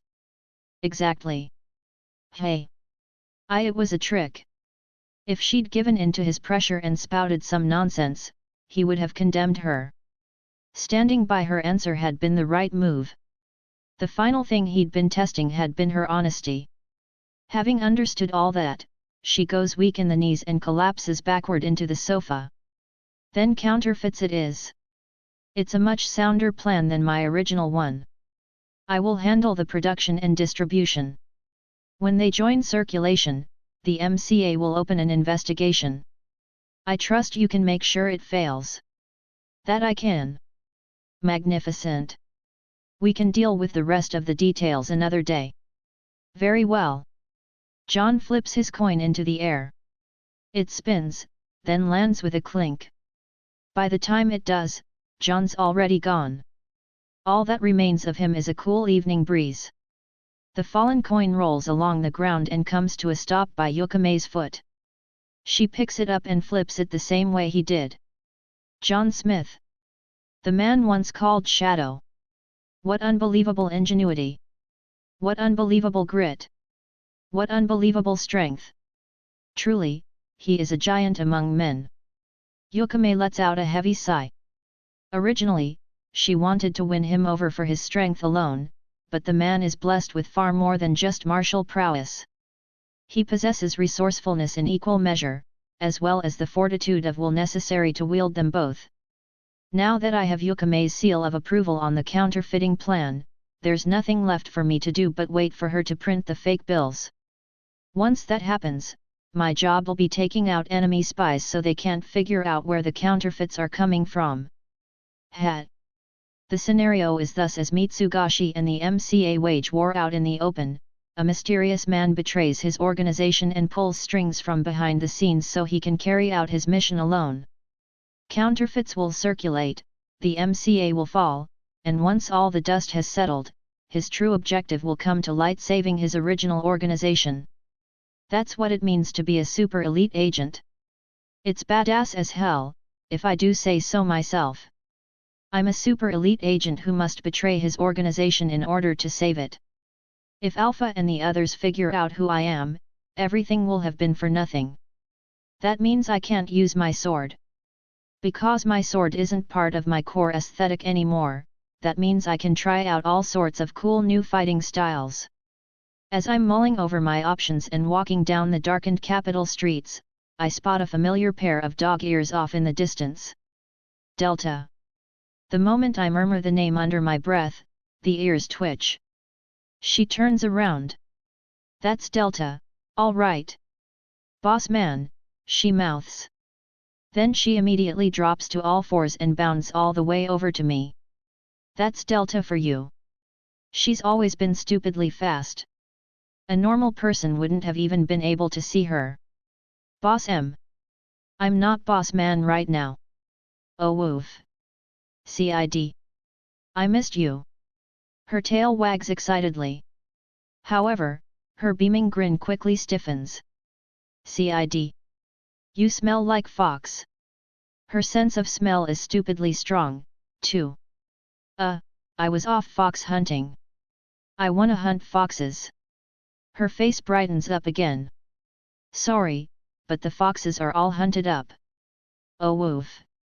Next time, then. Yeah, for sure. Oh, and quit marking me with your scent.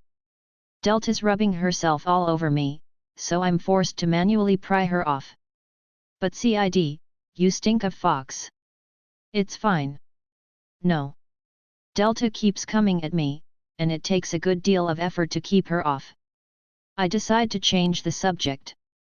So, Delta, what are you doing in the capital? Oh woof. CID, You're too strong.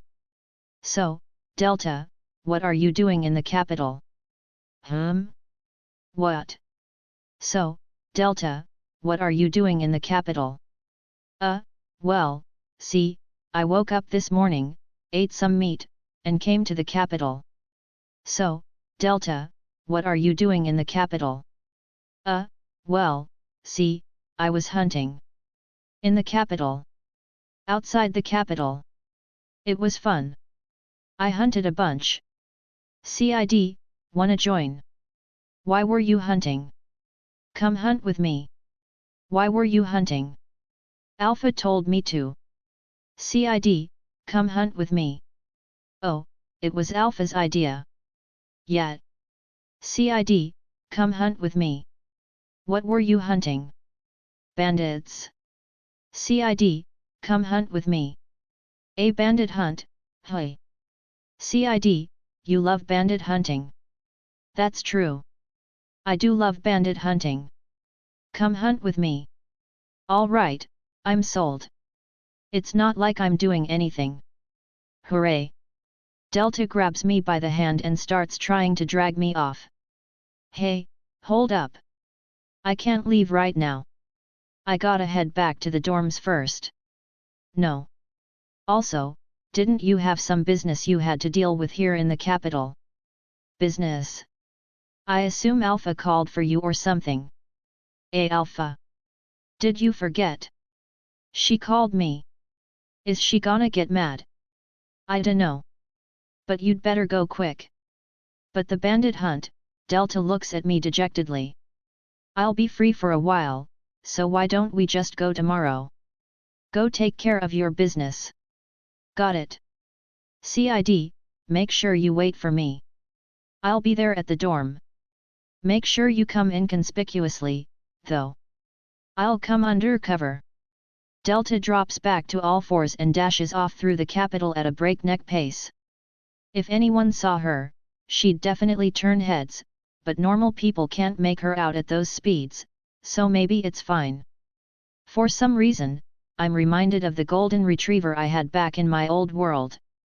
I let out a quiet sigh. We race through the forest in the dead of night. I'm following close behind Delta. I was worried about how well she'd be able to follow my instructions, but she managed to show up at my dorm without causing a scene or anything. Of course, her abilities are the one thing I never have to worry about. Hunting is Delta's specialty. When I see the way she conceals her presence, I'm honestly impressed. She might well be the cream of the Seven Shadows crop. What's more, her ability to sense prey is off the charts. To be honest, her sense of smell and hearing are probably even better than mine. No matter how much I try out some extreme body mods and boost myself with magic, the difference between species is too wide to overcome. With the notable exception of her brains, every aspect of Delta's is top of the line. That's the reason I'm having her run ahead of me and act as my bandit radar. When it comes to hunting outlaws, finding the first one is always the hardest and most time-consuming bit. With Delta running in front of me, all I have to do is follow after her and let her lead me to the good part. Her nose twitches and her tail wags as she races forward. Looks like we've got a hit. She speeds up, dropping from 2 legs to 4. She rips through the forest at blistering speeds, eventually charging straight toward a light barely visible off in the distance. Screams fill the air. When I get there a second later, I find several of the bandits already dead, their limbs strewn around the campfire. Yeah, I had a feeling this would happen. Going on bandit hunts with Delta isn't all sunshine and rainbows. There are downsides, too. Notably, she loses the ability to wait the moment she spots her prey. With her, bandit hunts have a habit of ending up as one-sided massacres. And where's the fun in that? Man, everything was shaping up to be such a blast, too. Now, strictly speaking, it's not that she can't wait. If I told her to, she'd probably follow my instructions. However, doing so causes her immense stress. She'll behave herself as long as I'm around, but the minute I'm gone, she'll have no choice but to vent it. That invariably causes problems. She might end up mounting gamma to assert dominance, or chop down all the trees behind someone's house and leave the lot barren, or find a vegetable field and eat everything in it. Back when she was a kid, it stopped there. Now that she's grown up, though, I have no idea how destructive her stress-relieving methods might be. And I have no desire to find out. As I stand there thinking, the hunt more or less comes to an end. I barely even got to do anything. Please, wait. The final bandit begins begging for his life. It happens a lot, but the pleading never works on Delta. A carnivorous grin spreads across her face as she swings her ebony blade with all her might. There isn't a shred of technique behind the blow, but it makes up for it with raw power. However, it isn't just fast, but flowing and clean as well. I guess that's talent for you, hey? Her sword barrels at the bandit's neck, slices through the top layer of skin, then comes to a halt. Hey! Has Delta stopped? Impossible. She sniffs, taking in the bandit's scent. I knew it was you, Sarah. Look, it's me. It's me, says the outlaw. As he repeats it's me over and over like a scammer, the bandit takes off his mask.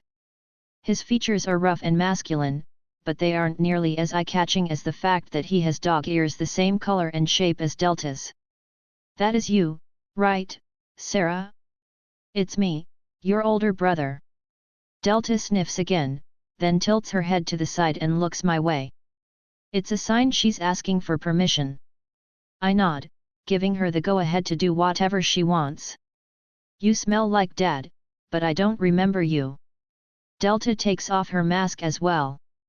Her face and tail come into view. Well, if it isn't Sarah. I'd heard you contracted the possession and the old man hunted you down, but, I guess you survived. Good going. I'm the best at hide and seek, or my name isn't Delta.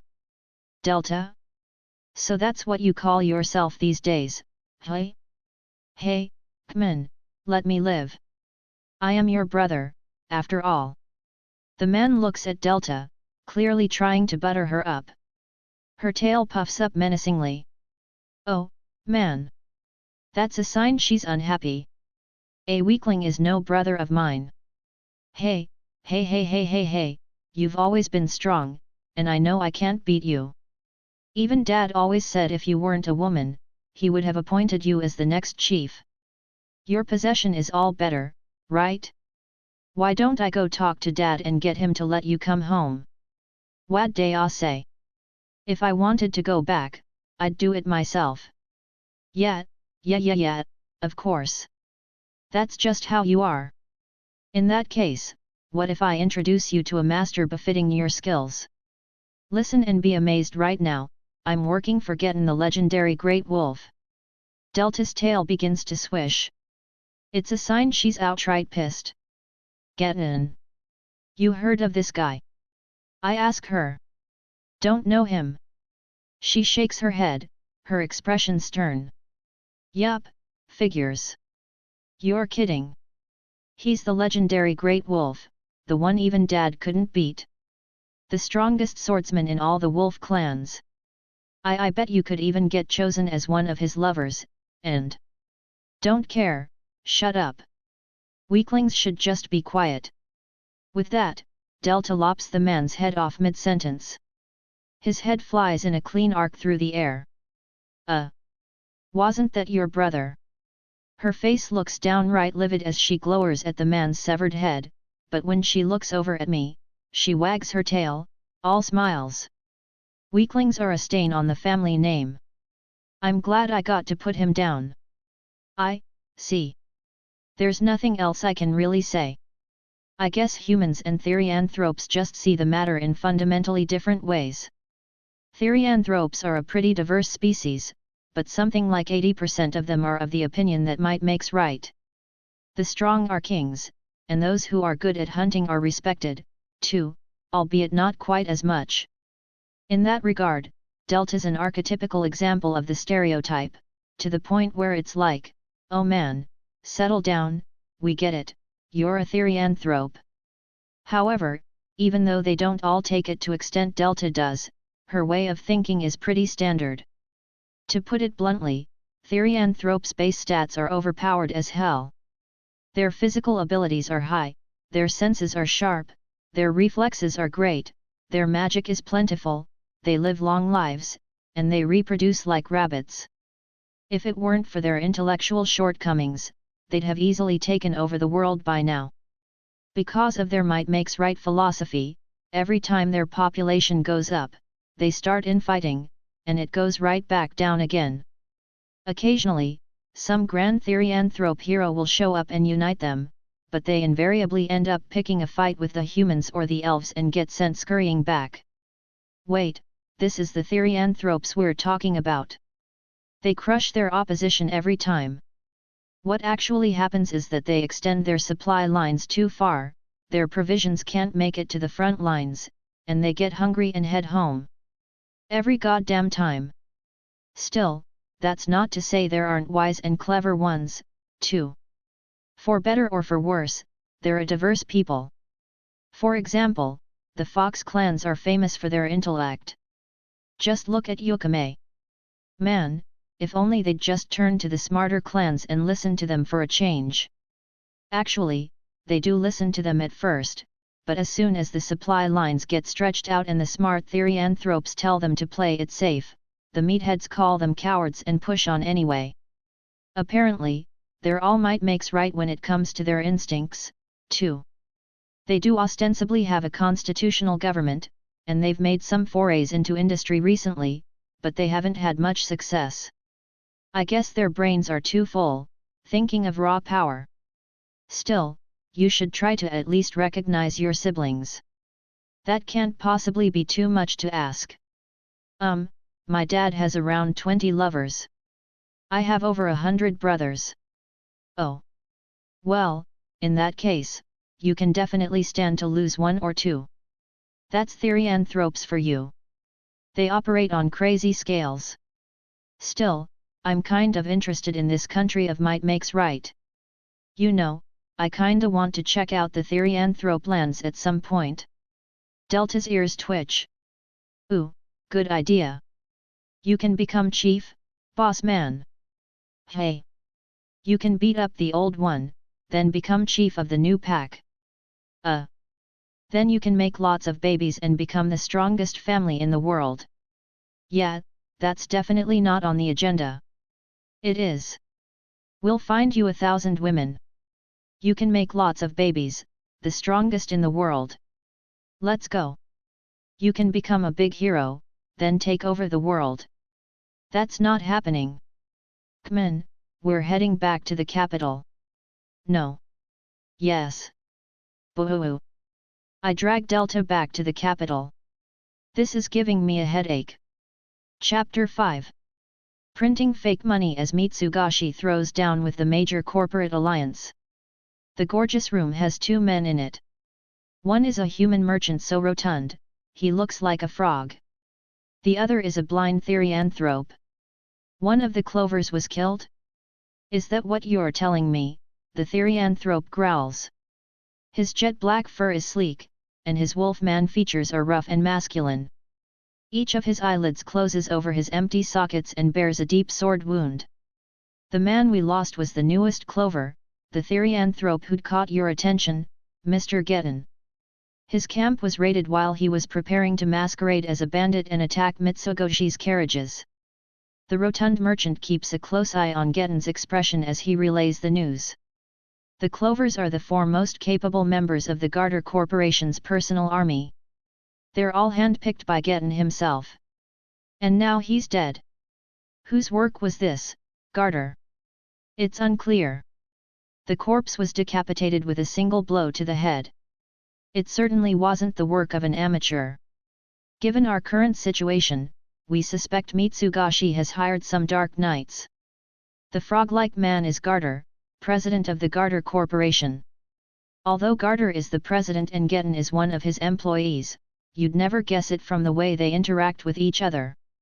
Those Mitsugashi bastards. They're tough, I'll give them that. Getten's murmur is low, like a wolf snarling. Their public efforts to crush Mitsugashi should have been going well. Thanks to the work their private army's been doing while disguised as bandits, all the traveling salesmen have stopped carrying Mitsugashi goods and using their bills. Instead, they've all switched over to MCA merchandise and currency. Furthermore, the MCA's paper money is becoming popular, right on schedule. Yet for whatever reason, Mitsugashi isn't flinching. The Garter Corporation hasn't been attacking only traveling salesmen, but Mitsugashi cargo carriages, too. However, the competitor must have some formidable guards on their payroll. Not a single member of Garter's attack force has come back alive. In other words, Mitsugashi's urban trade has been completely unaffected. The only ones who've been suffering are the traveling salesmen who used to carry their goods to the commoners out in the countryside. However, rural commerce doesn't even begin to compare with its urban counterpart when it comes to scale. After all, cities are where the rich and powerful gather. And those are the kinds of people who can not only afford luxury goods but buy them by the cartload. Most rural families, on the other hand, are just simple farmers. Farmers tend to be self-sufficient when it comes to food. Whenever they find themselves in need of something, they prefer to make it on their own, not spending money unless it's absolutely necessary. Many of them are in the habit of buying things only when the traveling salesmen make their monthly rounds. Mitsugashi's been trying to change that habit by selling high-quality goods at bargain prices out in the countryside, but that's still a work in progress. Even though their rural sales are currently stagnating, it isn't so much as making a dent in their bottom line. That just goes to show how strong a foundation they've built with their urban stores. TCH, Getten clicks his tongue, feigning irritation. The merchants of the MCA had looked down on Mitsugashi. They'd thought that crushing them would be a breeze. At this rate, though, Mitsugashi might not go down at all. The more time goes on, the more resources the MCA is burning. Getten controls the Garter Corporation, so he needs to at least pretend to be flustered. Gather the rest of the clovers and conduct a raid on Mitsugashi's headquarters. As you wish. Make sure you get all their money and manufacturing details. Failure will not be tolerated. Garter bows silently, then practically flees the room in his hurry to leave. The way Getten turns his head to follow him, it's almost as though his shut eyes can really see. Excellent. Now alone, Getten bares his fangs in a toothy smile. His job is to destroy Mitsugashi. That's why he's taken over the Garter Corporation. However, unlike the MCA merchants, he knows they won't go down without a fight. That's why the cult has decided they need to be eliminated. Word came down from the cult's top brass, Mitsugashi is growing faster than they'd predicted, and if they keep expanding at this rate, there's a chance they'll end up posing a problem. The cult already has their hands full just dealing with Shadow Garden.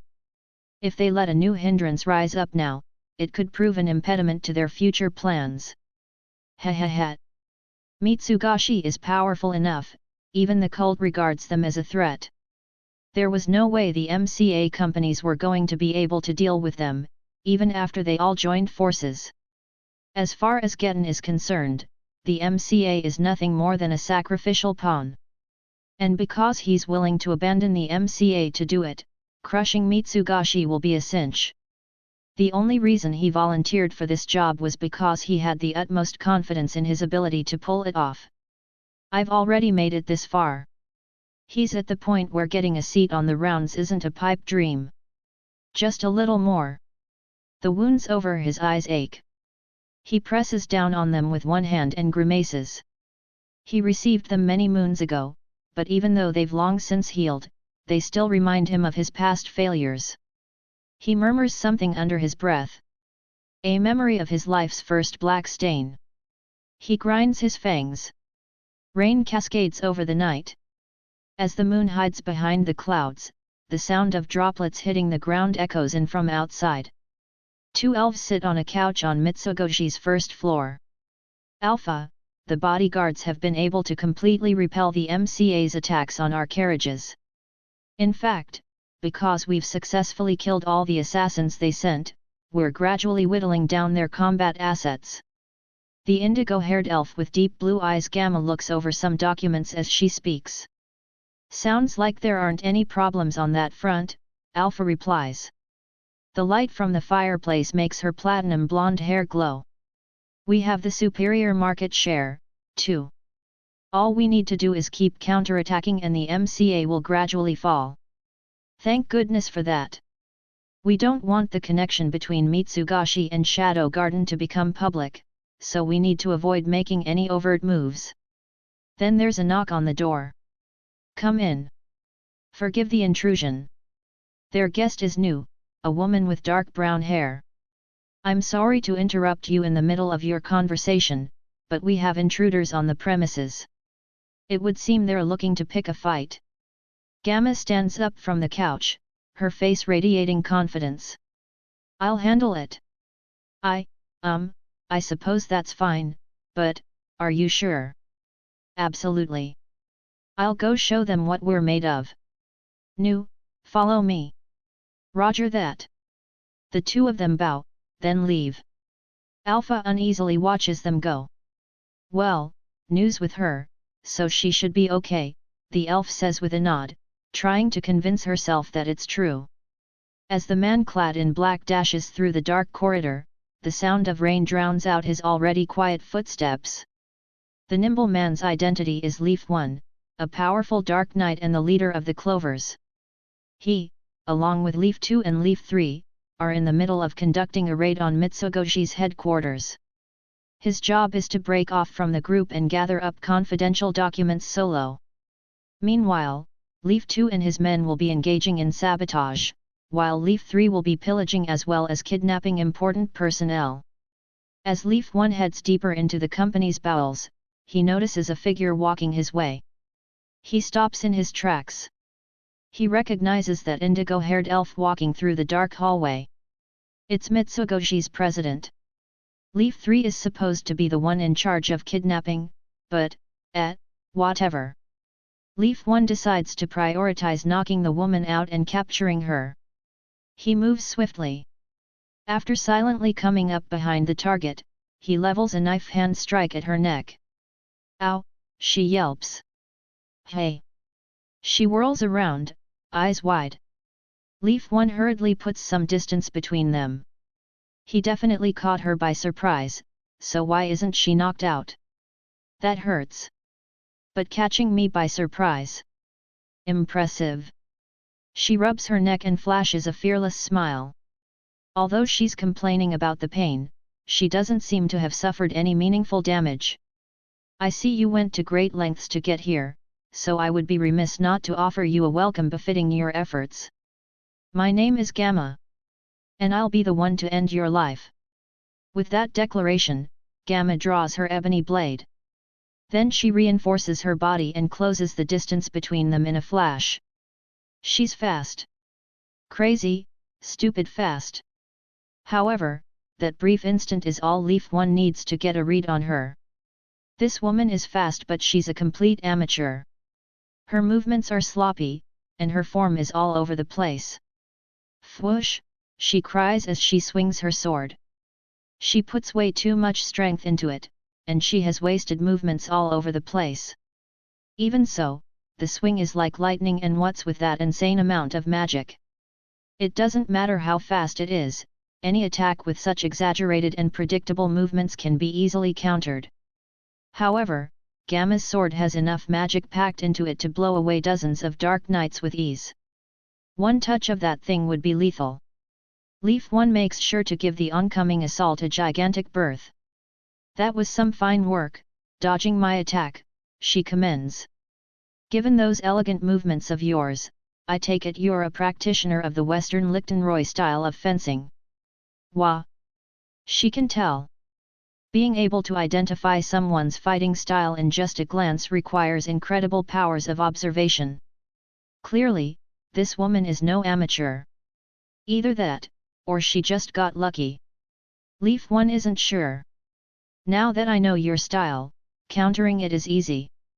Here I come. Leaf 1 puts up his guard. Whoosh! shouts Gamma as she charges at him. Just as before, she's insanely fast, but because of how clumsy her footwork is, it's surprisingly easy to track her. She releases another powerful strike. Wah! There's only one way to describe the attack, it's the exact same as the last one.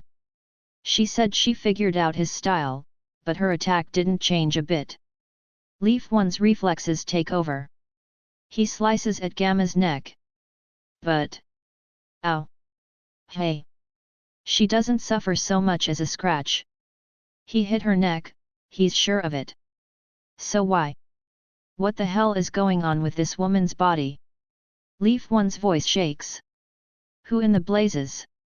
For you to have landed an attack on me, you must truly be a master. Very well. Then I shall bring my full strength to bear against you. Gamma packs even more magic into her sword. Fwoosh, fwoosh, fwoosh. She swings it repeatedly. It's fast, but the attacks are so obvious. Leaf 1 falls back and dodges the blows. Fwoosh, fwoosh, fwoosh. Gamma continues to pursue him with her unreasonable speed.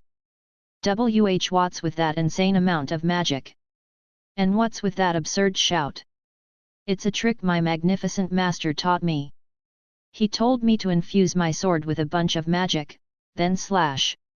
He also told me that if I shouted fwoosh while I'm attacking, it'll look more powerful.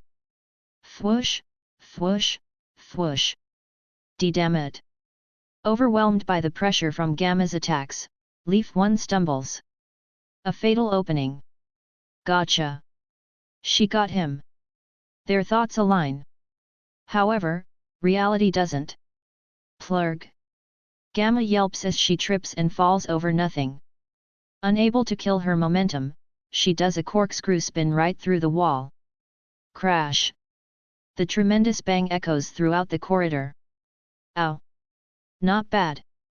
When Leaf 1 sees Gamma emerge from the wall unscathed and brush the rubble off her shoulders, he shudders. What is this woman made of? So you saw me take a big swing, then took advantage of that brief opening to sweep my legs out from under me and used Aikido to against me to throw me into the wall. Am I right? And no? You kinda just tripped on your own. Please. Your cheap lies won't work on me. This is useless. There's no point trying to reason with this woman. Wait a minute, this insane chick is Mitsugoshi's president. It's okay, though. Leaf 2 and Leaf 3 will finish up their tasks soon. Even this madwoman will be powerless before a numbers advantage.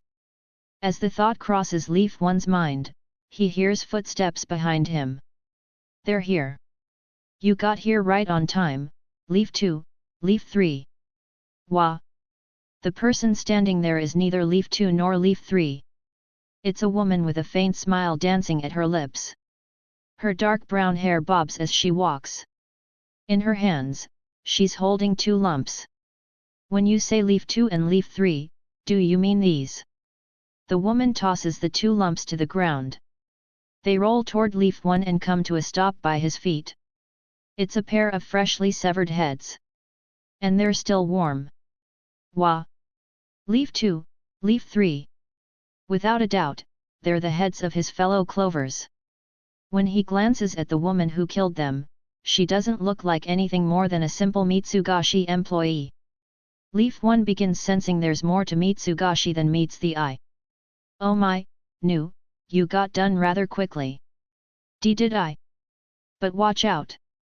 That man is undoubtedly one of the world's greatest masters. Wait, really? The woman named Nu looks at Leaf 1. 90% of what fills her gaze is doubt. It's like her eyes are shouting, so what? You think you're strong or something? At him. That inscrutable brown-haired woman scares Leaf 1. Realizing immediately that she's out of his league, he shakes his head. The man himself is denying it, Nu observes. Don't let him fool you. He's a master of the Western Lichtenroy style and an expert in Aikido, to boot.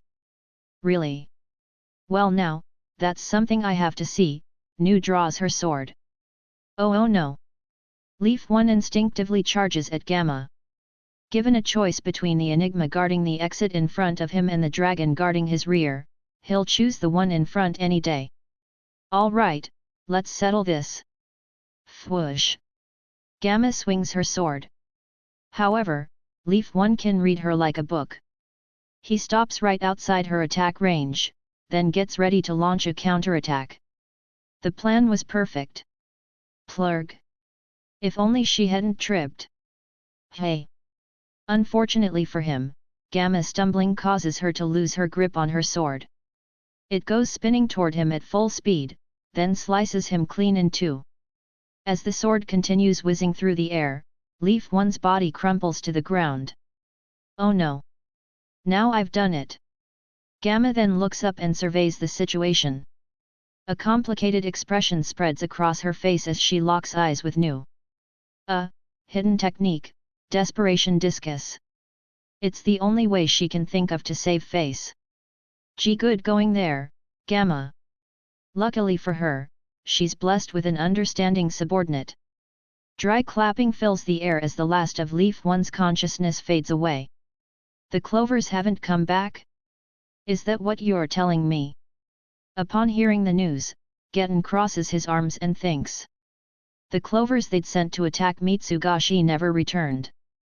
In other words, their raid was a failure. Leaf 1, Leaf 2, and Leaf 3 were all formidable Dark Knights. They wouldn't have been good enough to make it into the cult's upper echelons, but anyone else would easily consider them masters. Yet they didn't come back. In fact, according to Garter, none of the members of their private army who went along with the Clovers came back, either. Not a single one. The group had a rear guard whose job was to report back in case the mission failed, too. But even the rear guard was missing in action. The Clovers failed. Just how strong are these Mitsugashi guards? Also, Mr. Getten, there are some members of the MCA who've expressed concern over the lack of results. Make them eat their words. Why yes, sir. Getten's sightless gaze tracks Garter as the latter bows and leaves. So Mitsugashi is powerful enough to defeat the Clovers. Perhaps that's why the cult sees them as so dangerous. He presses down on the scars over his eyelids. No matter, though. Everything is going according to plan. They've already fallen into our trap, he mutters, almost as though he's trying to convince himself that it's true. Fall has ended, and winter has begun. I dutifully play out my role at school as a background character as I wait for the counterfeits to be finished. Everyone else is just going about their boring lives, utterly oblivious of the fact that I'm secretly working to bring down the MCA. If everything goes well, we'll be able to cash out the counterfeits and make mad bank. Man, the thought makes even these boring days of mine feel brilliant and wonderful. Poe, Skell, and I are basically the school's three stooges. Nobody has any idea of the true influence I wield. Occasionally, as I'm enjoying my school life, I say something deep and profound to give them a hint. Troubled winds are blowing. Change is on the horizon. Nobody pays my words a second thought. But that's the way I want it. This way, when the truth finally comes to light, a small handful of them will remember it. They'll think back and remember what I said. Come here. Ow.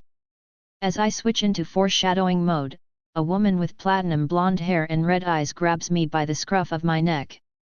Alexia. Did you want something? I'm busy, you know. Fighting back seems like a hassle, so I let her drag me away. Your schedule looks wide open to me. I need you to come watch something. What? My sword. Eventually, we reach an empty dojo. It's a small room on the edge of campus designed for individuals to practice on their own. I sit down on the floor and watch Alexia draw her wooden sword. This is fine, I'll just sort of half pay attention. I take a look at her swings. Suddenly, I notice something. Wait. Has she always been this strong? Now that I think about it, it's been a long while since the last time I watched her fight. I'm pretty fond of her swordplay. Nothing else about her, mind you. Now, though, it feels like she's had some sort of mental shift, or like she's finally figured something out. It makes sense. Those tend to be the kinds of things that spur on rapid growth. You're looking good there, I remark as I watch her swing. Her blade halts. And you'll probably keep improving, too. That's just my opinion as an amateur, though. I see. Well, thank you. No problem. Alexia looks away from me and mops up her sweat. You told me once you liked my swordplay, didn't you? Did I? You did. And that's why I wanted to show you this. Fair enough. But it still isn't enough yet. I need to become stronger. Okay. You're supposed to ask why. Alexia glares at me. The thing is, I wasn't able to protect Rose. The Orriana kingdom is in shambles, and I'm sure that wherever she is, she's suffering, too. That's why I need power. That reminds me, did Rose manage to escape successfully? I hope she's doing okay. In the shadows of our peaceful lives, the world is ever changing. If we stand still, we're sure to be left behind. True, that. And I'm the one pushing the change. I don't want to just be a bystander anymore. It's funny, though. Ever since I began acting on my own, it seems like the days just fly by. That's just how it goes, I guess. I'm happy you're able to act so carefree about it. Well, thank you for today. I hope that you never have to change those carefree ways of yours. She sighs, and I take my leave. Outside, the sun's already set. Now that it's winter, it's starting to get pretty nippy at night. I walk briskly back to the dorm, change into my John Smith outfit, and make for an abandoned lot. There, I find a therianthrope with brown cat ears. It's Natsu, one of Yukame's attendants. I erase my presence, sneak up close, and state your business. I pop out right behind her. With a start, she hurriedly turns around and looks at me with her feline eyes. MMR Smith, please don't scare me like that. That wasn't my intention. A good shadow broker always acts nonchalant about stuff like this. Now, your business. When she hears my question, Natsu's smile broadens. This is what she's been waiting for. Natsu and Kana are Yukame's aides. They're apparently sisters, but they don't look particularly similar. Natsu has brown cat ears and a mature, womanly air about her, whereas Kana is more childish, and her cat ears are black. Her brown cat ears twitch as she answers my question. The goods are complete. I see. Hell yeah, they're finally here. The factory where the counterfeits are being made is an underground facility between the capital and the Lawless city. I'm actually the one who recommended this place to Yukame. Long ago, a group of bandits kidnapped my sister and held her here, and the others and I all hunted them down together. It's the very image of an ideal secret base. After the counterfeits get made here, our strategy is to ship them to the Lawless city and then circulate them through the capital from there. That way, it'll be harder for the MCA to figure out where they're coming from. When I step inside, I find that the interior of the bandit hideout I raided with Alpha and the others when we were all kids has been completely transformed into Yukame's counterfeiting factory. I cast a glance at her hard-working employees, then follow Natsu deeper inside. When I open a beautifully remodeled door, I'm greeted by a large office. So you've come, Mr. John. I take a seat across from Yukame on the room's sofa set. I hear they're complete. See for yourself. Yukame flashes me a seductive smile, then opens the package on the table. Inside are 2 rolls of bills. Both are composed of 10,000 zenny notes, and each stack looks about 100 bills tall. Pray tell. Can you figure out which ones are real? Given Yukame's tone, she's pretty darn confident. I pick up the rolls and compare them. Shit. I don't have a clue. However, this is a situation where a super elite agent should be able to pick up on even the tiniest of discrepancies. By enhancing my vision to crazy levels, I finally catch them. The quality of the paper, the consistency of the ink, and the printing are all ever so slightly different. But there's still a problem. I don't remember what the originals are supposed to be like. It's okay, though. At times like this, it's important to be confident in your ability to bullshit your way through. I flip through the bills for no reason, smiling suggestively and nodding like I know what I'm doing. Do I even need to say? What do you possibly mean? Yukame looks puzzled. When you compare the two, this one's paper is coarser. I hold up the rougher stack. There's a difference in the ink, too. This one has more bleed. Her eyes go wide. Finally, the printing is ever so slightly off-center. See, here. Yukame finally takes the rolls and compares them. Why you rewrite, it is. I was certain we checked that.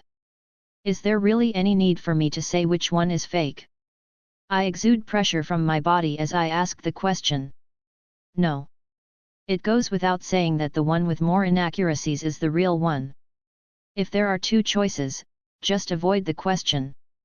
It would appear you tried too hard to make them look real. We will begin remaking them at once.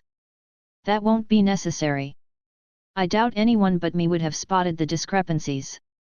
I am still no match for you, it would seem, Mr. John. We will begin distributing them tomorrow without delay, then. Good. As we release more counterfeits, they will launch an investigation. I trust you can handle putting an end to it. However, Yukame's sentence trails off, as though she's having trouble getting the words out. What is it? I have just one request. Oh. If you happen to cross paths with a man named Getten, might I ask you to let him escape with his life? And why should I do that? Yukame looks down as she mulls over what to say. Then, taking great care with her words, she answers me. Back when I was a wee girl, when I only had one tail, I lived together with my mother. Our village was small, we spirit foxes. As she hangs her head, her voice takes on a nostalgic tone. We lived in peace, unscathed by the wars of the world. My mother had 3 tails, and with her power, she made a living hunting. Then I would help clean and prepare the game she brought back. It was a simple life but a happy one. But those days would not last forever. One day, when she went out hunting, my village. She cuts herself off and looks up. Mayhap that is enough for today. I shall save the rest for once our bond is a touch deeper. She smiles mischievously. You aren't going to tell me. Shall we deepen our bond now? She chuckles. I joke. That man stole everything from me. Now, it is my turn to take everything from him.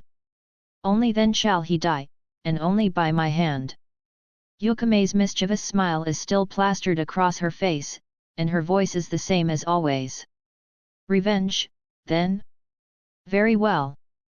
Getten is a blind wolf with scars fastening his eyes shut. Got it. I stand and turn away from her. You'll have your revenge.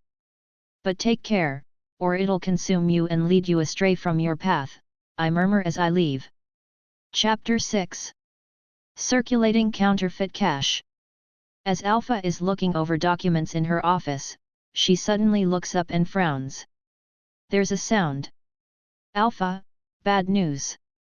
Plurg. The door flies open, and Gamma tumbles in. She slides across the floor, then crashes skull first into Alpha's desk. What is it? You seem to be in rather a hurry to tell me. Gamma presses down on her nose with tears in her eyes. Ow! Bad news. There are counterfeits. Counterfeits? Counterfeits of the MCA's currency have entered circulation. Alpha's eyes go wide. Tisk. How many? Not much, for now. Does the MCA know? Not yet, I don't think. Start spreading rumors. We need the MCA to realize what's going on. Understood. Meanwhile, we'll open an investigation into where they're coming from.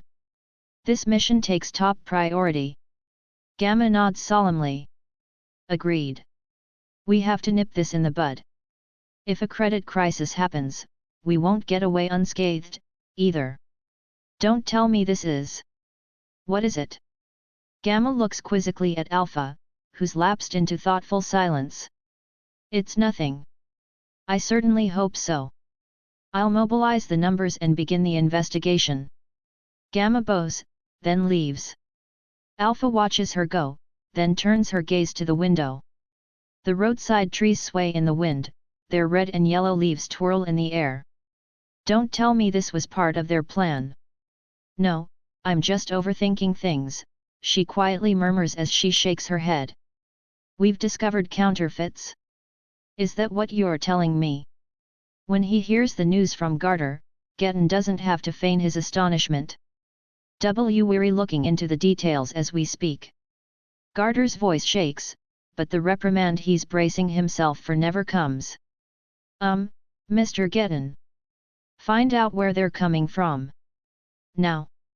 Why yes, sir. At once. Garter quickly rushes out of the room before Getten can start yelling at him. Getten crosses his arms and starts thinking.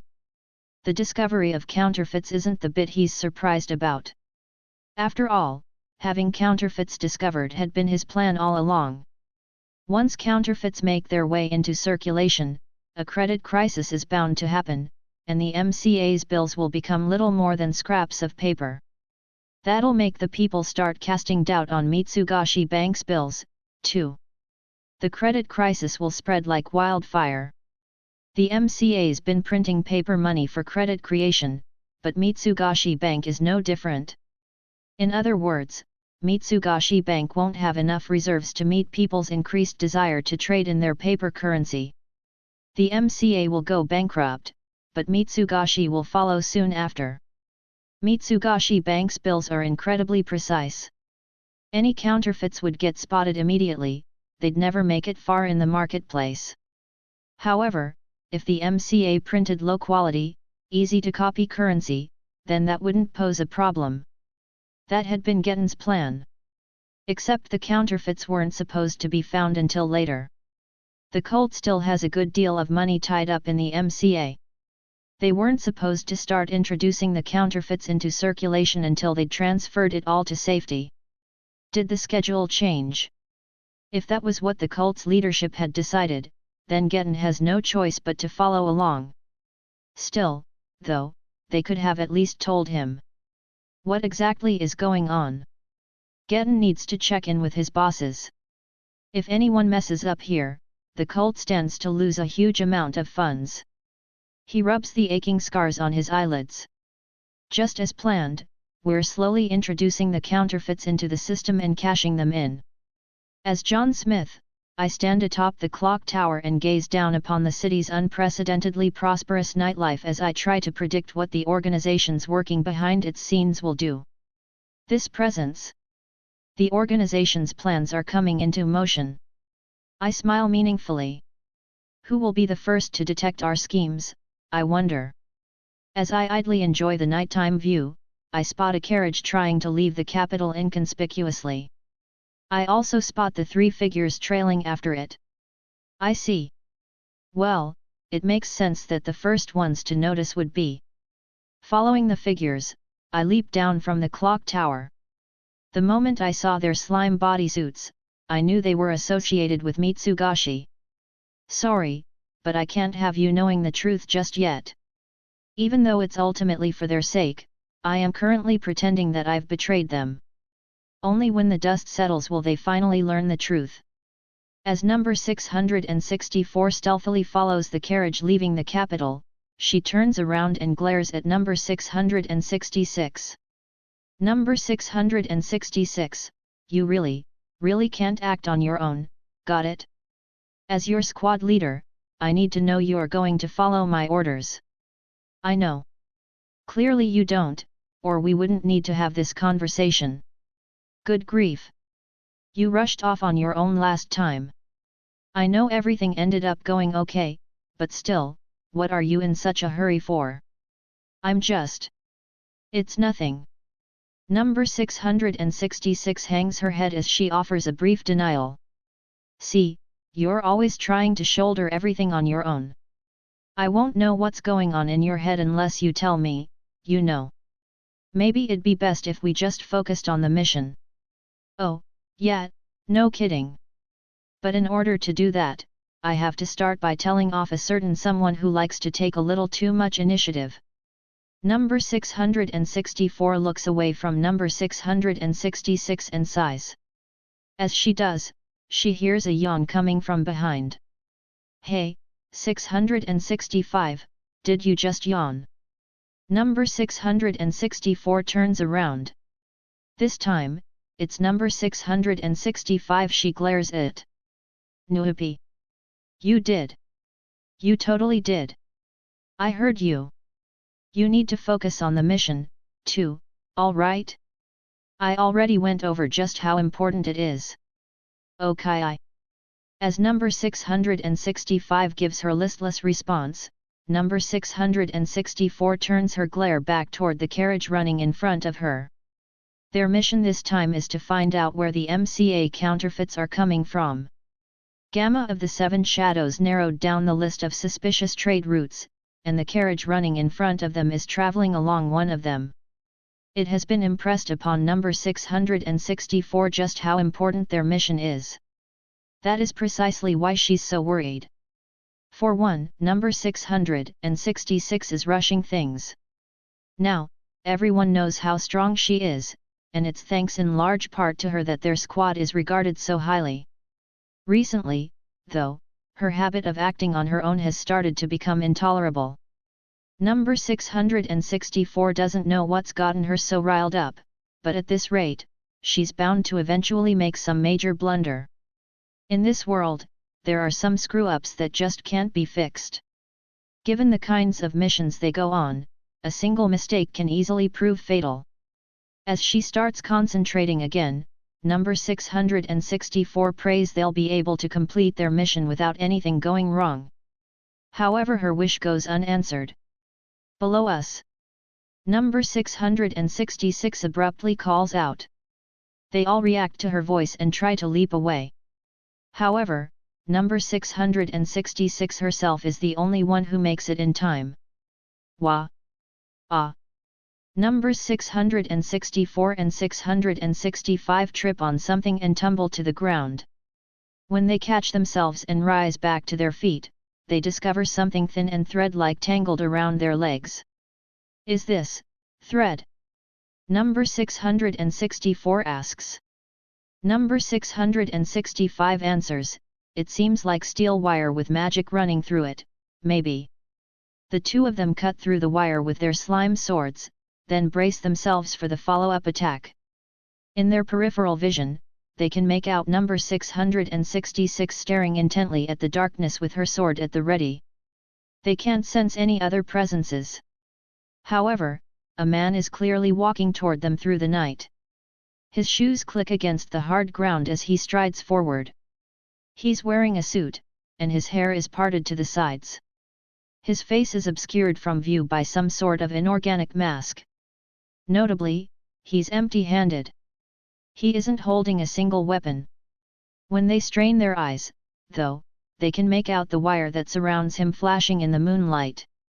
It's drifting freely through the air, as if it has a will of its own. Be careful. He's the one using that steel wire, number 664 warns the others as they square off against the wire user. There's a man wearing a strange mask surrounded by countless wires gleaming in the moonlight. The whole scene seems almost fantastical. My name is John Smith. Begone, you don't need to know what lies beyond yet. His voice is as artificial as his mask, and it's impossible to get a read on his emotions. The steel wire scatters through the night sky. As it does, it shines under the moonlight. Number 664 relies on that faint glimmer to dodge the wire as it coils around. Its speed doesn't pose much of a problem. The issues lie in how difficult the wires are to make out, how unpredictable their movements are, and their sheer quantity. John Smith has only 10 fingers, yet somehow, the number of wires he's controlling far surpasses that count. They come rushing in from all directions. Between the angles and the timing, it's a mean piece of work. They seem to be predicting number 664's movements, as they always seem ready to cut off her escape routes. Then, by limiting the directions she can dodge, they're functionally controlling where she can go. As a result, she can't approach him. The wires have a longer range than their swords. If they can't get close, they can't attack. Even knowing that, none of them has been able to close the distance by even a step since the fight started. In fact, they seem to be losing ground. It took the man only a scant few seconds to completely control the battlefield, and he hasn't taken a single step. By just manipulating the wires with his 10 fingers, he's been able to send the 3 women scurrying. They're like puppets, dancing on his strings. Everyone, fall back. Number 664 issues the order, and the 3 of them move out of the wire's range. As long as they're in John Smith's reach, all they're doing is burning their own stamina. However, that doesn't change the fact that they have no way to attack him. As they exchange glances, all 3 of them shake their heads. This man, he's strong. They'd been thrown off by his unconventional weapon, but even taking that into consideration, his ability to control space is phenomenal. After all, accurately controlling dozens of wires, predicting the numbers' movements, and leading them exactly the way he wanted? Not many could pull that off. Number 664 knows plenty of people who are stronger than her. Number 666, for one, as well as the numbers' leadership, and the overwhelmingly powerful 7 shadows above even them. All of them are far, far more skilled than she is.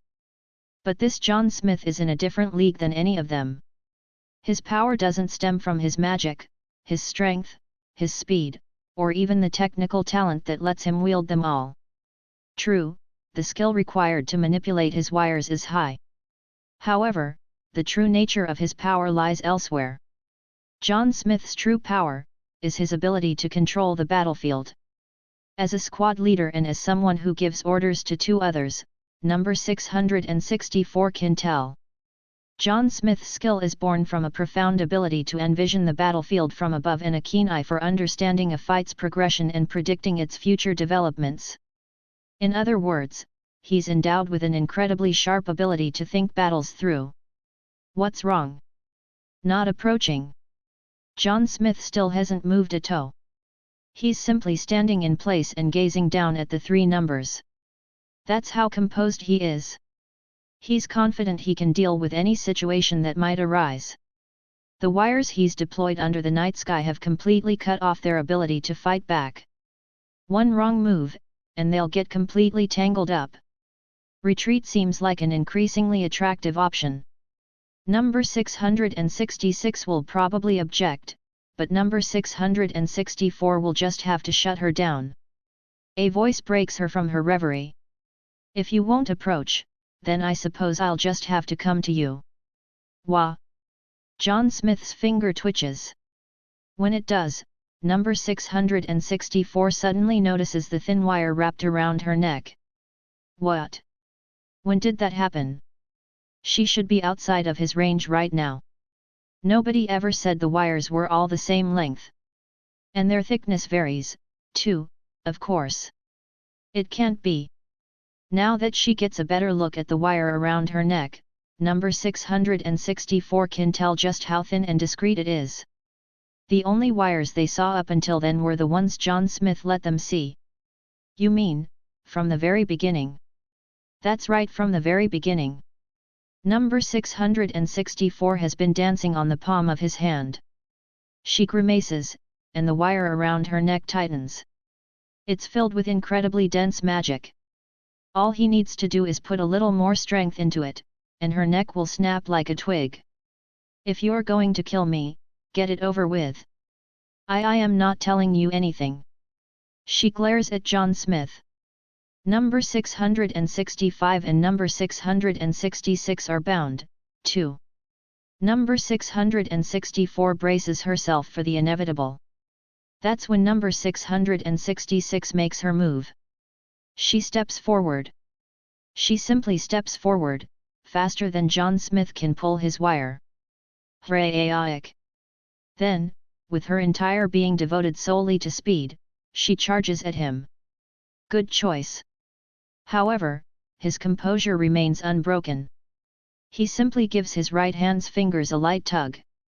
But nobody ever said the wire around your neck was the only one I laid. Suddenly, number 666 tumbles to the ground. Then, midway through her fall, she comes to an unnatural halt suspended in the air.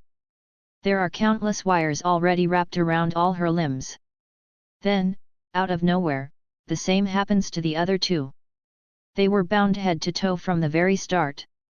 The moment they failed to notice that fact, the battle's outcome was decided. RGH. Just kill me. Number 664 moans. For some reason, however, the man stops at binding them, making no effort to end their lives. This is a warning. His voice is cold and unfeeling. Don't get involved, you don't need to know any more than that for now. With that, he casually frees them. Awk. Number 666 glares at John Smith as she coughs. Number 664 immediately dashes forward. It's to hold number 666 down. That's enough. We're withdrawing. We can't beat him, surely you realize that. You'll end up dead. Number 666 hangs her head in frustration. We have to warn Gamma about him, about John Smith. Until they get rid of him, they'll never figure out where the counterfeits are coming from. Number 664 stares fixatedly at John Smith as he leaves. And that concludes our report. Alpha and Gamma listen as number 664 relays what happened on their mission.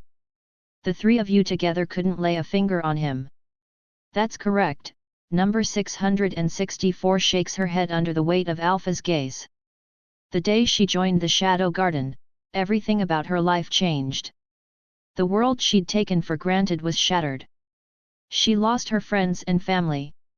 But in exchange, she gained both truth and power. She'd never even held a sword before, yet now she's strong enough to wipe the floor with just about any dark night. That said, there exist people she knows she can never beat. Alpha, the head of the Seven Shadows, is a prime example of such an entity. As number 664 quakes in her boots, number 666 steps forward from her side.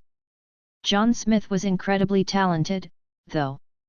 His power was on par with the 7sh. Yuri out of line. Number 664 frantically clamps her hand over number 666's mouth before she can say any more. MMPH, but if we could just get another chance to, MMPH. Be quiet, 666. I'm the squad captain here. As they watch number 666 trying to keep talking through number 664's forceful gag, Alpha and Gamma sigh. We aren't here to scold you. You did good work out there. That will be all. Ki. Number 665 responds unenthusiastically, then drags her teammates away with her as they grapple with each other. Alpha sinks into her seat, then turns to Gamma. So what do you think? John Smith. He certainly sounds formidable. But I can't think of anyone in the cult who matches his description. In other words, he's with some other organization.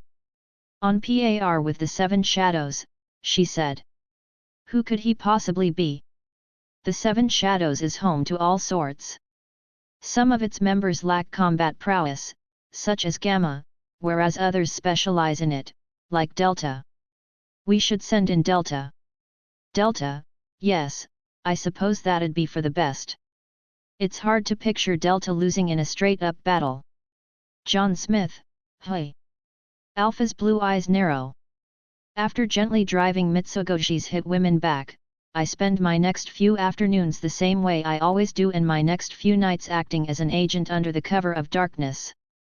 I'm a busy man touching base with Yukame, protecting the flow of counterfeits, and stopping anyone who tries to find out where they're coming from. Mitsugashi seems to have their guard up, as they haven't tried anything since. Tonight, once again, I lurk in the darkness and protect the carriage filled with counterfeits. As it rolls across the evening roads, a silent, barely perceptible presence approaches it. An assassin. Like I said, though, I can barely sense them. If that's the case, well, there's only one person I know who can mask their presence so skillfully. A little while later, a familiar figure emerges from the darkness. It's a woman clad in a black bodysuit, her muscles supple and her movements flexible. I'd know her anywhere. It's Delta. It makes sense. I drove off that three-woman squad of theirs already, so now they're sending in the biggest guns they've got. Unfortunately for them, though, they chose wrong. John Smith fights with wires, so his style matches up well against hot-blooded meatheads. Against Delta, all I have to do is tie her down with my hidden wires and that'll be all, she wrote. Oh wait. Her instincts are crazy sharp, so there's a chance she'll be able to avoid them all on intuition alone. Actually, that's totally what's gonna happen. Wait. Is Delta secretly my worst matchup? Whatever. Worst comes to worst, I'll just go full tryhard against her and win the fight that way. She's probably noticed me by now, so I make my grand appearance. My name is John Smith. You go no further. Boss man, what's up? She sniffs at the air as she asks the question, her tail wagging happily. My name is John Smith. I'm not your boss. Boss man. Wanna go hunting? I'll pass. It's no use. She has me dead to rights. I did take a bath and drench myself in perfume before this, but I guess I underestimated Delta's nose. I take off my mask and reveal myself. Boss man, you're John Smith. Yeah, basically. Oh woof. That means I can't beat John Smith. I gotta go tell Alpha. Hold it. As Delta makes to go run off, I grab her by the tail to stop her. Sorry, I think I pulled a couple tufts of fur loose. Yo. Not my tail. No pulling. Pulling bad. Sorry. Now, Delta, I need you to listen to me real close. See, I'm on a confidential secret mission right now. What's a confidential secret mission? A confidential secret mission is a mission that's confidential and secret, so you can't let anyone know about it. Wow, cool. I wanna do that, too. No, only I can do this particular mission. But if you tell Alpha about John Smith, then I'll fail. You know why, right? Nope. Because it won't be a secret anymore, see? So you can't tell anyone about any of this. But Alpha gave me a mission. Delta's ears droop as she looks at me. It's okay, I have a new mission for you. You remember the Shadow Garden's rules, right? Nope. The missions I give you take priority over everything else. Even the ones Alpha gives you. Alpha won't get mad. Nah. Alpha will definitely get mad. I know that. After all, Delta's on an official Mitsugoshi-related mission right now. Using the bullshit Shadow Garden rules from when we were kids to overrule it is totally foul play. Sorry, Delta. When all this is over, I'll help you apologize to Alpha. This is for the greater good. The greater good. Yeah, the greater good. The greater good. That's right. Sorry about this, Delta. When you finish your mission, I'll give you some kind of reward. You'll do anything I want. Delta's eyes gleam, and her tail starts wagging excessively.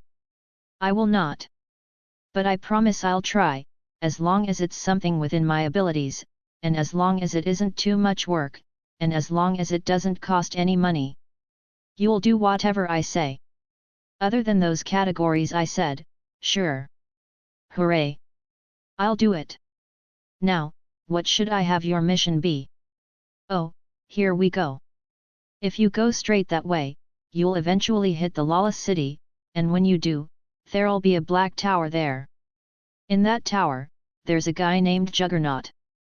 Now, he's a mean old bandit, so I need you to hunt him. Lawless city. Black tower. Juggernaut. And I can hunt him. Yup, that sounds right. Got it. And when I hunt him, you'll do whatever I say. With those caveats, yeah. Oh, and we're in no rush here, so make sure you take your time getting there. Lawless city. Black juggler. Hunting. With that, Delta takes off at a dash. I feel like she didn't get that quite right, but I'm sure it'll be fine. At the end of the day, I got Delta out of the capital, so we'll chalk that up as a win. Her acting sucks, so even if I tried to get her to keep this a secret, I'd be exposed in no time. This way, it'll take the others a while to track her down and pump her for info. That works out perfectly for me. After all, I've decided they can only know the whole truth once all the dust has settled. Delta was tracking John Smith, but she's gone dark. When Alpha hears Gamma's report, she drops her pen and looks straight at her. We also found this at the scene. Gamma shows her some scraps of fur from Delta's tail. Sorrow wells up in Alpha's heart upon seeing they were forcefully ripped out. Gamma's eyes look cold and steely. However, uncontrollable fury lurks just below their surface. I see. So Delta's been. Upon realizing just how frail her own voice sounds, Alpha takes a moment to compose herself. She'd been prepared for this. Someone was always going to fall, eventually. Today just happens to be that day. I can't imagine her abandoning a mission you assigned her. That idiot. She might not have had much going on upstairs, she might have been all brawn and no brain, but she always did listen to you, Alpha. Gamma's voice trembles. It's okay. I know. Alpha tries to comfort her. The Shadow Garden's missions are fraught with peril, but because of Delta's combat prowess, she's always the one being asked to handle the most dangerous ones. Her not coming back almost certainly means she's dead. Continue the search. We have to find her, even if it's just a body. Understood. Alpha then takes the lock of Delta's fur. After delicately wrapping it in cloth, she slips it into her cleavage. Number 666 tried to tell her how dangerous John Smith was. She shouldn't have sent Delta in alone. A deep voice wells up from within her throat. John Smith. Also, the amount of counterfeits in circulation is continuing to rise. At this rate, we're bound for a credit crisis. That was his plan from the very beginning, replies Alpha. Hey! John Smith isn't some small-time crook trying to use counterfeits to make a quick buck. Causing the credit crisis was his goal all along. If we look at it that way, all the pieces fit into place. What? The credit crisis is a poison that will destroy Mitsugashi and the MCA. While we've been fighting, he's been sowing his seeds in the shadows. And now, he's going to take everything. That can't be. You're saying that he saw this all coming from the get-go. He understood the ingredients for a credit crisis, he noticed the flaws in the MCA's bills, and he used those two tiny grains of information to form a flawless plan. Is that even possible? It is for John Smith. The sound of Alpha grinding her teeth fills the air. As the cult's messenger leaves, Getten slams his fist against the desk. What's the meaning of this? Our counterfeits haven't been distributed yet. He checked in with his bosses earlier about the counterfeit situation. However, they told him that they didn't have anything to do with the fakes that were currently making the rounds. In other words, that means some third party is the one mass-producing fake bills. At this rate, the MCA is going to go underway ahead of schedule, and the cult will suffer tremendous losses. This is unthinkable. Who would dare? More and more counterfeits are pouring in every day, yet they still have no idea where they're coming from. It's clearly the work of organized crime. Whoever's doing it must have a mind like a steel trap, a sizable bankroll, sizable manpower, and intimate knowledge of the mechanisms behind credit creation. Wait, it's so simple. Isn't Getten himself currently locked in battle with an organization that fulfills all those conditions? It's Mitsugashi. In the event of a credit collapse, Mitsugashi and the MCA will go bankrupt in kind. However, there is a way to recover, by preparing enough funds to weather the bank run. Mitsugashi must have realized sooner than anyone just how shoddy the MCA's bills are. By manufacturing counterfeits and liquidating them in the marketplace, they must have been able to raise substantial capital. They'd seen through Getten's plan. They'd seen through everything, and now they're using it against him. Damn it! Curse them! Getten roars. At this rate, he's quite literally going to lose his head. The MCA will fall, the cult will suffer catastrophic losses, and Mitsugashi will gain a complete monopoly over the marketplace. Getten will be lucky if all the cult does is kill him. It's not too late, I can still make it. If I can just recover those funds. According to Garter, there's a man named John Smith protecting the counterfeits distribution chain. If Getten tracks him down, he can still salvage this. The full moon hangs glimmering over the crisp winter night air. Beta is with her master, delivering her regular report. She finishes telling him about the Shadow Garden's activities like always, then moves on to Mitsugashi news. Normally, her report only contains information about the Shadow Garden. After all, Mitsugashi's work is only peripheral to this organization as a whole. There's usually no need for her to waste his time with trivialities. At the moment, though, Mitsugashi is in a major pinch. Her master seems to have sensed that fact, too. He normally just nods and says during her reports, but now, the air about him changes. He straightens his posture, takes a notepad out of his pocket, and begins writing on it as he listens to Beta's report. Then, I see. And he's actually saying something other than during her regular report. Beta chokes on her words for a moment. Forgive me. As I was saying, the quantity of counterfeits has. When her master's gaze sharpens, she feels a tinge of joy. He's taking this seriously. Her master is a busy man, and he rarely gets involved in Beta and the others' affairs. He surely has much grander tasks that he's devoting his time and strength toward. If he's getting serious now, that means that the situation must be important enough to warrant it.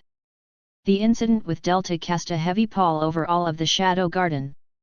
However, if their master's going to get serious, Beta's sure they'll be able to overcome anything that stands in their way. Warmth floods her heart. The amount of money in circulation's increased, so the value of goods has begun rising as well. At the moment, the inflation rate stands at. I don't quite follow. Her master just told her that he didn't follow. Now, he obviously didn't mean it literally.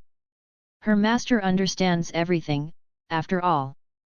That means he must be suggesting something else. In other words, there must be some error in her report. He's asking how it's possible that she made such a boneheaded mistake. Maybe she got the inflation rate wrong, or maybe there was some flaw in her underlying logic, but the fact of the matter is that he noticed her failure in an instant. I'll go back over my analysis immediately. She screwed up, and just when her master started taking the issue seriously, too. Beta's face reddens in shame and vexation. I don't follow, but oh well. May as well write it down anyways. My sincerest apologies. Her report ends. However, there's something else she needs to tell him, too. As she watches her master start to put away his notepad, she speaks solemnly. There is one other thing I need to inform you about today. I'm listening. Upon seeing the quiet, almost drowsy look in his eyes, Beta realizes something. He's already figured out what she's about to tell him. Now that she thinks about it, it's obvious. In fact, it would be stranger if he didn't know. Even so, she still needs to say it. She needs to tell him that one of their dear comrades died. It's her duty as one of the people who let it happen. Delta was pursuing John Smith when we lost contact with her. Given the situation, we have no choice but to assume she's. Beta's voice is shaking. Delta was a dear teammate of hers. She was a handful to deal with, sure, but something about her always set Beta's heart at ease, like an adorable little sister. Dead, she manages to say. Upon hearing the news, her master cocks his head and thinks for a moment. No, no. She just went off on a long journey, that's all, he finally says. When she hears the gentle euphemism, Beta is unable to hold back the tears. You're right. I see now. She's just off on a long journey. Tears stream down her cheeks. She's thankful for her master's awkward kindness. We consider John Smith to be a formidable foe. If it's at all possible, Master Shadow, we'd like to ask for your assistance in dealing with him. Sorry, but I have business of my own to attend to. No, of course. Forgive me for my impertinence. Her master's already moving along a different course. No matter what it is, it must be absolutely essential for both Mitsugashi and the Shadow Garden as a whole. That's all I have for you today. Oh, but before I go. Her report's finished, so there's other work she needs to get to, but there's something she wants to confirm first. And, forgive me for asking, Master Shadow, but that notepad. This one. Yes, about that notepad. We actually have a rule about immediately destroying or encrypting sensitive documents, so. She's sure he knows all about that. She just wants to make absolutely certain. Her master freezes for a split second, then hands it to her. Have a look. Wait, this is. Upon seeing the script written on it, Beta's eyes go wide. I encoded it in a cipher I made up of the 5 different languages: Japanese hiragana script, katakana script, characters, Arabic numerals, and Romanized Japanese. Why, you came up with this all by yourself? Yup. The letters scrawled across the page aren't just written randomly. They're simple yet complex, regular yet chaotic. Trying to decipher the 5 intermingled languages would be a daunting task. Beta gazes reverently at her master, the man who devised that whole encryption method solo. If it's not too much to ask, would you mind teaching me this code sometime? It's a bit too early for that. I see. Beta slumps her shoulders, crestfallen. Now that you mention it, though. With that, her master quickly writes something on the pad, then tears out the page and passes it to Beta. What's this? When you can make out the meaning there, I'll explain it to you. I'll explain everything. There's a short passage written on the sheet in the 5 languages. Thank you so much. Beta carefully slips the scrap of paper between her breasts and makes a mental note to head to the lab at once to get it analyzed. The MCA has mobilized a huge number of men and sent them looking for John Smith. However, they haven't been able to find so much as a trace. Also, owing to the size of the search party, they've been drawing a whole lot of unwanted attention. The existence of counterfeits hasn't been made public, but anyone with a sharp enough intuition is beginning to notice something's afoot. There isn't much time left. The crisis is almost here. Halt right there. We're conducting a search of this carriage. Deep in the night, a group of men stop a carriage from leaving the capital. They belong to the Garter Corporation's private army, and they've been going after every carriage that looks even slightly suspicious. Now, they don't have permission to do so, and their actions have no legal basis behind them. However, most merchants wouldn't dare cross the MCA, so they have no choice but to comply with the investigation. Just like the others, the carriage complies and comes to a stop. The Garter men reach up and violently grab at the vehicle's curtains. I wouldn't do that if I were you. What? Hearing a deep voice from somewhere, the soldiers stop and look around. You'll regret it. Ha, bite me. Scoffing at the warning, one of the soldiers throws open the curtain. He sees a mountain of gold coins inside and his head immediately goes flying off. Wah! I told you you'd regret it. With a spray of blood, the beheaded soldier crumples to the ground. A masked man wearing a black suit appears from behind him. Who the hell are you? The rest of the soldiers surround him and draw their swords. My name is John Smith. I am the man who destroys it all and starts from scratch. It's John Smith. Don't move, you, just drop your weapon. Several fine threads shine in the moonlight. However, nobody notices their glimmer. Their heads go flying off in unison. Knowing nothing and noticing nothing, their lives instantly end. As their blood rains down on the surroundings, the gold coin-laden carriage starts moving again. It gradually accelerates and vanishes into the distance, leaving only John Smith and the corpses behind. He jerks his fingers as though playing the piano, and the myriad threads extending from them twitch in turn. He calls out to the empty air. I know you're there. His steel wires slice through the darkness. Something stirs. The next moment, a woman clad in a black bodysuit emerges from the seemingly empty gloom. A mask covers her face, but her blue eyes are visible beneath it. She's Alpha, the Shadow Garden's most powerful slayer, and she's here for revenge. Hello, John Smith. Her voice has the beautiful tenor of a bell ringing. Her platinum blonde hair flashes in the moonlight as she bows.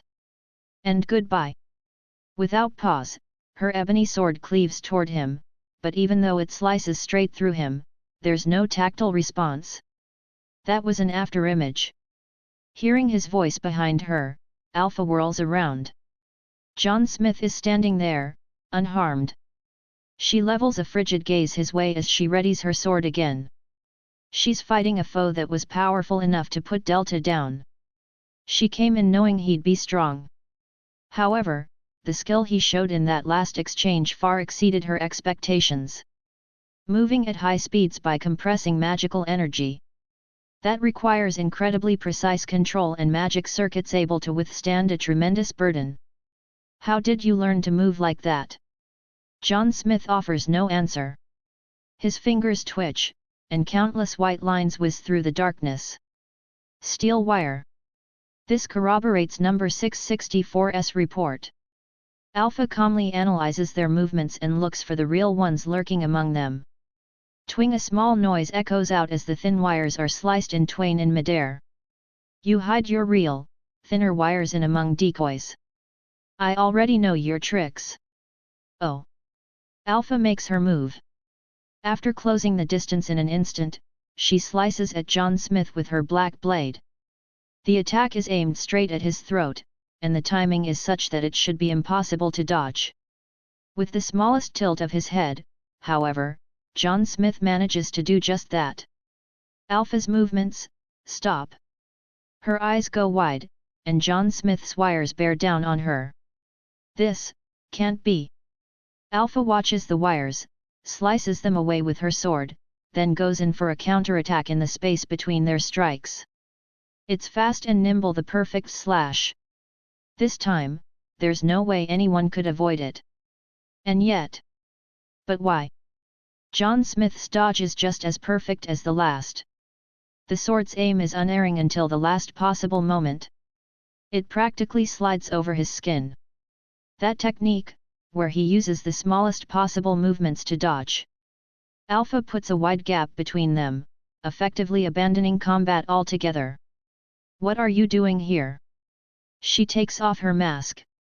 Her beautiful elvish face comes into view. Why are you? Her eyes flash with certainty. Shadow. John Smith meets her gaze for a moment, then takes off his mask in turn. I've abandoned that name. His face is one she knows all too well. What do you mean, you've abandoned it? Exactly what I said. I'm John Smith now. Nothing more, nothing less. But why are you John Smith? Alpha's voice sounds almost desperate. Because it was the best option. The best option for what? That isn't enough to understand what's going on. You'll know once this is all over. And what about Delta?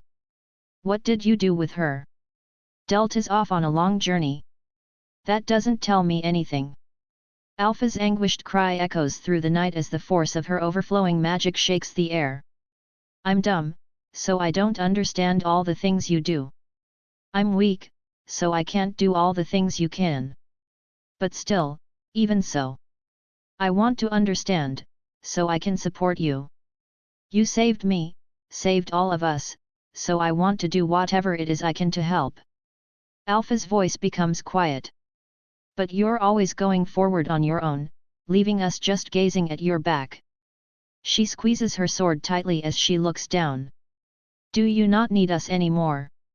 Tears start dripping from her sapphire eyes. I'm doing what needs to be done, John Smith replies. The raging magic swirls down and coalesces on Alpha. I'm not just going to be a burden forever. And with that she vanishes. Surprise makes its way across John Smith's face for the first time. Her raging magic, her ebony sword, her body, every proof that she was ever there has completely disappeared. All that's left is a red mist. Then Alpha appears out of the fog and tries to rip into John Smith from behind. Her blade is a dark red. John Smith whirls around and tries to dodge with the smallest movements possible. Just like always. A thin wound carves its way across John Smith's cheek. Without any warning, the dark crimson blade extends. Alpha vanishes, and the red mist blankets their surroundings once more. Another slice flies out of the mist. It tears John Smith's suit, lightly splattering his shirt with blood. By the time he's ready to strike back with his wires, Alpha's body has already transformed back into fog. An instant later, she attacks him again from behind. The speed at which she emerges from the mist and the speed she turns back into it are both incredible. Her one-sided attacks seem to defy the concept of space, and her unfair defense bends the laws of physics. She vanishes, then appears. Appears, then vanishes. The slashes bear down on John Smith without pause, and his suit is ripped to shreds. By manipulating his wires and relying on three-dimensional movement, he's able to avoid suffering any lethal wounds. However, the fact that he uses wires to keep his distance matches up terribly against Alpha's ability to override the concept of space altogether. NGH. His suit suffers another tear. It seems the red mist doubles as a sensory organ of some sort, as Alpha's able to completely sense the wire's movements. It looks as though John Smith has no cards left to play. Alpha's voice comes out from somewhere in the mist. I'm not just a burden anymore. I'm strong enough to support you, to understand you. So please, I'm begging you. Mist form, hey? It's an interesting technique, but it's lacking in mass. As the words leave his mouth, his ebony sword materializes in his hand. Devastating quantities of magic gather around it. If I blow it all away, you'll be helpless. He swings his sword in a wide arc. The released magic and wind force combine into a massive tornado. This can't be. The mist disappears, and Alpha re-emerges. Good choice. If you'd stayed as mist, it could have ended poorly for you. Alpha looks up and sees that all the mist above them has been completely blown away. She also sees a merciless strike bearing down on her. You've become strong. The ebony blade crashes into her. Ah! The force of the blow causes her to start losing consciousness. Don't worry, I hit you with the flat side. His footsteps start to withdraw. Once all this is over, you'll realize this was for the best. Despite her rapidly fading consciousness, she frantically tries to reach out. Please. Wait. However, he doesn't stop. Little by little, slowly but surely, he's growing distant. I'm begging you. Don't leave me. Her voice doesn't reach him. Epilogue. The one to destroy it all and start from scratch with fake bills. The day is finally here. The underground facility that once served as the counterfeit factory has shut down. Only a few employees remain, and all of them are working on teardown. The factory has served its purpose. Mr. John, please take a look at this. As John Smith, I do as Yukame says and open the large iron door. Inside, I find a mound of gold coins piled all the way up to the ceiling. It's magnificent. We've liquidated almost all of the counterfeits. Satisfactory? No.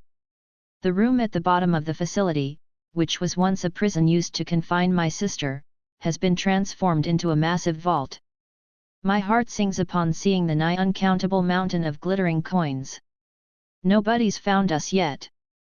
Mitsugashi and the MCA seem to have made it as far as the Lawless city, but I've been playing hooky at school so I can spend 24/7 keeping them from getting any closer.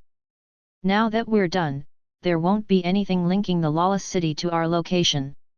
Now all we must do is liquidate the real MCA bills I've prepared and the deed will be done. The MCA has nowhere near enough funds to make the exchange, so the credit crisis shall begin. As Yukame was trading the counterfeits for gold, she was also stockpiling authentic bills. Once we trade them in, the MCA will go bankrupt.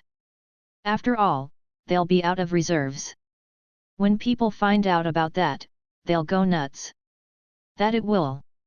The amount of money in circulation's increased, so the value of goods has begun rising as well. At the moment, the inflation rate stands at. I rattle off the numbers Beta told me. The goal is to impress Yukame with how knowledgeable and good at gathering information I am. To think, Mr. John, that you investigated it to that extent. Had. Child's play. Once more I find myself verily glad to have joined forces with you. Without you, this plan could never have come to fruition. Hey, it wasn't all me. You did good work, too. Yukame grins. You flatter me. We extend our hands at the same time and exchange a firm handshake. Now then, let us put this to rest. Would you be so kind as to patrol the area between here and the Lawless city? Consider it done, I tell her. In the meantime, I shall go exchange the real bills. Hey! That doesn't sound right. What reason is there for you to go in person? Surely it would be smarter for her to send someone else in her place. There is, meaning to the act. Yukame averts her gaze. Ah, I get it. Well, I guess everyone has their own personal aesthetic they like to adhere to. Perhaps it's time for you to hear my tale. And with that, Yukame starts narrating. Earlier, I told you the story of my mother and me. But that was not where the tale ends. When my mother went out to hunt, our village was attacked by a hostile tribe.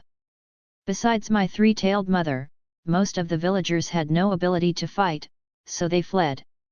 I hid under my bed, trembling. But my door was soon kicked down, and a group of men came into the room I was hiding in. They dragged me out, and oh, the vulgarity in their eyes. The moment I thought I was done for, another man came crashing through the window and cut the cruel men down.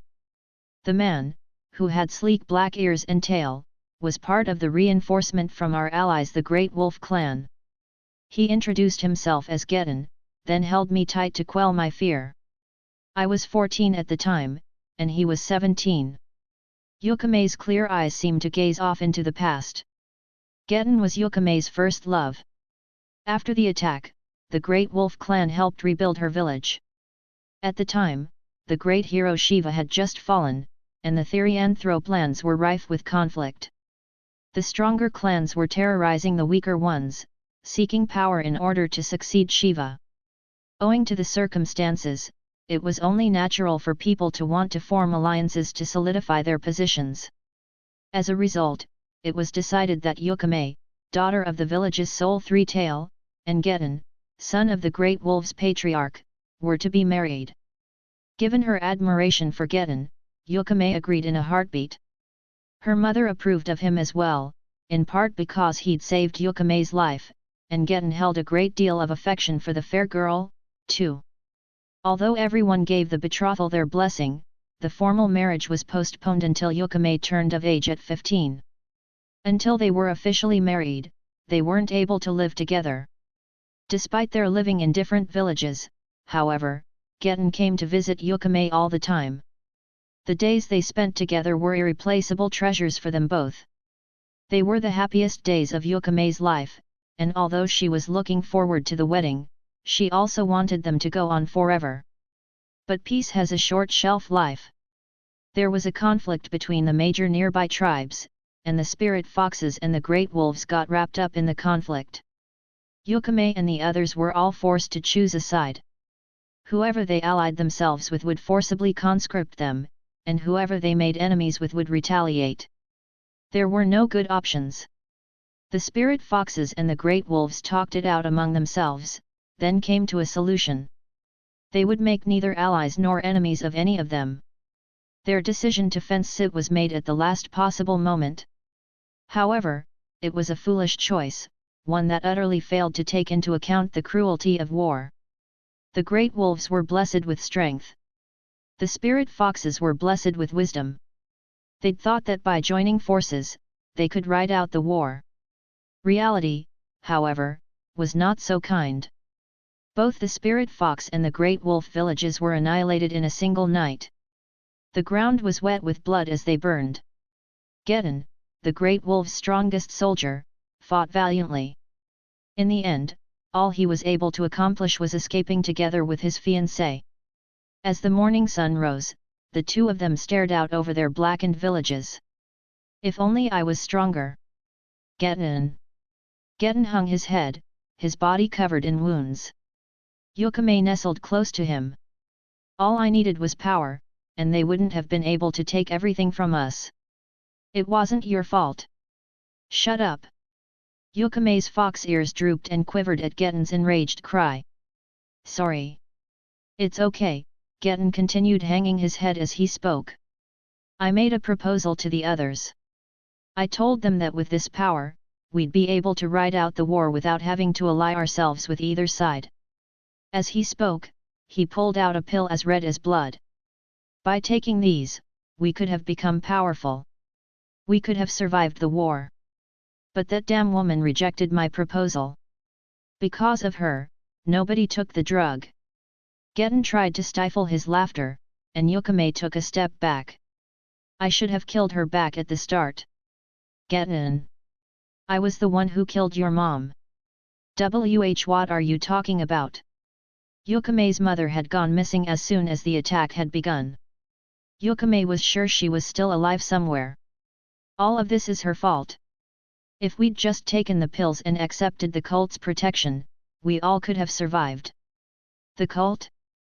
Hey, Geddon, I'm a little slow, so I'm not really sure what you're talking about, but, you were joking just now, right? Like hell I was. I snuck up behind her and chopped her head clean off. If it weren't for that wench. Geddon, don't tell me you're serious. Yukame took another step backward. If I wanted to protect you and the village from the war, I didn't have any other choice. And no. No. Stay away. What's wrong? Come on, let's go get our revenge. Geddon offered Yukame a red pill. You have to take one, too. The only way to protect what's yours is to take from others. Now, seize this power so we can go slaughter the bastards who did this. No. Stay away from me. Yukame finally turned around and began running. You're gonna reject me, too. Something smashed into Yukame's back. Then she collapsed face down. Blood gushed from the sword wounds on her back. Don't reject power. Geddon. Why? Revenge isn't something to be afraid of. If you don't steal from others, they'll just steal from you. And no. Please stop. You're still rejecting me. As Yukame tried to crawl away, Geddon brought his sword down on her over and over. Each individual wound was shallow, but together they brutally shredded her back. Then he planted his foot atop the cuts and whispered in Yukame's ear as she writhed in agony. Come on, Yukame. Take the pill so we can have our revenge together. No. As the pain caused her consciousness to fade, she heard a strange voice. Yahoo, gimme all your money. The voice itself was young and ungainly, in stark contrast to the violence in its words. She must have just been hallucinating or something. Then she passed out. When she came to, it was night. Her back felt strange. When she reached up and felt it, she found the bleeding had all stopped. There were probably scars, but it didn't hurt anymore. She didn't see Getten anywhere. For whatever reason, though, she saw blood and his fur scattered about her surroundings. Yukame then went back to look for her mother's body. For some reason, her village was littered with the corpses of its attackers. It didn't take her long to find her mother's body and severed head. Its eyes were wide with shock, and the 3 fluffy tails Yukame had loved so much were all burned to a crisp. Mother! Her mom had been killed. Her friends and neighbors had been slaughtered, too. Her village had been burned to the ground. Their money had been stolen. And finally, her beloved fiancé had become her bitter enemy. Sniff. Sob. As hot tears rolled down her cheeks, she burned the sight of her dear mother and her destroyed hometown into her mind. She bit her lip. Everything had been taken from her. All she had left was a single bitter enemy. However, even surviving was a tough task for a 14-year-old with no money, power, or relatives. She spent her days traveling from place to place as a battlefield prostitute. By the time she turned 17, she owned the brothel she'd been selling her body at. She had money. Next, she wanted power. Having had everything taken from her, she vowed to take everything from that enemy of hers in turn. It looks like Yukame's done with her story. I feel like I was part of a similar situation once, so I got distracted at about the halfway mark. I suspect you've had an inkling, Mr. John. You knew I had no interest in the companies or the money. My sole aim was to take everything from Getten. His money. His power. And then, his life. Everything he's worked so hard to build. And to do that, I needed a company's power, as well as your help. But I had to deceive you, and for that, I beg your forgiveness. I see. Nope, my memory is failing me. I will settle the score with Getten. I ask that you please believe in me and wait for my return. Yukame smiles and stands. There's no use racking my brain over stuff I can't remember, so I may as well get to work. I should get going, I say. Allow me to accompany you to the exit. The two of us leave the room together. The afternoon sky is pleasantly clear. As the gentle winter sunlight streams in through the windows, a furious voice echoes through the Garter Corporation headquarters. Why exactly are you having so much trouble locating John Smith? President Garter hangs his head as Getten slams his fist into the desk and screams at him. Well, you see, we followed his tracks as far as the Lawless City, but any investigation in the Lawless City is incredibly risky, and we keep losing contact with the investigators, Garter murmurs his excuses. Can't you see we're out of time? Rumors about the counterfeits are already starting to circulate around the capital. Well, yes, about that. There's been an increase in people exchanging their bills for gold. TCH, it's too fast. A huge liquidation request came in this morning, and we've only been getting more. The other company presidents are saying this isn't what you promised.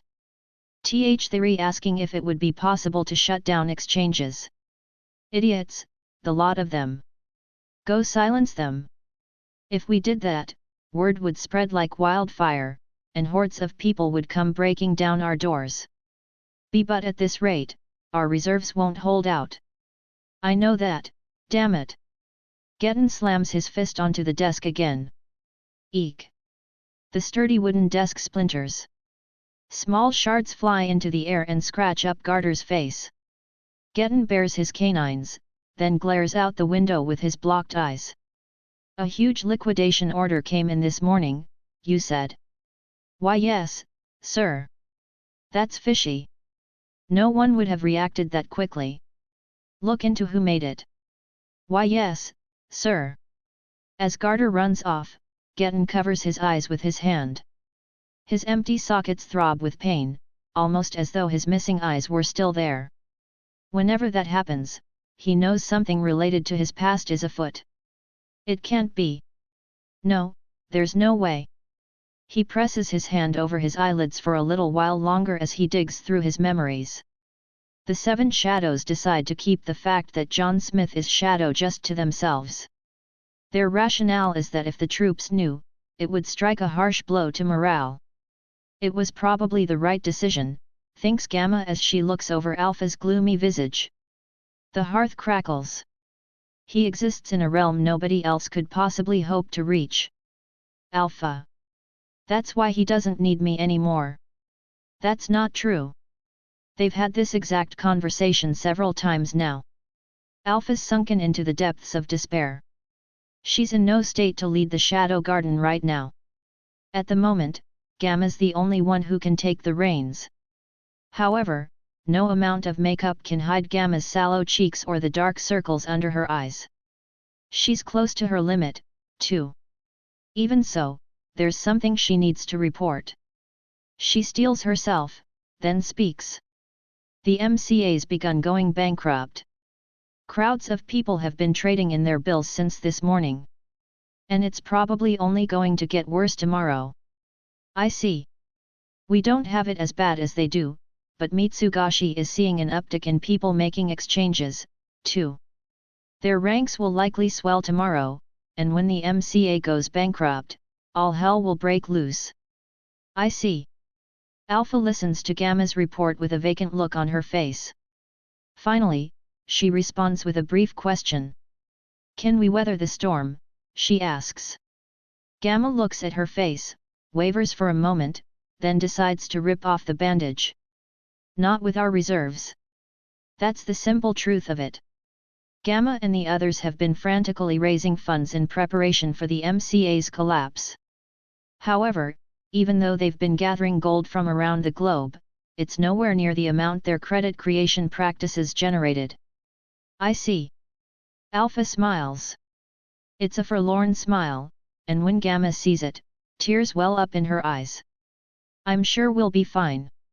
When the people see the mountains of gold we've prepared, I'm certain it'll set their hearts at ease.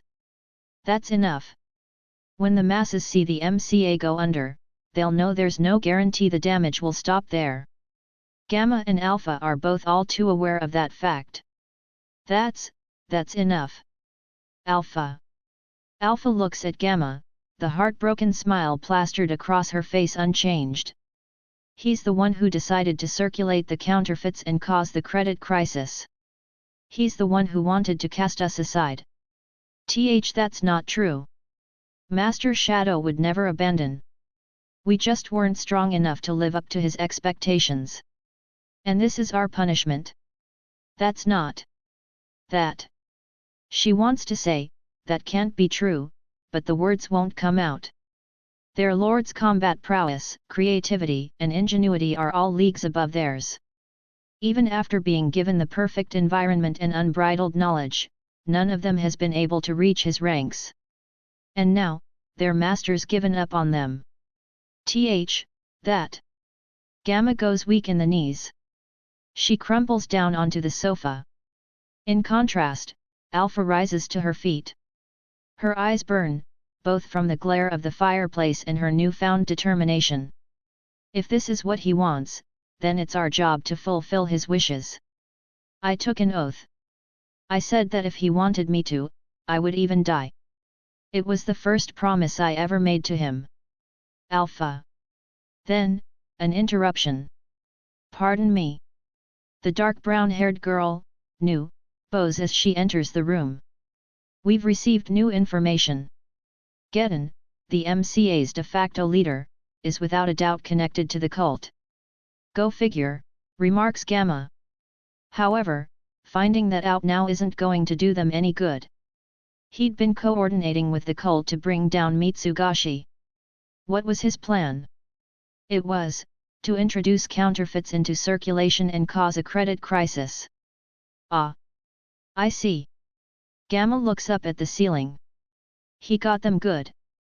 Nobody knew Mitsugashi was a Shadow Garden front, so she hadn't expected the cult to be willing to go to such suicidal lengths to take them down. After all, sacrificing the MCA just to take Mitsugashi down with them? Even though it worked, surely the price was too steep. Who would have thought they regarded Mitsugashi as such a threat? Gamma had overlooked the possibility. So in the end, the cult successfully did us in, hey. No, not quite. The cult hasn't actually put their plan into motion yet. Wait, but that doesn't make any. Gamma feels as though the puzzle pieces are rearranging themselves in her mind. Another interruption. Alpha. Beta comes barreling into the room without so much as a knock. She's holding a sheet of paper in her hand. Over at the lab, Ada decoded the encrypted message Master Shadow left us. Ada, the seventh member of the Seven Shadows, specializes in research. When Beta's master gave her the encoded message, Ada was the one she'd entrusted deciphering it to. Look here. Alpha takes the proffered document. Light returns to her eyes as they trace over it. Alpha. She responds to Gamma's puzzled voice by flashing her a broad smile. A tear rolls down her cheek, but it's a tear of joy. He didn't abandon us after all. Upon hearing that, Gamma takes the page and reads it over. This means. The astonishing truth is laid out in Ada's handwriting. Sorry, but I have to betray you all. A partner and I are manufacturing counterfeits and using them to collect gold. We're squirreling away all the money in the old facility we saved my sister from back when we were kids. I know you all might resent me for this, but I believe every choice I made was for the best. Before she realizes it, Gamma is crying, too. The puzzle in her mind's taken on a form that she hadn't dared imagine possible. Alpha, Gamma, and Beta, all of them are beaming as the tears stream down their faces. Master Shadow set this all up for us, says Beta, her voice full of reverence. So he's been looking at the bigger picture. Who knew anyone could see so far? Alpha's voice is thick with emotion. Gamma sounds relieved. He saw through it all and made the best possible choice. An act truly befitting the man. He realized the cult's plan sooner than anyone else. Then he used it against them. By making his own counterfeits before the cult could act, he was able to amass a shocking amount of capital. With that gold, Mitsugashi will be able to survive the credit crisis. When that happens, the cult will have lost the MCA. They'll be the sole losers. The cult picked a fight with the wrong man.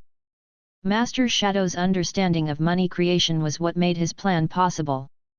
He understood how dangerous a credit crisis could be, and he came up with a bold, efficient method of raising funds. A class act all around. We didn't want to reveal the link between Mitsugashi and the Shadow Garden, so our hands were tied. That's why he had to work behind the scenes. And that explains why he had to hide his identity, too, to remove the link between him and us.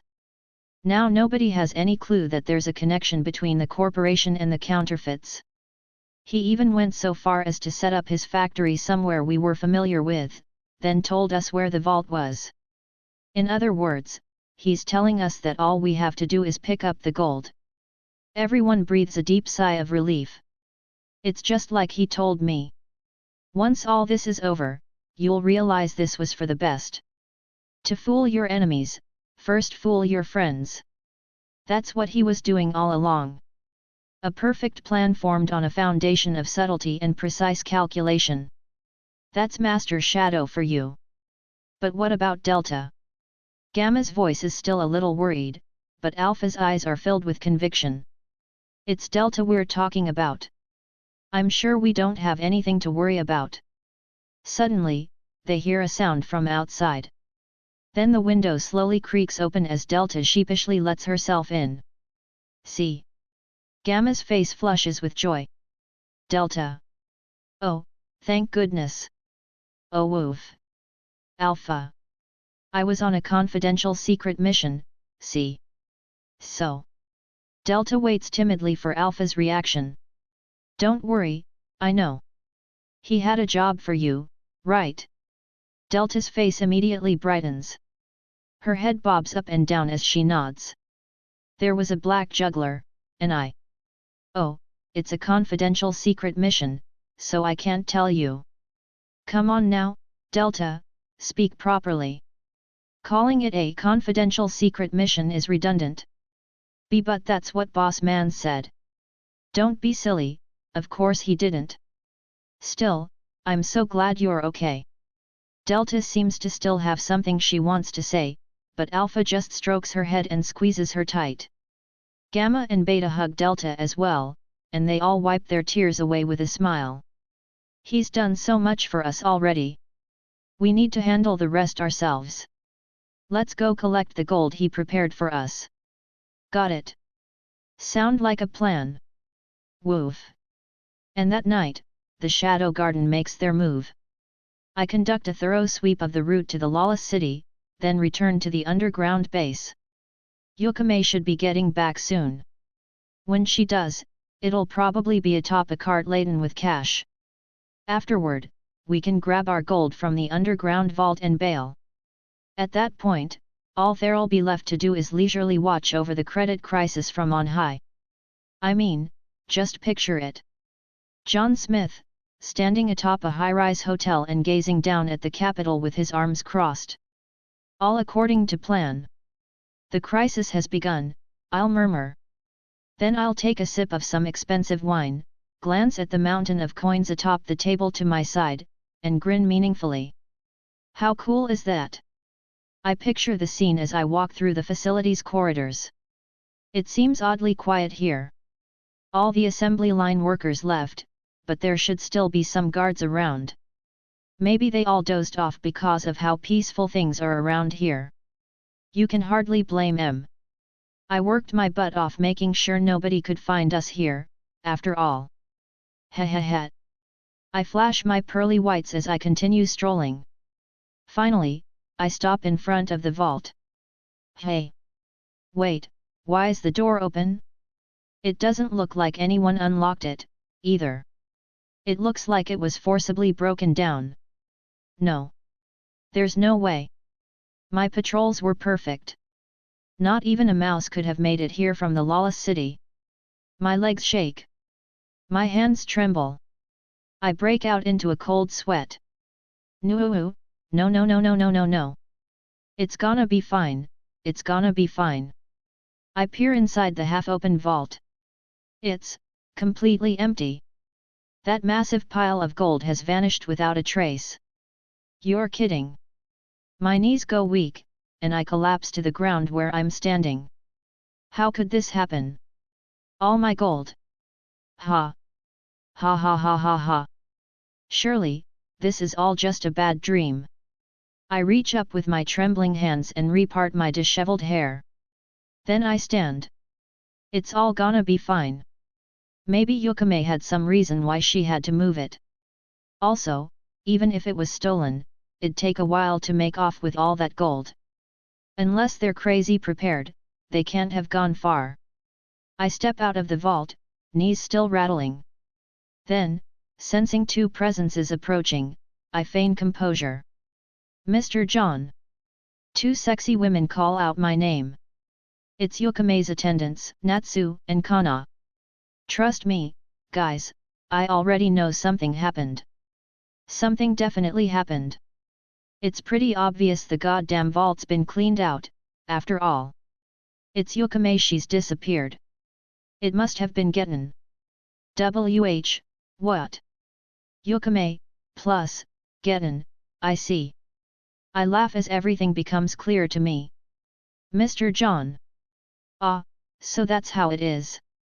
Natsu and Kana seem confused, so I open the vault door up and show them what isn't inside. Their eyes go wide in shock. That's... Did he do this? But there's no way he could act that fast. Do you two know where he is? Why yes. Then we're fine. I'll get em back. I stride between the two of them, letting my magic leak out so the air vibrates. What's with this incredible magic? Is this John Smith's true power? I follow up by making my steel wires go whoosh, whoosh, whoosh. They leave elegant arcs of light in their wake as they slice through the air. Get in. You pissed off the wrong guy. Now then, time for revenge. A little time passes. Snow starts falling onto the capital right around when the sun makes its descent past the horizon. As the shadows gradually overtake the world's vermilion hue, the snowfall picks up in intensity. A lone spirit fox stands still and gazes toward the capital's skyline as she stands atop a distant plain. She exhales a cloudy breath, waiting for something with a melancholy look in her eyes. A little while after the sun sinks fully from view, someone approaches her from behind. Was this all you're doing, Yukame? The snow's begun piling up and dampening the night's sounds. As a result, the furious bellow carries well. Yukame turns toward the eyeless, jet-black therianthrope. Get in. You have no idea how long I've waited for this day. So you and John Smith were working together. Is this your idea of revenge? Gettin's face is contorted with rage, a stark contrast to Yukame's calm demeanor. It's over for you. Accept your fate. No, not yet. If I take back the money you two stole, I can still fix this. Gettin unsheaths his sword. It's almost as long as he is tall. Gettin, Yukame draws her fans. Alas, I'm not the little girl you once knew anymore. The ground is piled high with pristine snow. The pearly moon gleams overhead, accompanied by a host of stars. With the beautiful black and white night as a backdrop, the blade and fans meet. A burst of white snow flies into the air, accompanied by a shower of blood. Vivid patches of red stain the blank snowy canvas. This can't be. Gettin drops to one knee. When he looks up at Yukame, his eyebrows rise. At some point, Yukame's body transformed. Her 9 silvery tails have grown even thicker and longer, and those eyes of hers that looked like pools of still water are now blood red. Even without his vision, Gettin can make out the dense magical energy she's mantled in. This is the true form of us spirit foxes. You cannot defeat me. So the legends are true. If you had that kind of power. If I had that kind of power, I wouldn't have everything taken from me. Yukame responds to the raw hatred in Gettin's expression with a sad smile. Gettin. What changed you so? Surely, you were not always like this. Shut up. It's over, Gettin. Yukame presses her fans against his throat. When he feels the cold steel, his expression freezes. Yukame. She looks down at him, fans still held firmly in place. Her face is tinged with nostalgia, as though she's remembering events from days gone by. Neither of them so much as twitches. It's as if time itself is standing still. The only movement is that of the snow slowly piling up. Finally, Yukame lowers her fans. Her eyes and 9 tails return to their original states. What are you playing at? My revenge is now complete. Complete, you say? I know not what it is that made you this way. But for all the sins you've committed, the fact that you once saved my village and my life remains unchanged. Sins do not erase good deeds, nor do good deeds erase sins. I choose to believe that the Gettin who saved me that day still resides somewhere inside you. Yukame turns and begins walking away across the snowy plain. Goodbye, Gettin. He watches her leave with his closed eyes and glares at her. I don't need your pity. However, his resentment doesn't reach her. He pops a red pill into his mouth. His wounds rapidly heal, and then... ah! A flower of blood blooms atop the snow. How much of a mockery do you plan to make of me? Get, 10. Run through by his blade, Yukame crumples to the cold ground. As her consciousness starts to fade, tears roll down her cheeks. Mr. John, forgive me. As she weeps, a fierce gust of wind blows, kicking up the lightly powdered snow. A dark figure appears. Who's there? A man appears out of the darkness of night and alabaster flurry. The powdered snow dances around him as his steel wires slice through the air. I believe you've taken something very important from me. The man striding forward is clad in a black suit, his face concealed beneath a mask. It's John Smith. Mr. John. Yukame calls out his name, although it causes her pain to do so. For some reason, seeing John like this feels deeply nostalgic. So it's John Smith. You claim that I stole from you, but you took from me first. Gettin's closed eyes glare at John Smith. I'm only here to take back what you stole, replies John Smith. Nothing more. What I took. Hat, good luck with that. I won't need luck. You insolent little. You know, I have something I need to take back, too. A little something that you two stole from me. Gettin readies his longsword. What are you talking about? It's so typical of a lowlife to play dumb, Gettin clicks his tongue. This is a waste of my breath.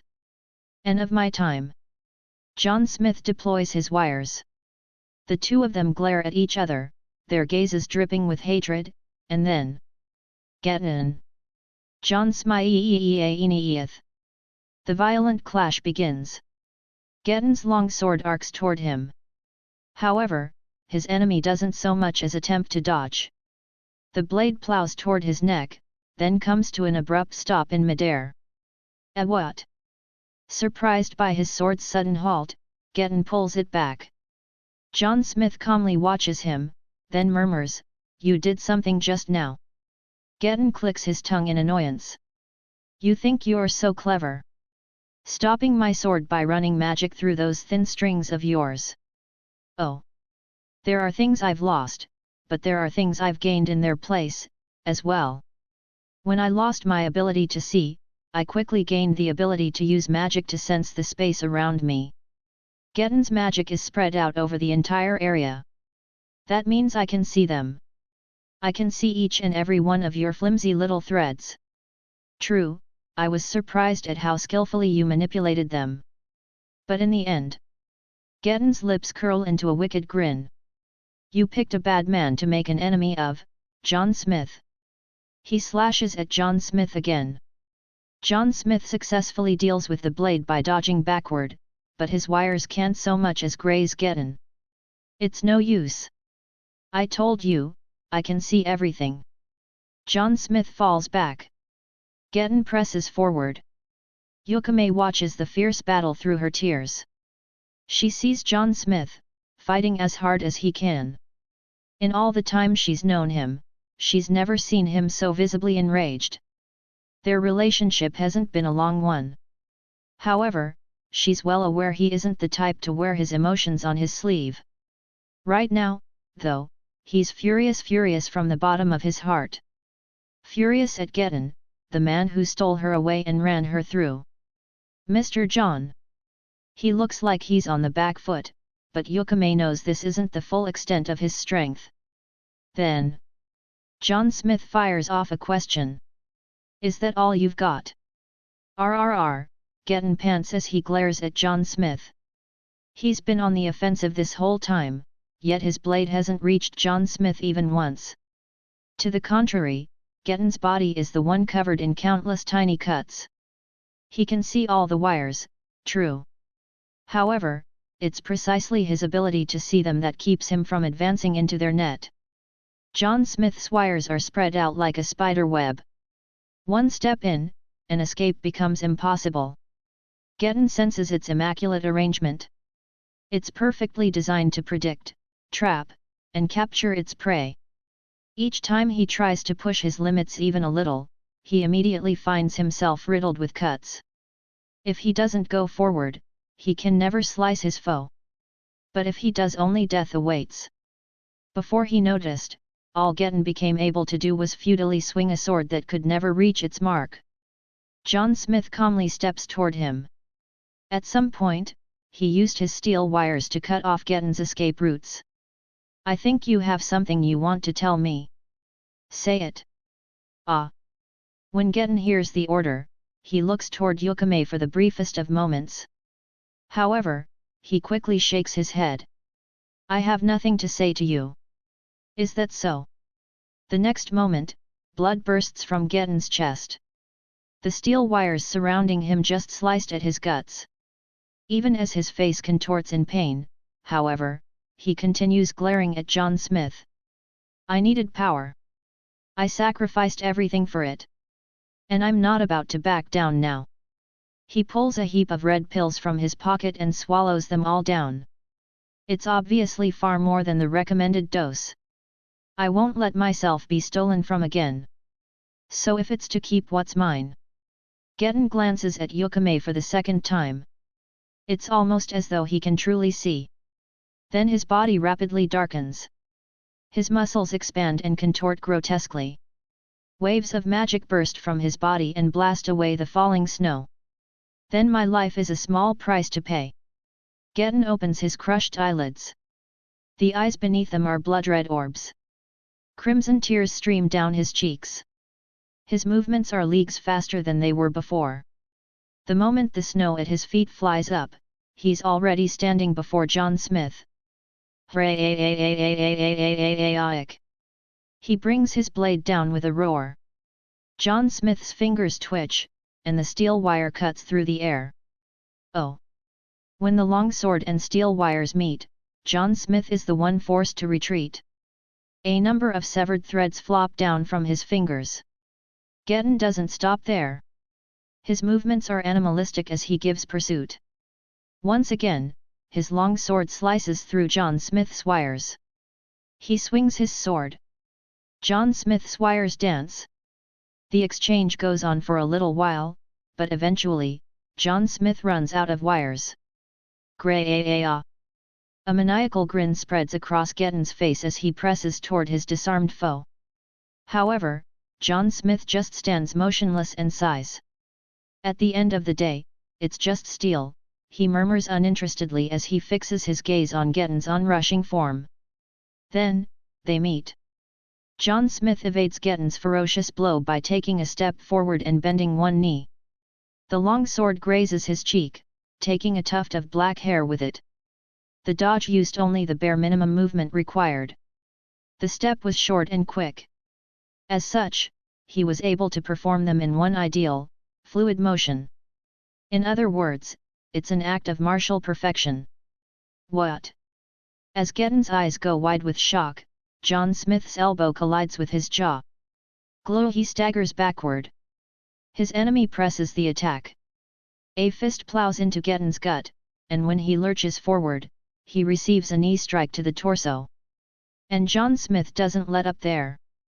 Nothing about his fists, elbows, or knees is special, yet they sink into Getten's body all the same. Getten's engorged flesh is getting tossed around like a toy. A man's body is his final, most reliable weapon, and John Smith is the embodiment of that ideal. Getten frantically tries to retreat and put some distance between himself and the whirlwind of blows. Thanks to the pills, his body heals as soon as it takes damage. The storm won't last forever, so all he has to do is weather it and get to safety, and John Smith, however, doesn't stop. With each step, he cuts off Getten's escape routes, and with each blow, he saps power from Getten's legs. As he rains down the flurry of blows, he calculates and predicts Getten's every move. That's how he continues his one-sided beatdown. By keeping Getten at point-blank range, he'll always be in John Smith's reach. No matter how his prey moves, he never lets it escape. The dispassionate, almost mechanical beatdown continues. Gak. Gaha. Gray. Irk. Getten's bones break, his fangs snap, and his organs burst. They immediately regenerate. The torture seems never-ending. The sprays of blood paint a macabre carpet atop the fallen snow. Eventually, John Smith's blows pick up in strength. They pick up in speed, too. You have something to tell me. Say it. Ga. Herga. John Smith's words are accompanied by more blows. Finally, Getten reaches his limit. The regeneration stops. Seeing that, John Smith backs up half a step, then swings his right leg with all his might. His foot slams into the side of Getten's skull, and the therianthrope collapses violently onto the snow. As Getten tries to get up, John Smith stamps down on his chest. He glares up at the man. Gettin's eyes throb, as though trying to remind him of the past. Gah! John Smith smashes his fist into his opponent's face. Say it. He punches him again. Tell me what I want to hear. John Smith. I see. You're the one, from back then. Gettin looks up at John Smith, all sorts of emotions running across his face, rage, hatred, envy, regret. If I had power like yours, maybe things would have been different. The mixed feelings in his voice afforded a certain weight. I tried to flee from my own weakness, and look where that's gotten me. All I really wanted to protect was, Gettin smiles. But I feel, I can entrust it to you. Gettin's voice is weak now. His finger trembles as he points in Yukame's direction. I trust you, with you. Understood.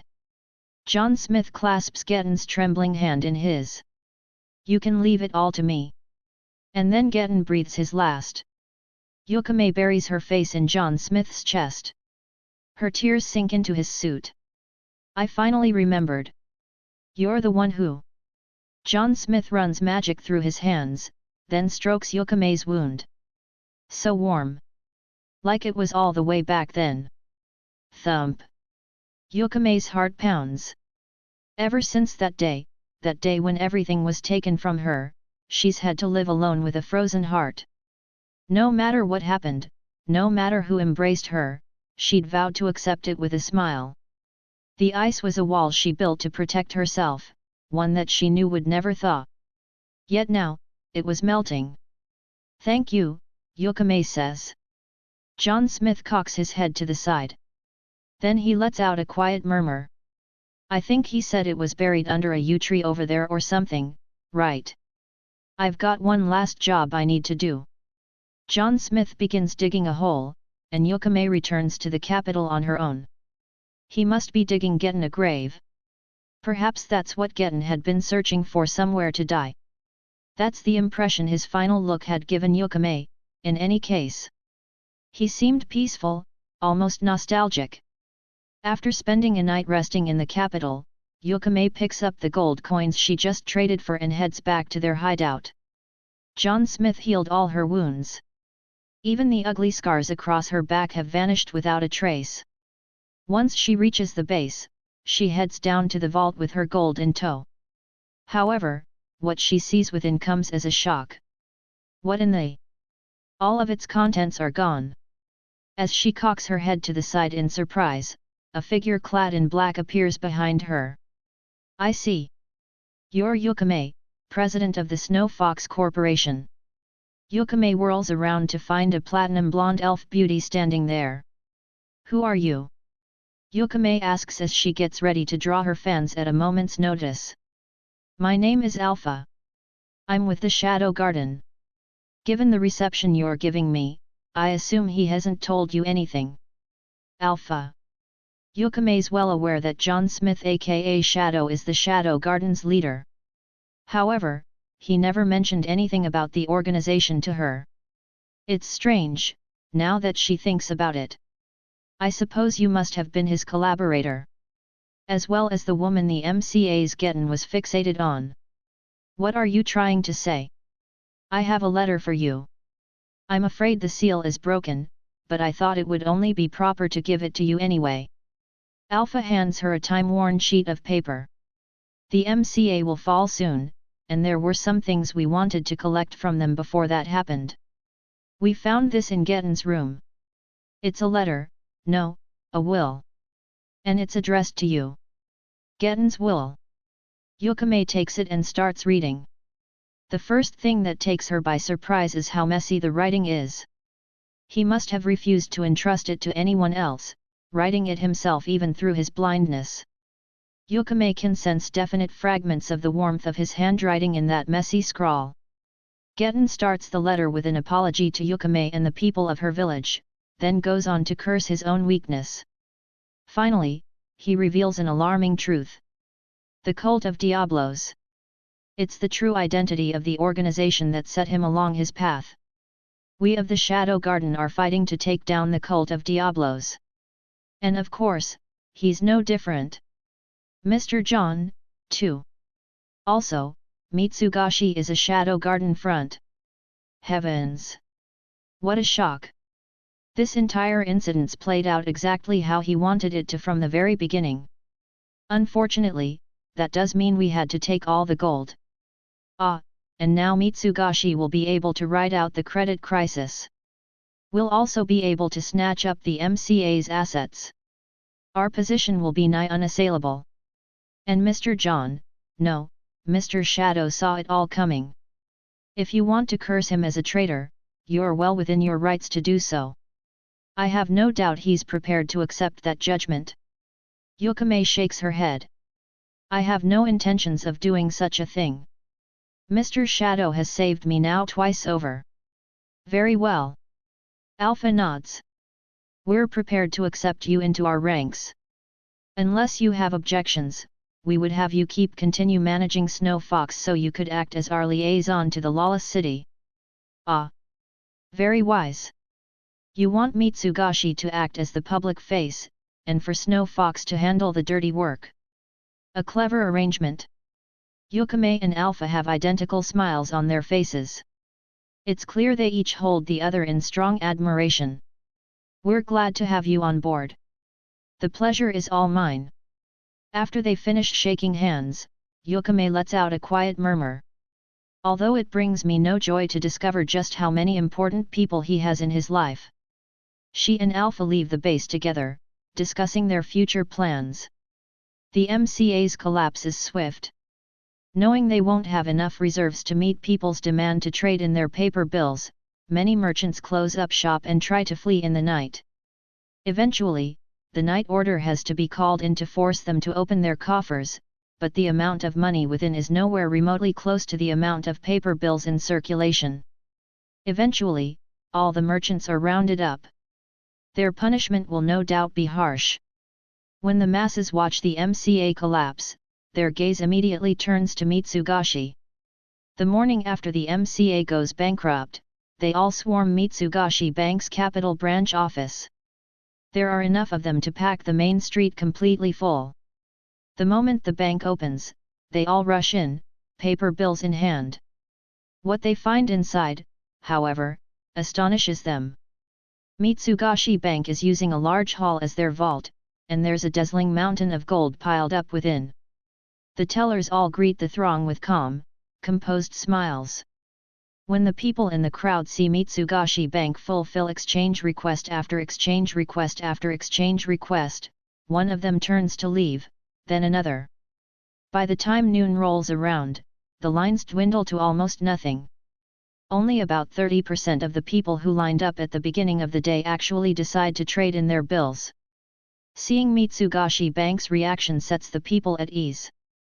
The mountain of gold, the teller's polite smiles, and the reputation that Mitsugashi Group's build up over time certainly doesn't hurt, either.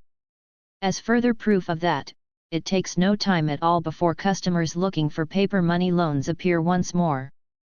Mitsugashi Bank as well as Mitsugashi, Limited, as a whole is able to use the MCA's collapse to elevate their position and further increase their trust with the consumers. At this point, they're so powerful, not even the government can stand up to them. If Mitsugashi were to leave, the kingdom's economy will be reduced to shambles. This whole incident has caused the nation's leadership to view money creation with alarm.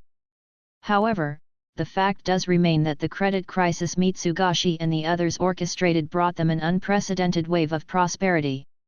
As a result, they decide to hold a meeting with representatives from Mitsugashi Group and Mitsugashi Bank and eventually come to a set of agreements regarding credit creation. With that, the series of tumultuous events finally comes to a close. I dig through the earth with my slime shovel. I've been digging this whole time. So why is it, then? Why haven't I found anything? And why haven't I heard anything from Yukame?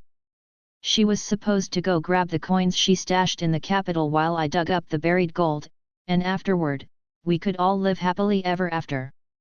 That was the plan, at least. Except the gold isn't showing up, and Yukame's gone dark. Also, now that I think about it, Mitsugashi Bank survived somehow. Why? What does it all mean? The only thing I know is that my plan is in ruins. Boss man, we're not finding anything, says Delta as she scrapes through the dirt with her bare hands. It's here. It's somewhere around here, it should be. I keep digging. If all I needed to do was hollow out the ground, I could just blow it all up, but that'd blow up the gold, too. In other words, hard labor is my only option. Delta followed me here by tracking my scent, so I'm having her help me, too. Boss man, is this a confidential secret mission, too? Yup, so you have to make sure you don't tell Alpha about it. Got it. See, what we have here is a man's dying message. Dine-in message. It's when someone tells you the truth right before they die. This guy and I hated each other, so we fought to the death, but in the end, we came to a mutual understanding. And the word he left me with on his deathbed was you. And he pointed here. In other words, he was telling me that he buried something important under the yew trees here. Wow! It's elementary, my dear. Elementary.